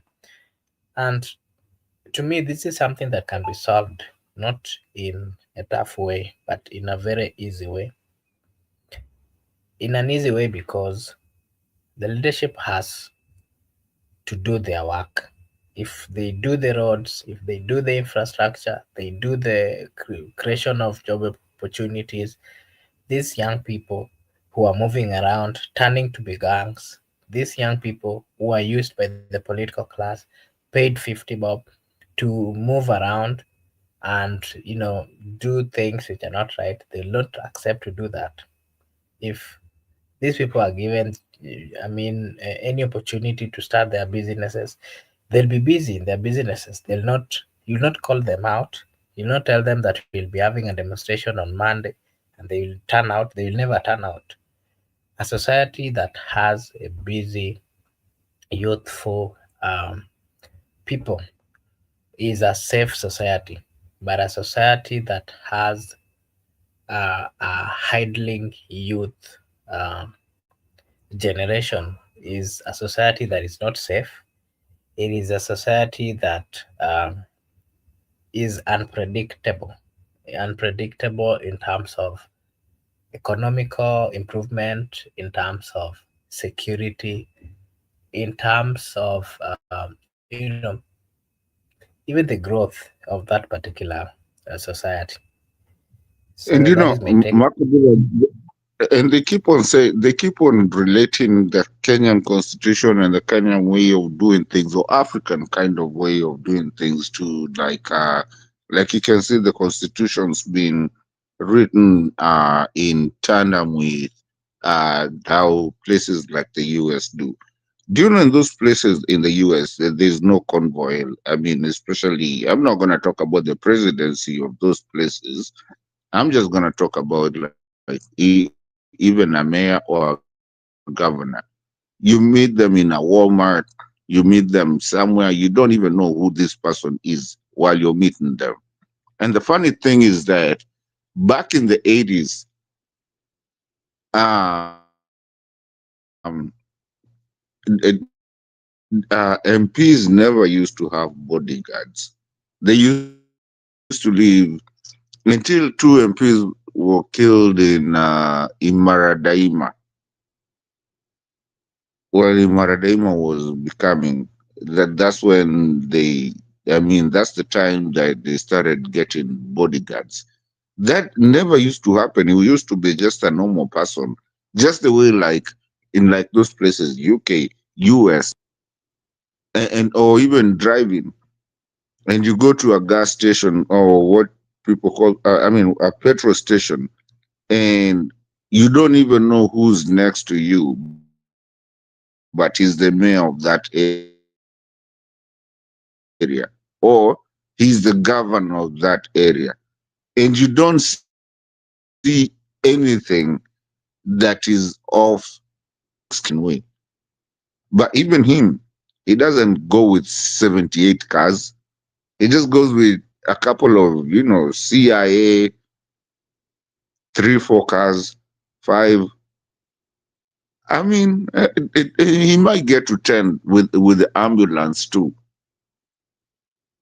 and some motorbikes, and then the police escort. That's it. What is this 70?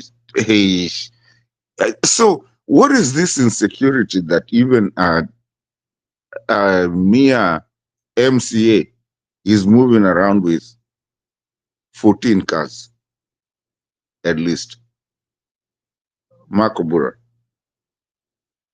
what's this insecurity?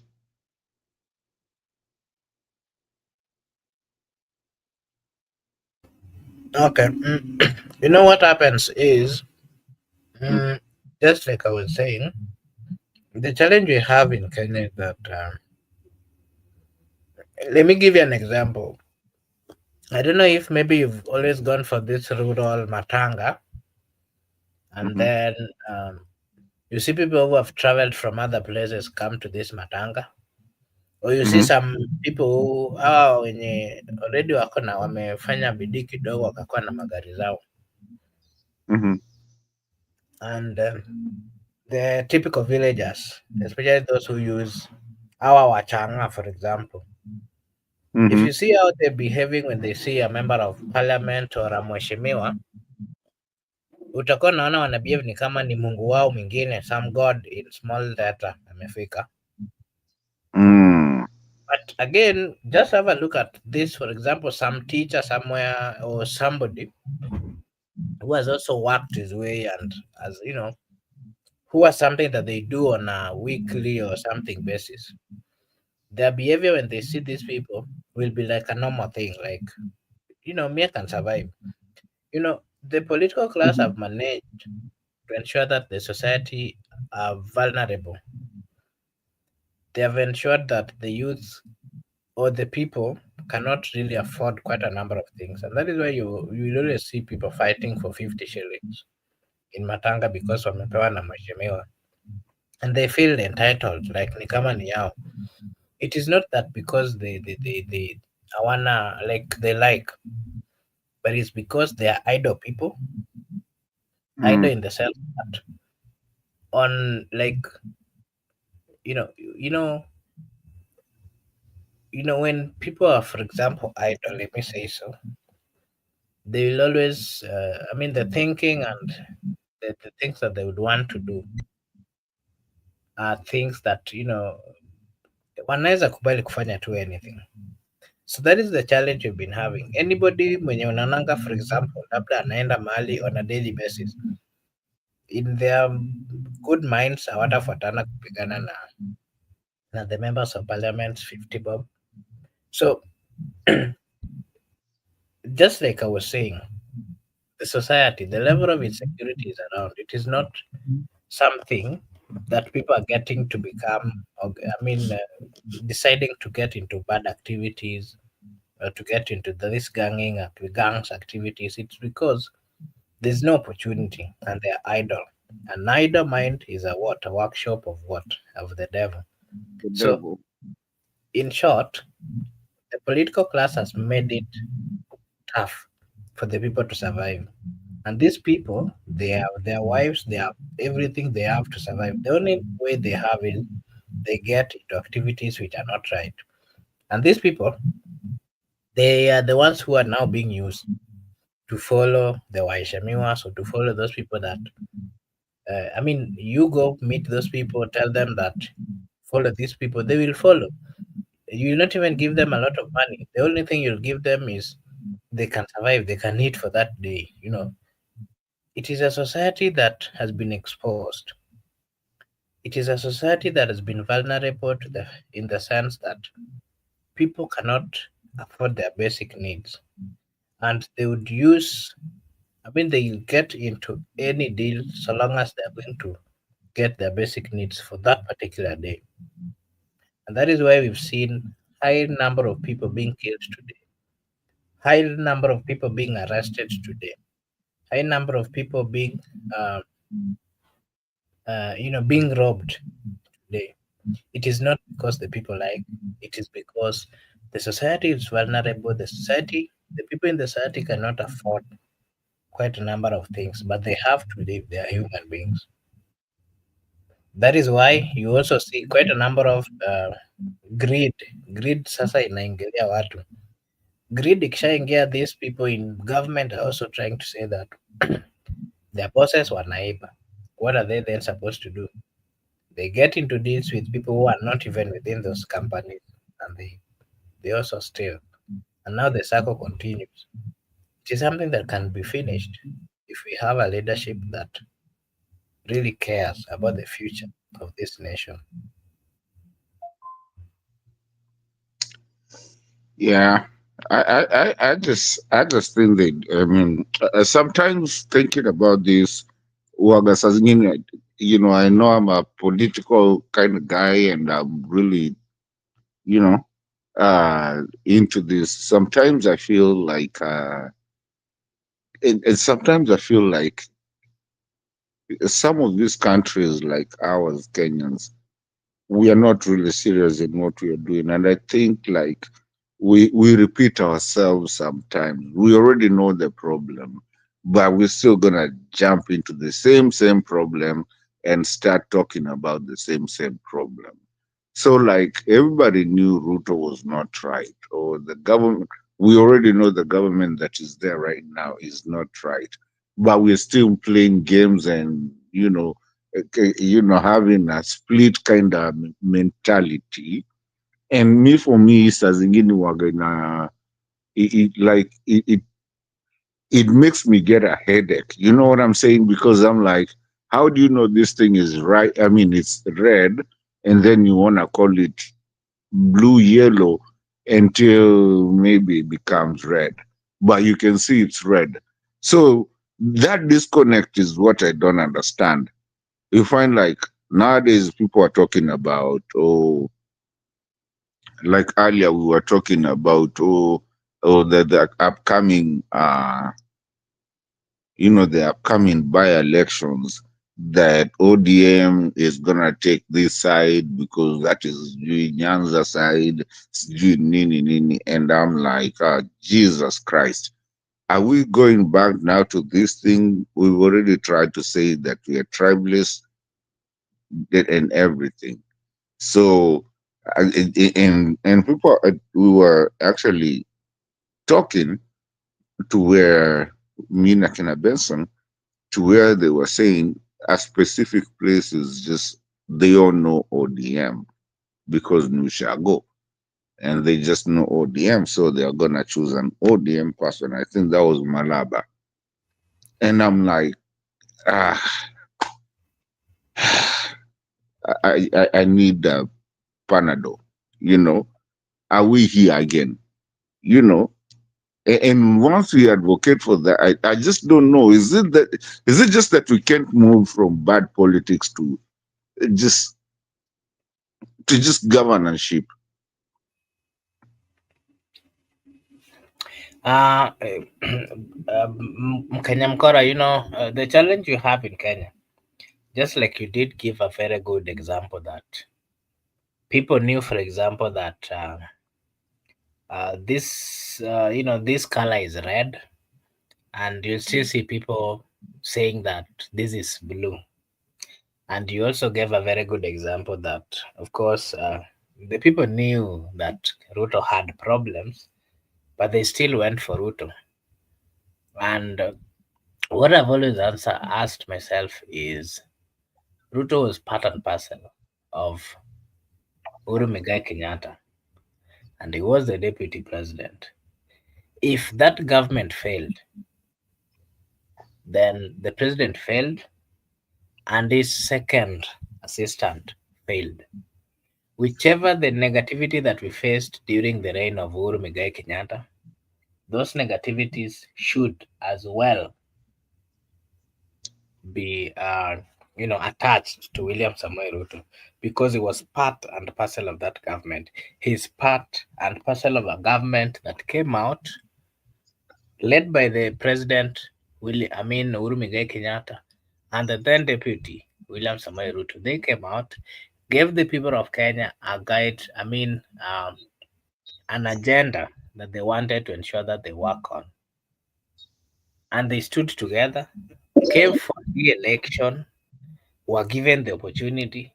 And then what I ask myself is, towards the end of this, you knew very well that this is someone who had started mentioning that he was interested in presidency. He comes out then again now and start telling you that I was not part of that government. And this is a government that he was in until the last day. And it really doesn't make sense to me, because and even comes out, tries to convince a group of people who have gone to school, people, some of them have masters and PhDs and doctorate, and then he tells them that I was not there, I did not have a voice, you know, and that of course convinces the people. So I think the society where we live again, as much as we are exposed, as much as we are educated, as much as we've had experience, I think we still lack. Uh, there's so many things that we lack as a people. We do not want to hear. Just don't sugarcoat it, Makabura. We're just stupid and dumb. That's what it is. If somebody can wake up today and just tell us anything and then we take it. I mean, me included, I'm not calling you. Okay, I am, let me say, ndio watu wasiseme nimewatusi. I am stupid and dumb to listen to some idiotic things that as just somebody there that comes with a V8 and stands on the podium and starts telling me some things. Let me tell you, man, on an honest ground, Mimi, I wish I wish a politician would come to my mazishi. Luckily, I'll be asleep because I would not let them talk and I would not because mi hata ni venye tu sitaki kuishi watu wetu vibaya. I would not let them say anything. And if they say, I would really wake up and tell them no. They quit nonsense. You know, we have a very bad culture in our politics in Africa. A culture of either church, either mazishi, or just something of someone waking up and instead of talking about what they were supposed to talk about, they start talking about something else. Take, go get some press conference somewhere. Uko, don't come and start talking to the microphone like you're talking to me. Talk it somewhere else. And I think that's the problem right there. I don't know. What do you think? I know. I mean, I'm about to go somewhere, but maybe you can tell me what you think about that. Uh, First, just like I did mention, we have a challenge or we have a problem as a people. And I think this problem has been brought forth by our, I don't know whether to say it's the tribe, I don't know whether to say the society where we come, the different societal cultures that we come from. And I think that is what really has binded us as a people of Kenya, because the cultural societies that we've come from, some of them have tied us and they've tied our minds They don't want those societal beliefs. They have tied our minds to an extent that you find that someone is educated, someone has gone to school, but still there are some decisions that they cannot really make easily. I would equate that to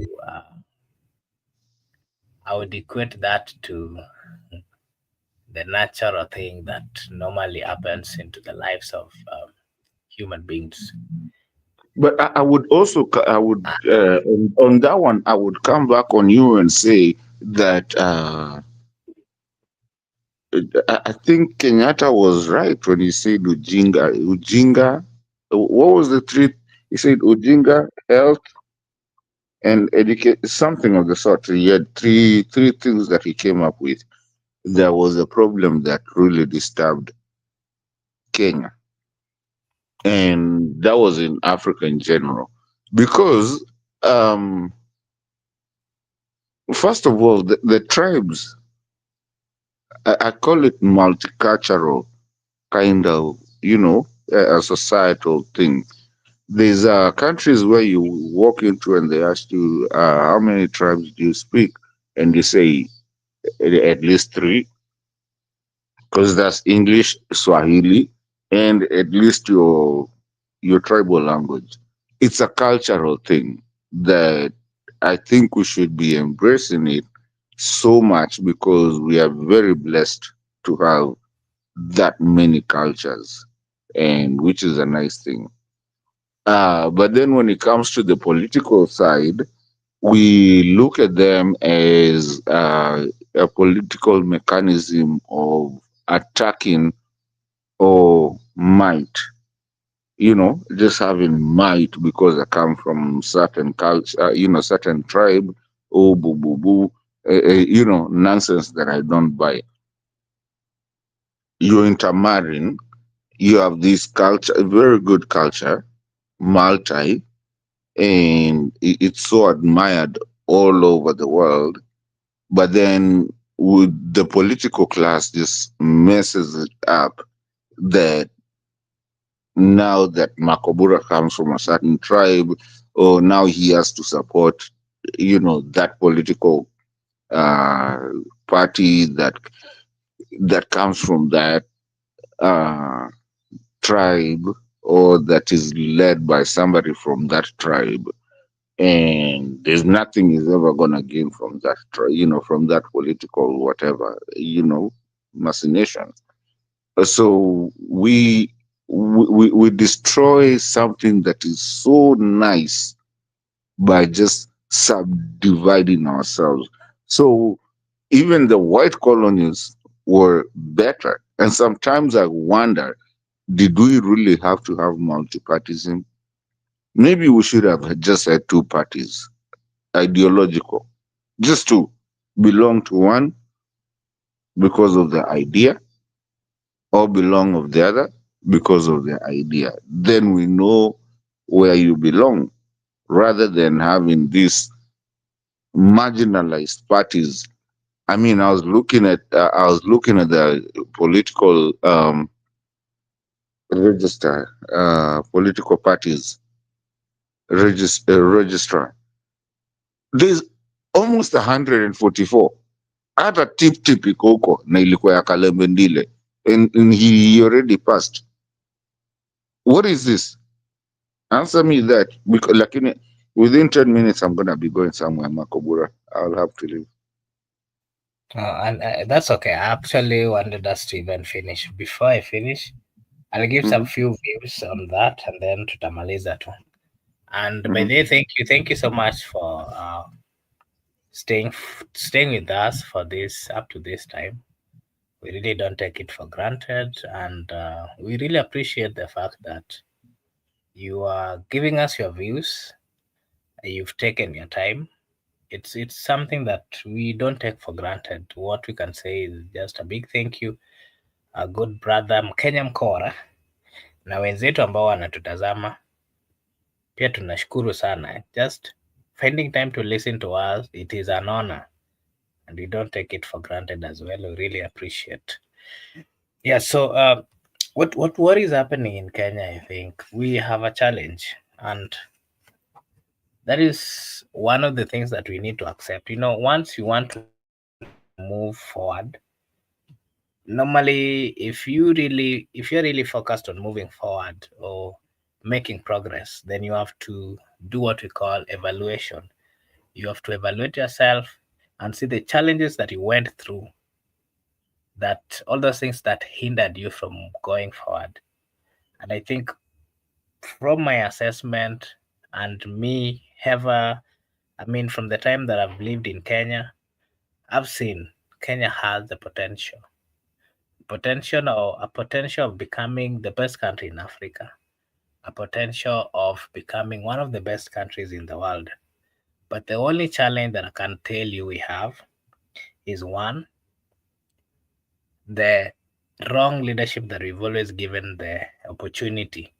Because out of these wrong leaders, these are the people who have always reminded us of the negative cultural behaviors that are binding our minds, that are enslaving our minds, that are like a bondage to the people of Kenya. And that mindset is one that, of course, that is being brought forth by tribalism. Being people coming from different tribe is not a bad or wrong thing. But if it gets to a point where instead of us being happy that we come from different cultural societies, we get to a point where we start seeing ourselves as, a certain tribe or certain tribes or certain cultures as the ones who are supposed to exist. If we start looking it into a way that this culture needs to prosper and this other one should not prosper, I think that is where we've always messed. And that is why we get leaders, then instead of advancing the interest of the entire people of Kenya, people from different societal areas, what these leaders have always done is they've reminded the people, the people from the cultures that they're coming from, that it is only ni nyinyi tu mnafaa, ni nyinyi tu mnafaa. And that is what have brought the high level of enmity. That is what have brought the bad thinking about tribe. And that is what have brought even things to do with corruption. Because the mentality out there within the political class is that tunaenda kuiba. Maybe because some of them say that tunaenda kuiba, for example, because we have the majority of voters, and so we are the ones who are paying taxes mingi. Wengine pia wanaenda kuiba, wanasema ati our society hawajakuwa wakipata the right resources, and so tunaiba. Wanaenda kuiba with a view of wanaiba on behalf of their tribe or those kind of things. But in real sense, these are things that they use at their own personal times, at their own personal levels. And this has eroded the good relationship that we've had in the country, Kenya. So we need to look into this and accept the fact that being cultural, being tribe, the fact that we are coming from different tribe, it is not an issue. But the issue is the people that we give a chance to lead us, the people who comes from our area, are they advancing the views of the people of Kenya? Because the Constitution of the Republic of Kenya, if you're being given a chance to rule, whether you're an MC or whether you're a member of parliament, you take an oath and you carry the Constitution of the Republic, not the Constitution of the tribe. And those are the things that we've always missed. And that, of course, calls us back to the religion beliefs. Let the religion beliefs also come back and instill some discipline, and to also share and remind the people that it is important that once you get into an agreement between the people and God, or whichever religion that someone professes to, it is an agreement that has to be binding. It has consequences if you go against it, and it has to be respected. If you say you're going to be representing the people of Kenya, let it be the people of Kenya. well, you're coming from a certain tribe, there's no problem. But you are, you are representing the views of the entire Kenyan people because you swore and carried the constitution, and you swore it before a congregants and some others, supreme powers. So that has to be respected. I think that is my last take on Kenya. Mkora, you can give us your last remarks before we close. Thank you so much, Marco Bura. I think you closed it very well. I have, for me, not to mess what you just said, because you said it very well. I just want people to start thinking, do we really need this multi-partyism, or do we need two parties and a lean kind of government, and which is based on public service, instead of this thing that is just taking all the resources of our country, and a presidency that thinks they run the whole nation and it's their own entity of what they want to do, where someone can come and tell you, "Ni yako nimekuletea," or they can kill and tell you, "I'll pay you for, for your son or for your daughter." I think, with that being said, I want to close with Marco Bura's words, what he just said, and I just want to thank everybody that gave us their ear. Thank you so much. Just think about what we were talking about. I think this is things that we have to talk about. This is societal things, and I really appreciate it. Asanteni sana. Thank you, Brother Benson, and the whole crew for having me here. I'm privileged. Thank you so much. I'll see you when you see me. Asante. Makabura, back to you. Ukifunga. Okay, thank you. Thank you so much, Kenya Mkora, for finding time to be with us this evening. We really appreciate. And all we can say is thank you. And we hope that you'll join us again and you'll give us your take another day. To our viewers, thank you so much for finding time again to join us. We appreciate as well. And I want to take this opportunity to wish you, wherever you are, a blessed na. Okay. I was about to close and I'm seeing our good friend Simba Natembea pia amefika. Acha nimpe nafasi atusalimie na labda kama kuna kitu atuambie kabla tufunge. Yes, habari Yes, yako Mr. Mikuda Simba. na Mato, habari zenu? Habari yako, how are you? Salama sana, Uko lakini salama? sasa bana Mikuda, unajua wakati mwingine sisi wengine wetu huwa tunajichanganya. Nchi yetu ya Kenya iliadopt multi-party, tukawa na new constitution na tuko na devolution. To reverse ama kufanya any repeal, lazima hao wananchi ambao walihusika wahusishwe tena kwa mara ya pili. Hakuna kipengele hata kimoja cha katiba mtu anaweza itoa by the stroke of a pen. Hiyo haiwezekani. Sisi tuliadopt this constitution na tukubali kwamba any government of the day is the government of the people of Kenya, and we give it time to work.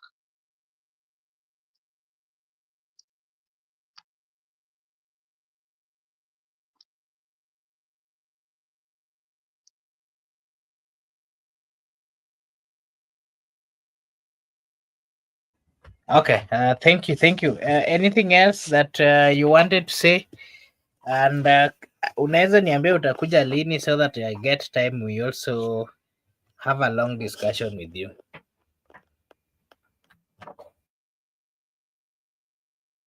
I'm available as any day.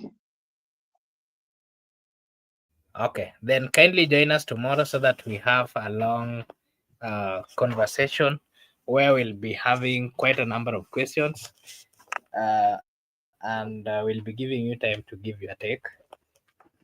For now, Asante sana, lakini at times huwa tumekuanga kwa hii engagement on these very platforms for this long of time. Kenya Mkora anakuanga ni rafiki yangu, huwa tunasukumana hapa na yeye sana, so anajua msimamo wangu. Mimi nisimamia hapo kwa 2 term until 2032.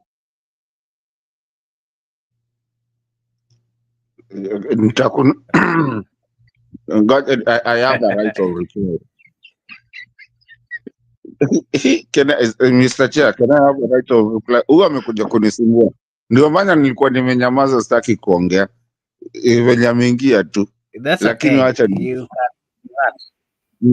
is my good friend, wacha nimwambie hata yeye nimempromise lunch kama kutakuwa na 2 term.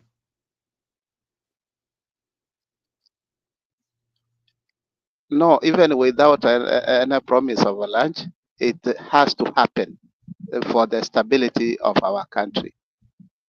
2 term Compulsory, very compulsory. ai, sasa hata imetoka lunch, hiyo ni mbuzi.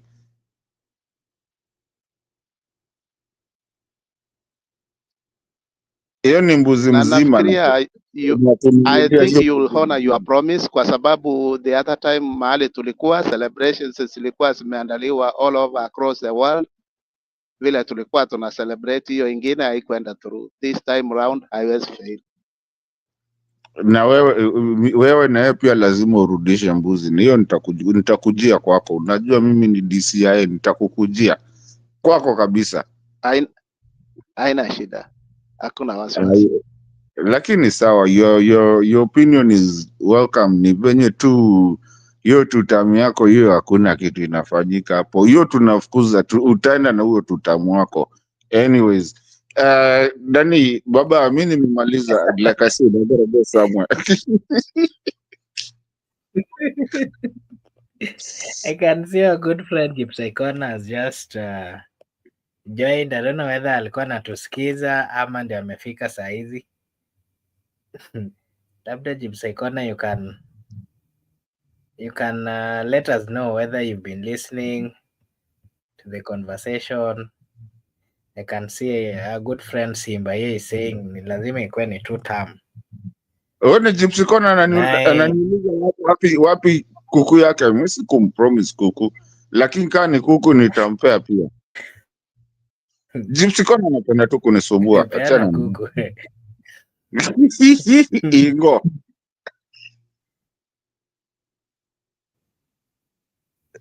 Ni sawa tu. Anyway, So this is Laban.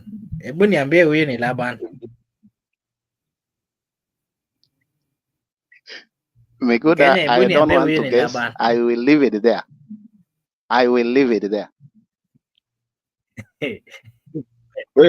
Kenya Mkora, kindly tell me if this is Laban. Who? Laban. Huyu Simba ni Laban.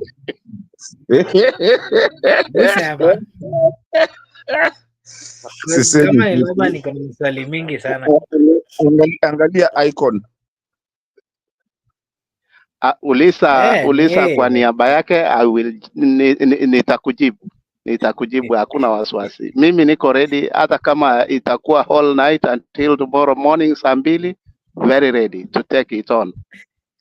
I've never known kumbe. Okay. Angalia icon. I've just seen, so yeah, that is well.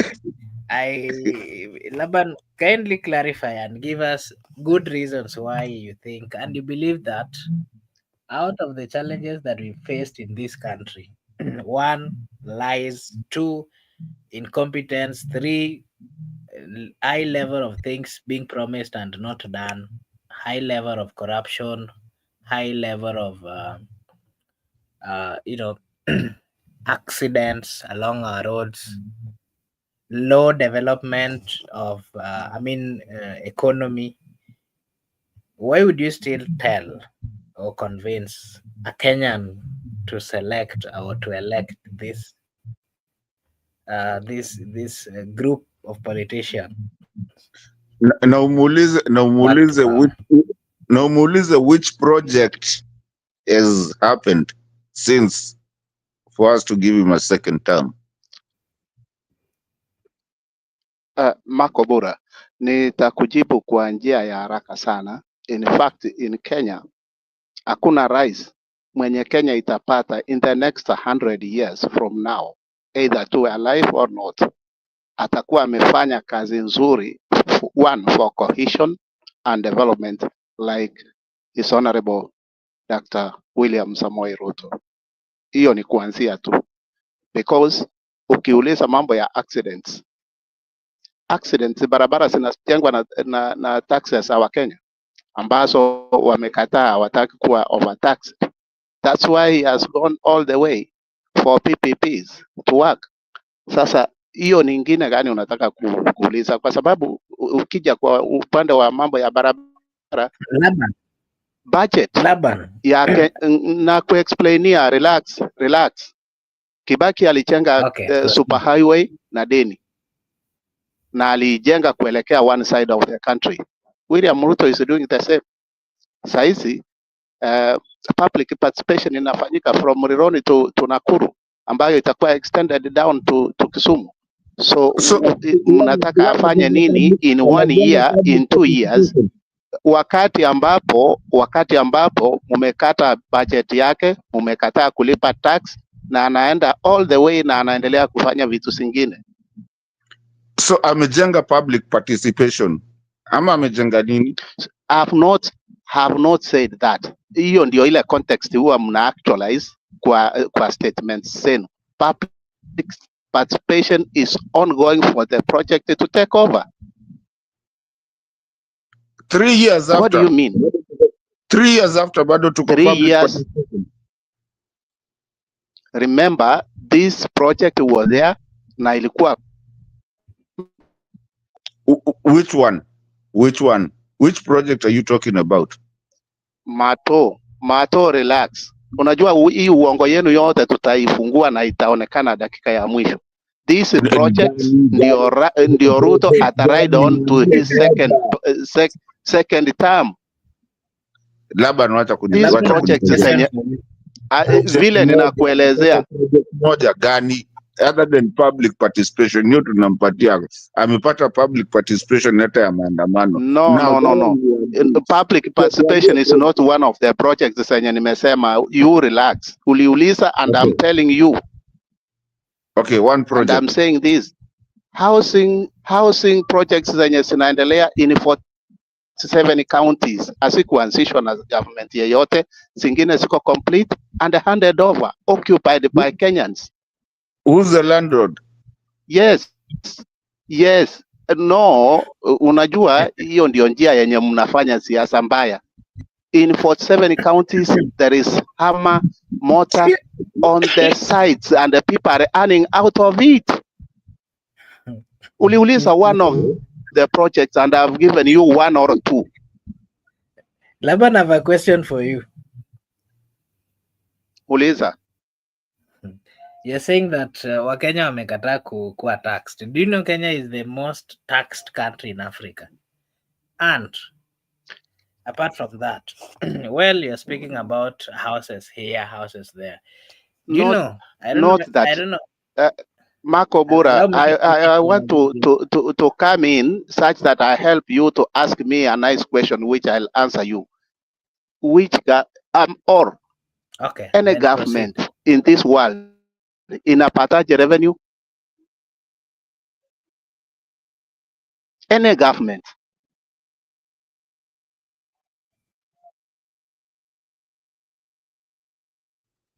Utanijibu jinsi serikali yote inakusanya ushuru wake. Ngoja, hizo government zingine zote tangu independence and pre-independence zilikuwa zinapata aje revenue? So Ruto amekuanga akikusanya ushuru tangu independence? Sasa hii yake mbona anakusanya mingi hivi na hizo zingine zilisurvive? It's for development and spread equally in the republic, not like before. But where's the development? Uhuru at least tunaweza sema alijenga nini nitwaje? Third, number three, Mato, relax. Number three, 100,000 teachers have been employed. A fact in 3 years. The ones Teachers. on strike? Which ones? The Teachers ones Service on Commission can confirm that, not you. I've told you, go and confirm the numbers. wenye wako on strike ama wenye wako kazi? Which ones? Hakuna strike may happen in these last 2 years. Tell me one and which date. Tell me. Yani nilikuwa karibu kutoroka lakini No, sasa just tell me which one and which date for the last 2 years. You don't know that the TSC is Exactly, Mato, come on, please tell me the date and which one. Confirm your data clearly and you tell us which one. I wish I was on my computer. I'll get you that. Then why should you speak lies to Kenyans and you know you are lying? Question on the issue of tax. Yes.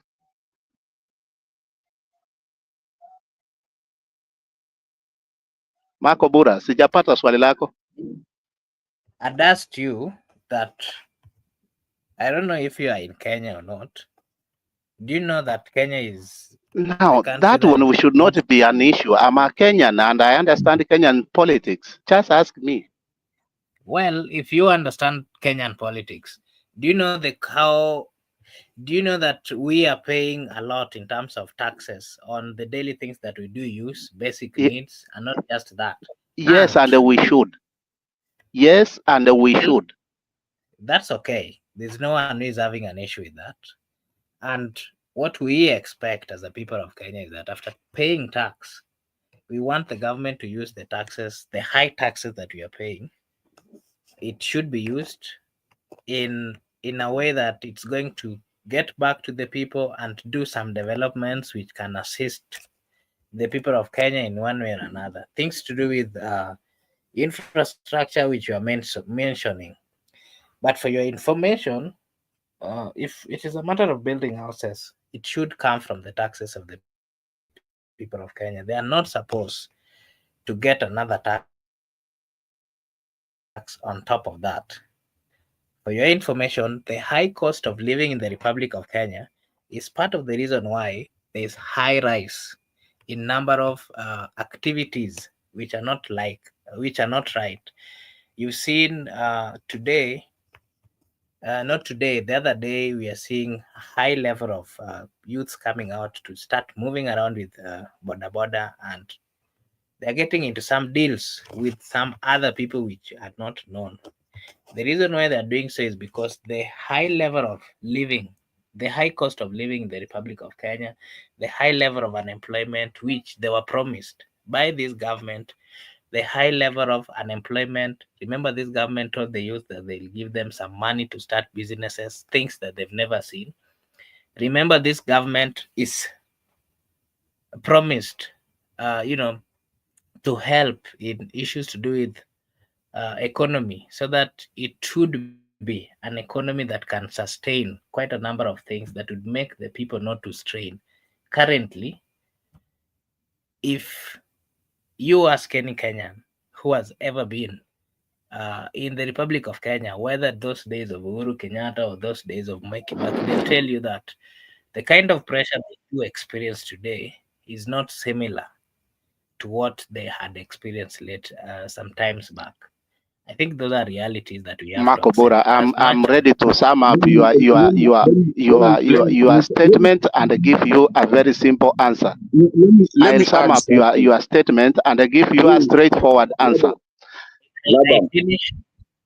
Let me add something on Marco Bora's question. Yeah, finish and then add before he comes in.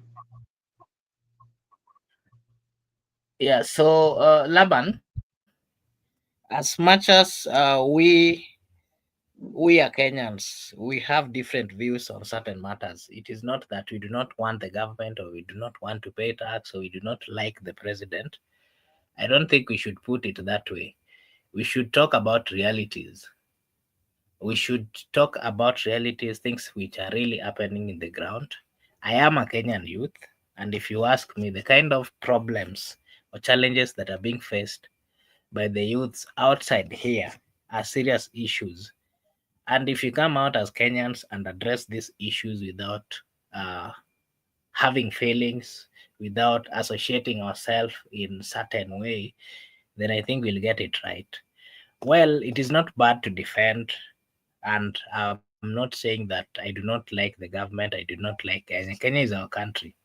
But if things are not working, if something is not right, I think the best thing we should do is to remind the people in leadership that this is not working. Kindly look into it.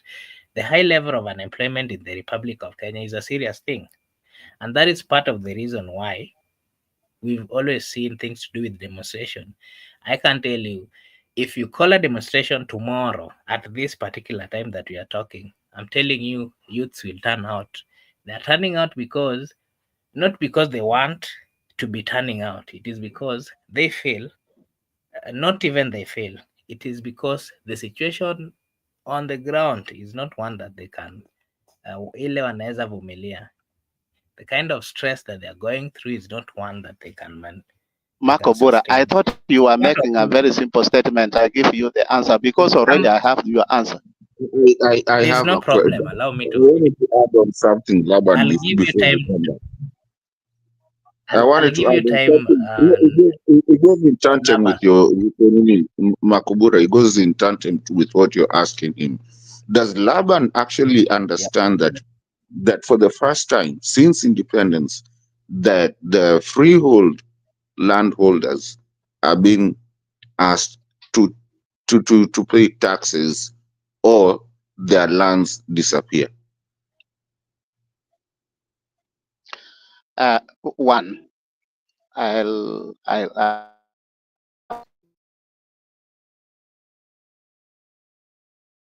don't now.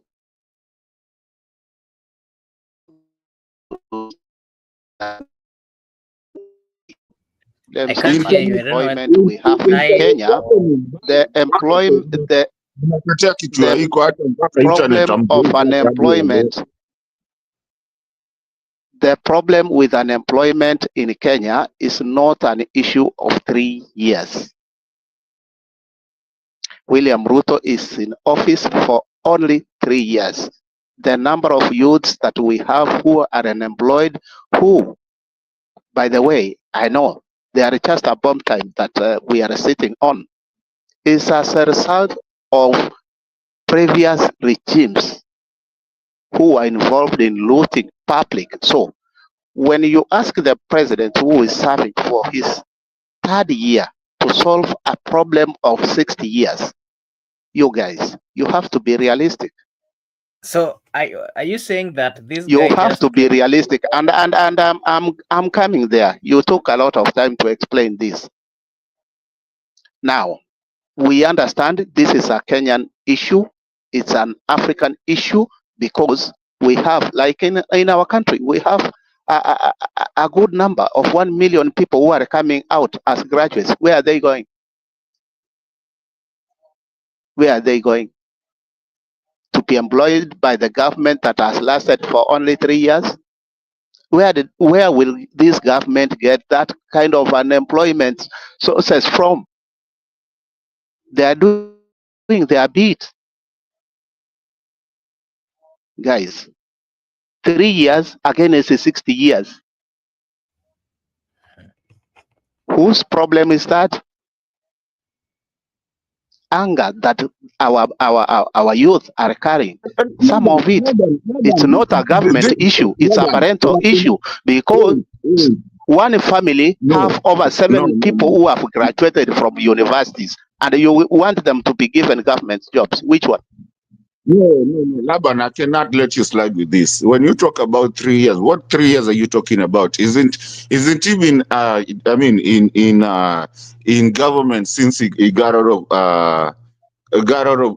university Holding which and then being position? a deputy president Holding which position? in MP, agriculture minister, and then he also became a deputy Now, president for a whole 10 good damn years. thank you, We're talking about thank 3 you. years. Is he holding all those positions for now that the rest of the people cannot be asked about? So who are we going Because to that ask? is your answer.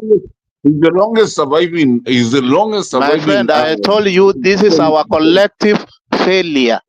This is our collective failure as Kenyans. So you cannot come here and Yes. defend Ruto. You're defending Ruto for what? He's been there since Is the president. Is the president who is in power for only 3 years, and he cannot solve our over 60 years problems in 3 years.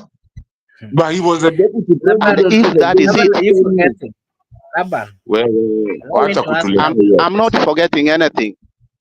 Laban, in 2013, we Just the call people of me my Kenya name. went.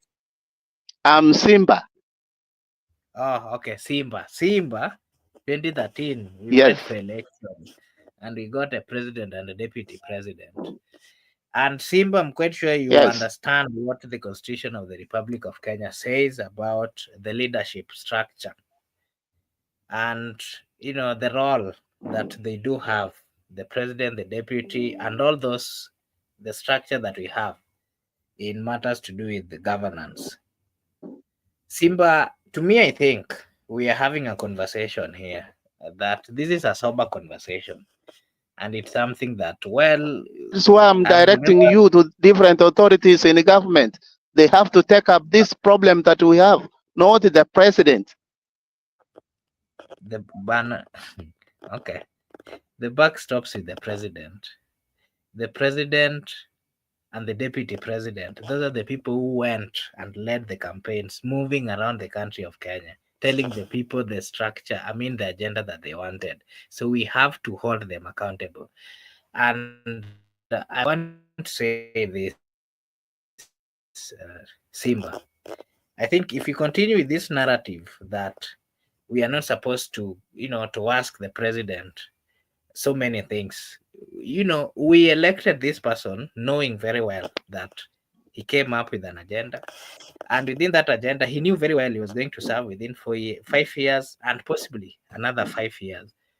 And remember, he came knowing very well that the people of Kenya had problems. He had to fix that agenda within that period that he was going to serve and ensure that he solved the problems. It is the president, I remember when he was being sworn in, came out and told the people of Kenya in 1 month, in 100 days, the things that he was going to do.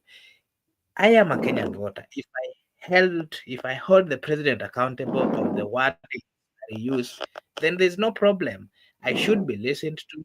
He has to deliver because I woke up very early in the morning to go vote for him. If he's not going to do so, I can tell you bluntly, without fear of contradiction, in whichever platform or whichever place that I will be, I will tell the president that he has to be accountable by all means. And I Makobura. cannot by Makobura. one. Allow me to finish. I'll give you Makobura. time to speak up. Can I just finish kindly? I cannot. It is my role as a Kenyan to remind the people in leadership that they have a responsibility. Part of their responsibility is ensuring that the constituents, so the people who elected them, also enjoy life. We cannot sit down and see a group of people getting into corrupt deals at the expenses of the suffering people of Kenya with the consistent high taxes that they're bringing up every day. I cannot allow someone to tell me something about 2 terms. That is my take. Makobura. Unajua, and let me explain this to you better. It's your turn. A government does not work on the space. It works for the people. Once the president has been sworn in, he doesn't start anything new. First of all, it takes over any garbage that was left by the previous regimes. For example, and I want to put this to you and be it on record, Uhuru Kenyatta commissioned over He 300,000 started kilometers. Leave me, anything. stop there, First Mato. Just stop there, relax. Commissioned over 300,000 kilometers of roads in central Kenya alone. This was taxpayers' money.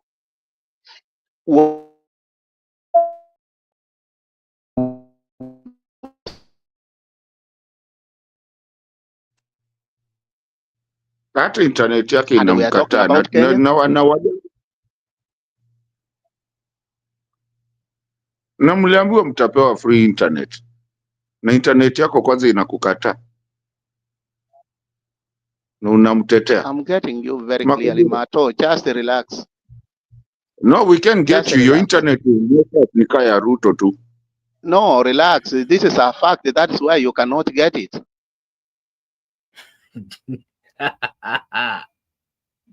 It's a fact. That's why I know. Now, this one is being done across the country. Now you are out with the guns blessing. He has to go. Really? No, it cannot happen. For this one, 2-term, very compulsory until 2032. Kenyans will have another opportunity. If I'm given Simba, if I'm given a chance as a Kenyan today and told that you're going to vote tomorrow, I can use whatever the mouth that I was given to tell the people of Kenya to be keen and to elect somebody who is going to listen to their views, somebody who is going to ensure that their lives in the coming days is going to be, something that they've always dreamt of. Somebody is going to ensure that their issues are looked into. Somebody is going to ensure that issues to do with hospitals, issues to do with infrastructure are sorted. I cannot sit anywhere and advocate. Marco Bura, can you have me just inform you something small before you proceed? You can inform me, Mr. Simba. Voting in Kenya is just an illusion. We had only one, and that is the narrative we are driving election away. in 2002. Other than after 60 years. So remember, it's only one. So from there you can guess. Let me tell you something. This is the narrative that we have to drive away. We are not going to be fearful in our country. We are not going to entertain a group of leaders who are going to mess this country. And that is why I can categorically tell you, we will not sit down and sing the song of 2-term or 1-term or whichever. We are going to elect leaders who are visionary, leaders who are going to ensure that the challenges we are facing as the people of Kenya are sorted. You'll have that opportunity for MCS and members of parliament and the county government. That's where you'll have that opportunity.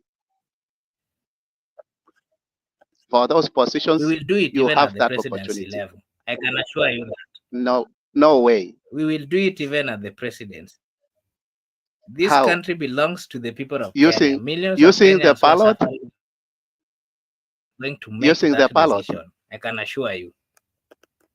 And whichever platform, whether it is ballot or whichever, the ones that they are planning to use to get the 2 terms, the people of Kenya will use that platform. We started with 1 term, and the 2 term is taking the echoes in the mountains. You have to come out with facts and put it on the table and tell us. We have videos. If you promised that you're day, did you deliver? If you've not delivered, we will mark you and tell you don't belong here, and we will even follow you to ensure that kila kitu labor. That is where we are headed to.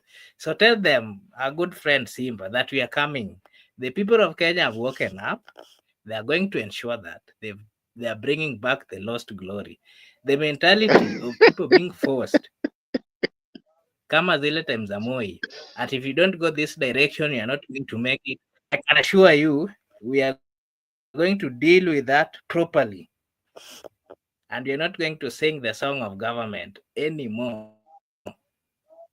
And That is my we, take. the people of Simba, you can Kenya, give we us are your the last government. remarks, and Nyamkora, if you have your last remarks, you can as well give. Yeah, please allow me. Acha mi huyu unajua tunapiganaga tunaangushana mpaka Yesu akuje.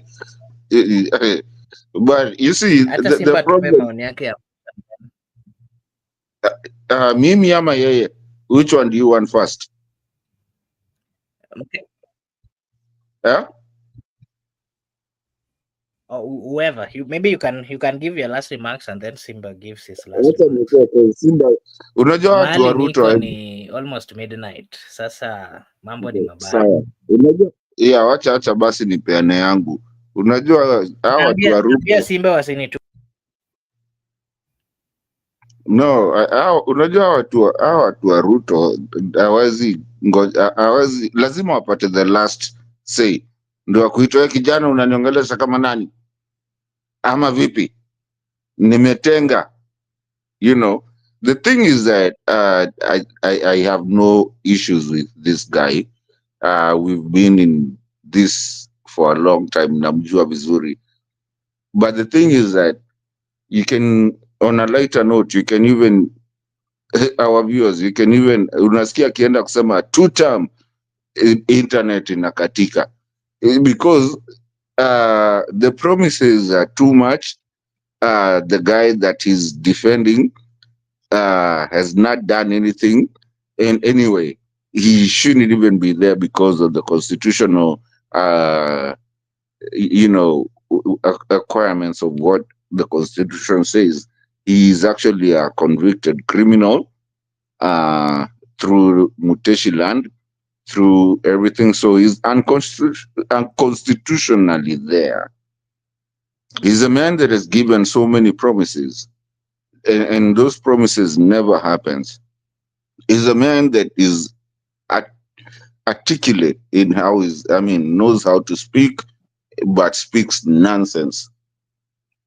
And I want to tell the people who are watching us, be very careful of what Ruto tells you or what Ruto says, because he doesn't even practice. He goes out there and just says nonsense. And once he says, he goes back and he's ruling with a thumb of, a fist, like Idi Amin used to do. It's a reincarnation of Idi Amin. For the people who are saying two terms, you can't even ask them one or two projects or gains that Ruto has done for our country. They tell you, atafanya hiyo term ingine. You have to give him time. Give him time what? Government has always been government since independence. There's nothing to do that needs to be done rather than moving on with what was already done. Should have picked up from where Uhuru left. Uhuru picked up from where Kibaki left. Kibaki picked up from where Moi left. Government has never gone anywhere. It's not. We are not building a new government. It's all the government has already been there even since independence, even pre-independence. It's just moving on. But then when you have someone who's so fixated into making money and getting into the what was it, hustler versus whatever dynasty, becoming a dynasty. Now he's a dynasty. And then you have someone here coming to tell us whatever. He's my friend. I'm not talking bad about him. I'm just saying, ukipata mtu anakuja kutuambia hivi two terms. Who said lazima mtu apate two terms? Is he a public servant? And anyways, if he hasn't done anything, he hasn't done anything. You can't tell us, oh, it's just been 3 years. Hakuwa na time. Hakuwa na time ya kufanya nini? Kwani government haikuwa ama ndio wanaanzisha ama sisi ndio tunapata? It's now that we are getting independence. There used to be a government. The government has always been there. But the guy is just a serial killer, a serial dictator, and somebody that believes the fact that he's in the government, no one can talk back to him. That's why he wanted to slap the last president that was there, whether he was good or not. But now we know that he wasn't even good. It was him. And that's my closing remark. Wacha nigongwe sasa. Hata sitajibu. Back to you.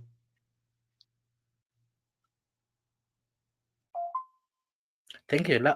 Simba, you can give us your last remarks. Asante sana Bwana Miguda. I think nitaanza na mambo yafuatayo.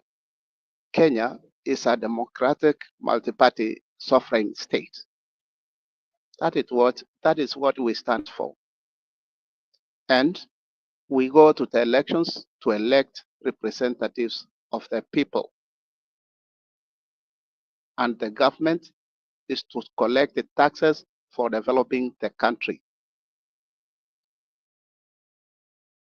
I think we have three working together. For that reason, there is no one corner of this country that does not need development.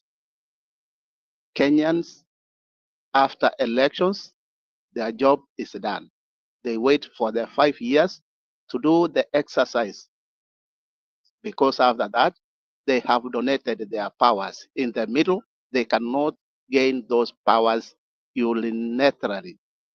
So give the government that is in place to work for the people for the period that is subscribed in the constitution, which is 5 years.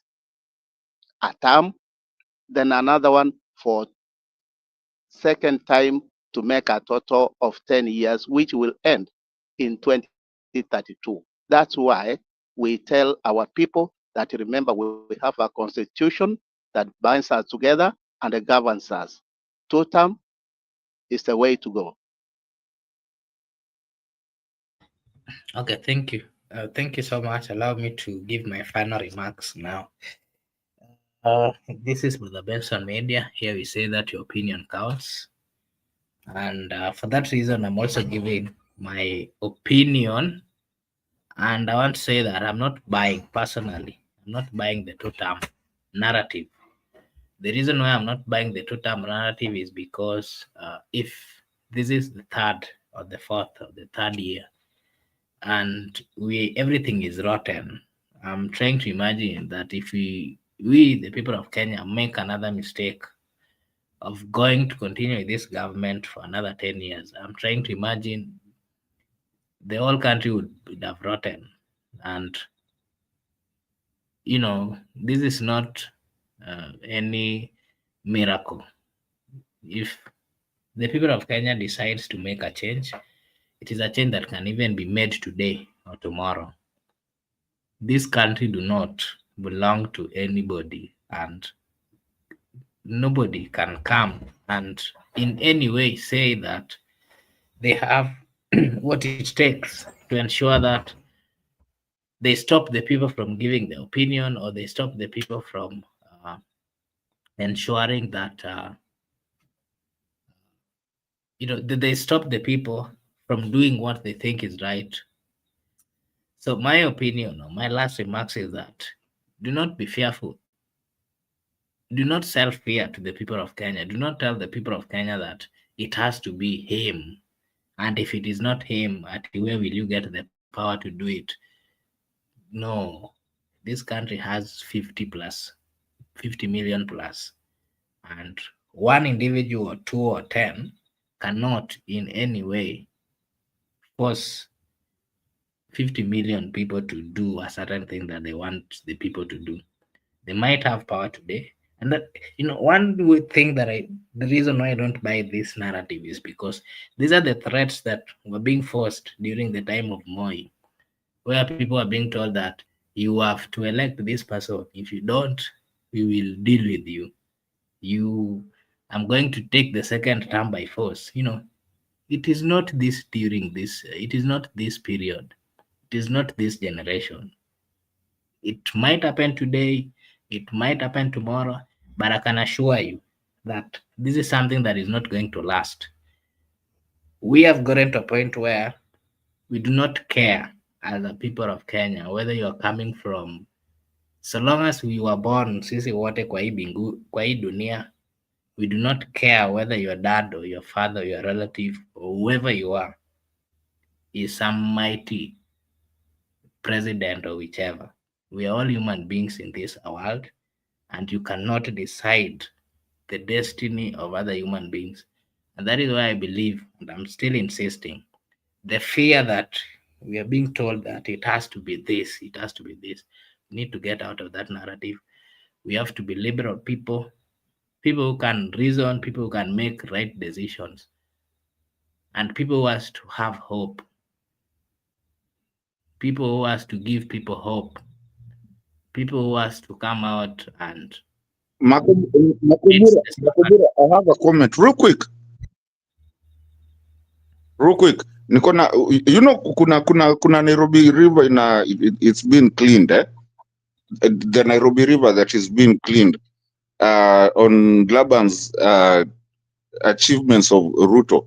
I don't know if you saw the PM of Prime Minister of Nepal akikimbizwa kwa Nairobi River. Nairobi River is very clean for us kukimbiza watu kama this useless people that Laban is telling us. Tunaweza wakimbizia huko Nairobi River, and we've cleaned it, by the way. That was on a lighter note. So I think what I'm saying is, let us not sell fear to the people of Kenya. Let us give them hope.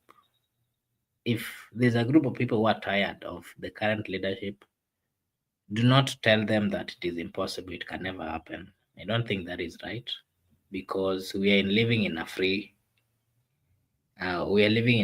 world, in a free environment.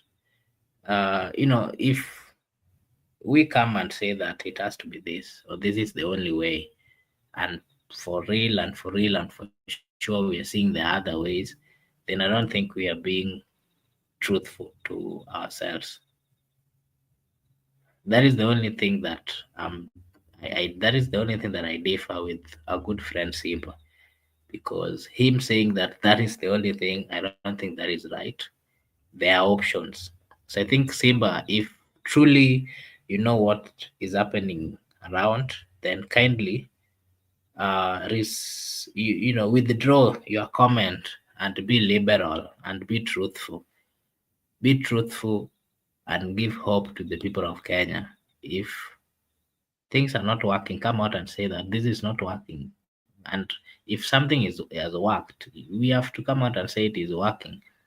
So what personally, it is not that I always criticize everything. No, I don't. But if you ask me a general overview of this government, I can tell you it has failed, and that is what I'm saying. So if someone has done good, let us come out and say that this was good. But if someone has done wrong, let us come out and say it is wrong. And especially a leader who has been elected by the people. Give the people a chance to give their view, give the people a chance to express, na usiwafunge kichwa ama whatever. Give them space to reason and to give alternatives. That is my final remarks. And now I want to take this opportunity to say a big thank you to Simba for finding time to join us again this late hour. To a good friend, of course, Mkenya Mkora, for also finding time to be with us. And to also acknowledge that Miguda was also here. We appreciate the fact that he was here. Not forgetting Brother Benson has also been here. He's the one who started the show. Tumeisukuma na Mkenya Mkora for almost 2 hours. And now, allow me to acknowledge Gypsy Corner at the comment section for also finding time and maintaining the conversation at the comment section throughout the whole period. We really appreciate Gypsy Corner. You finding time and engaging and giving us your take at the comment section, and everyone who joined and commented. We really appreciate. Sijui kama bado mko na maneno zenyu za mwisho kabla tufunge. Nipe Simba pia few minutes and then Mkenya few minutes and then we close. Simba. Asante sana Makobura, and I think I will be here for long. I think if you can go through the comment sections, I had a pledge that I will be here for a long time until the elections, mpaka siku kura zinahesabiwa. Hizo zenye mtapiga, hata mimi nitazipiga, tutazihesabu pamoja, mshindi atangazwe, ndio Kenya iendelee mbele. Asante sana kwa siku ya leo. Okay. Thank you so much. And Mkenya Mkora. Na mimi nataka kushukuru Simba o Laban, tumetoka mbali, na pia nataka kushukuru sana for the time, and pia Gypsy Corner huko pia naye nataka kumshukuru. I just want to say we are here for the long haul. I guess hizo elections zenye Simba amesema inakaa mbuzi na nini zitakuja, but I can just say that tutaendelea tu, na huyu najua atageuka tu kesho kutwa, ngoja uone kabla tufike huko. Lakini I like the conversation because this is the conversation that Kenyans need to have. What we are having here, I have my opinion, ako na opinion zake, pia wewe Mr. Chair uko na opinion zako, na pia watu wa comment section wako na opinion zao. It depends on where our country goes. Ni sisi ndio tuendelee kufikiria na kusikizana na tusiwe enemies. We just have a different opinion. So for me, I would just want to say thank you. Thank you for Brother Benson channel, na asanteni sana. That's all I can say. Mimi nafungia hapo. Na niko na moja ya mwisho. Musirudi tena kupiga watu 5-0. Mnapiga watu aje 5-0 my friend, alafu mnawaita syphilis. I think that was a good thing that Kenya did. Remember, it came after Kenya pia kugongo one na Gambia. So it was like ile ya kusafisha macho. Unajua wangeshindwa, niko sure hata the coach himself angeambiwa arudi kwao. Unfortunately. Mnawachapa watu 5-0 alafu mnawaita syphilis. Na ni syphilis. Ala. Pia nimeona sasa hivi they're trying to invite Tanzania and other countries, lakini wako na beef sana na Tanzania. No, walisema ati wali mistake kwa sababu Tanzania over blue, they mistook syphilis, Seychelles. That was a joke. Waliwa mistake to Tanzania, walikuwa dhani Tanzania wanacheza nao, sasa wanatoka the real Tanzania. Aki Wakenya nyinyi mlitoka wapi? Oi. Anyway, that is life. Really appreciate Kenya for finding time to continue being with us. Thank you so much, our good friends who are the comment section, Gypsy Corner, and everyone. Thank you so much for also being with us. We really appreciate. I want to take this opportunity to wish you all a blessed night, a blessed morning, a blessed afternoon, a blessed evening from wherever you're watching us from. Thank you so much, and God bless you. See you again tomorrow.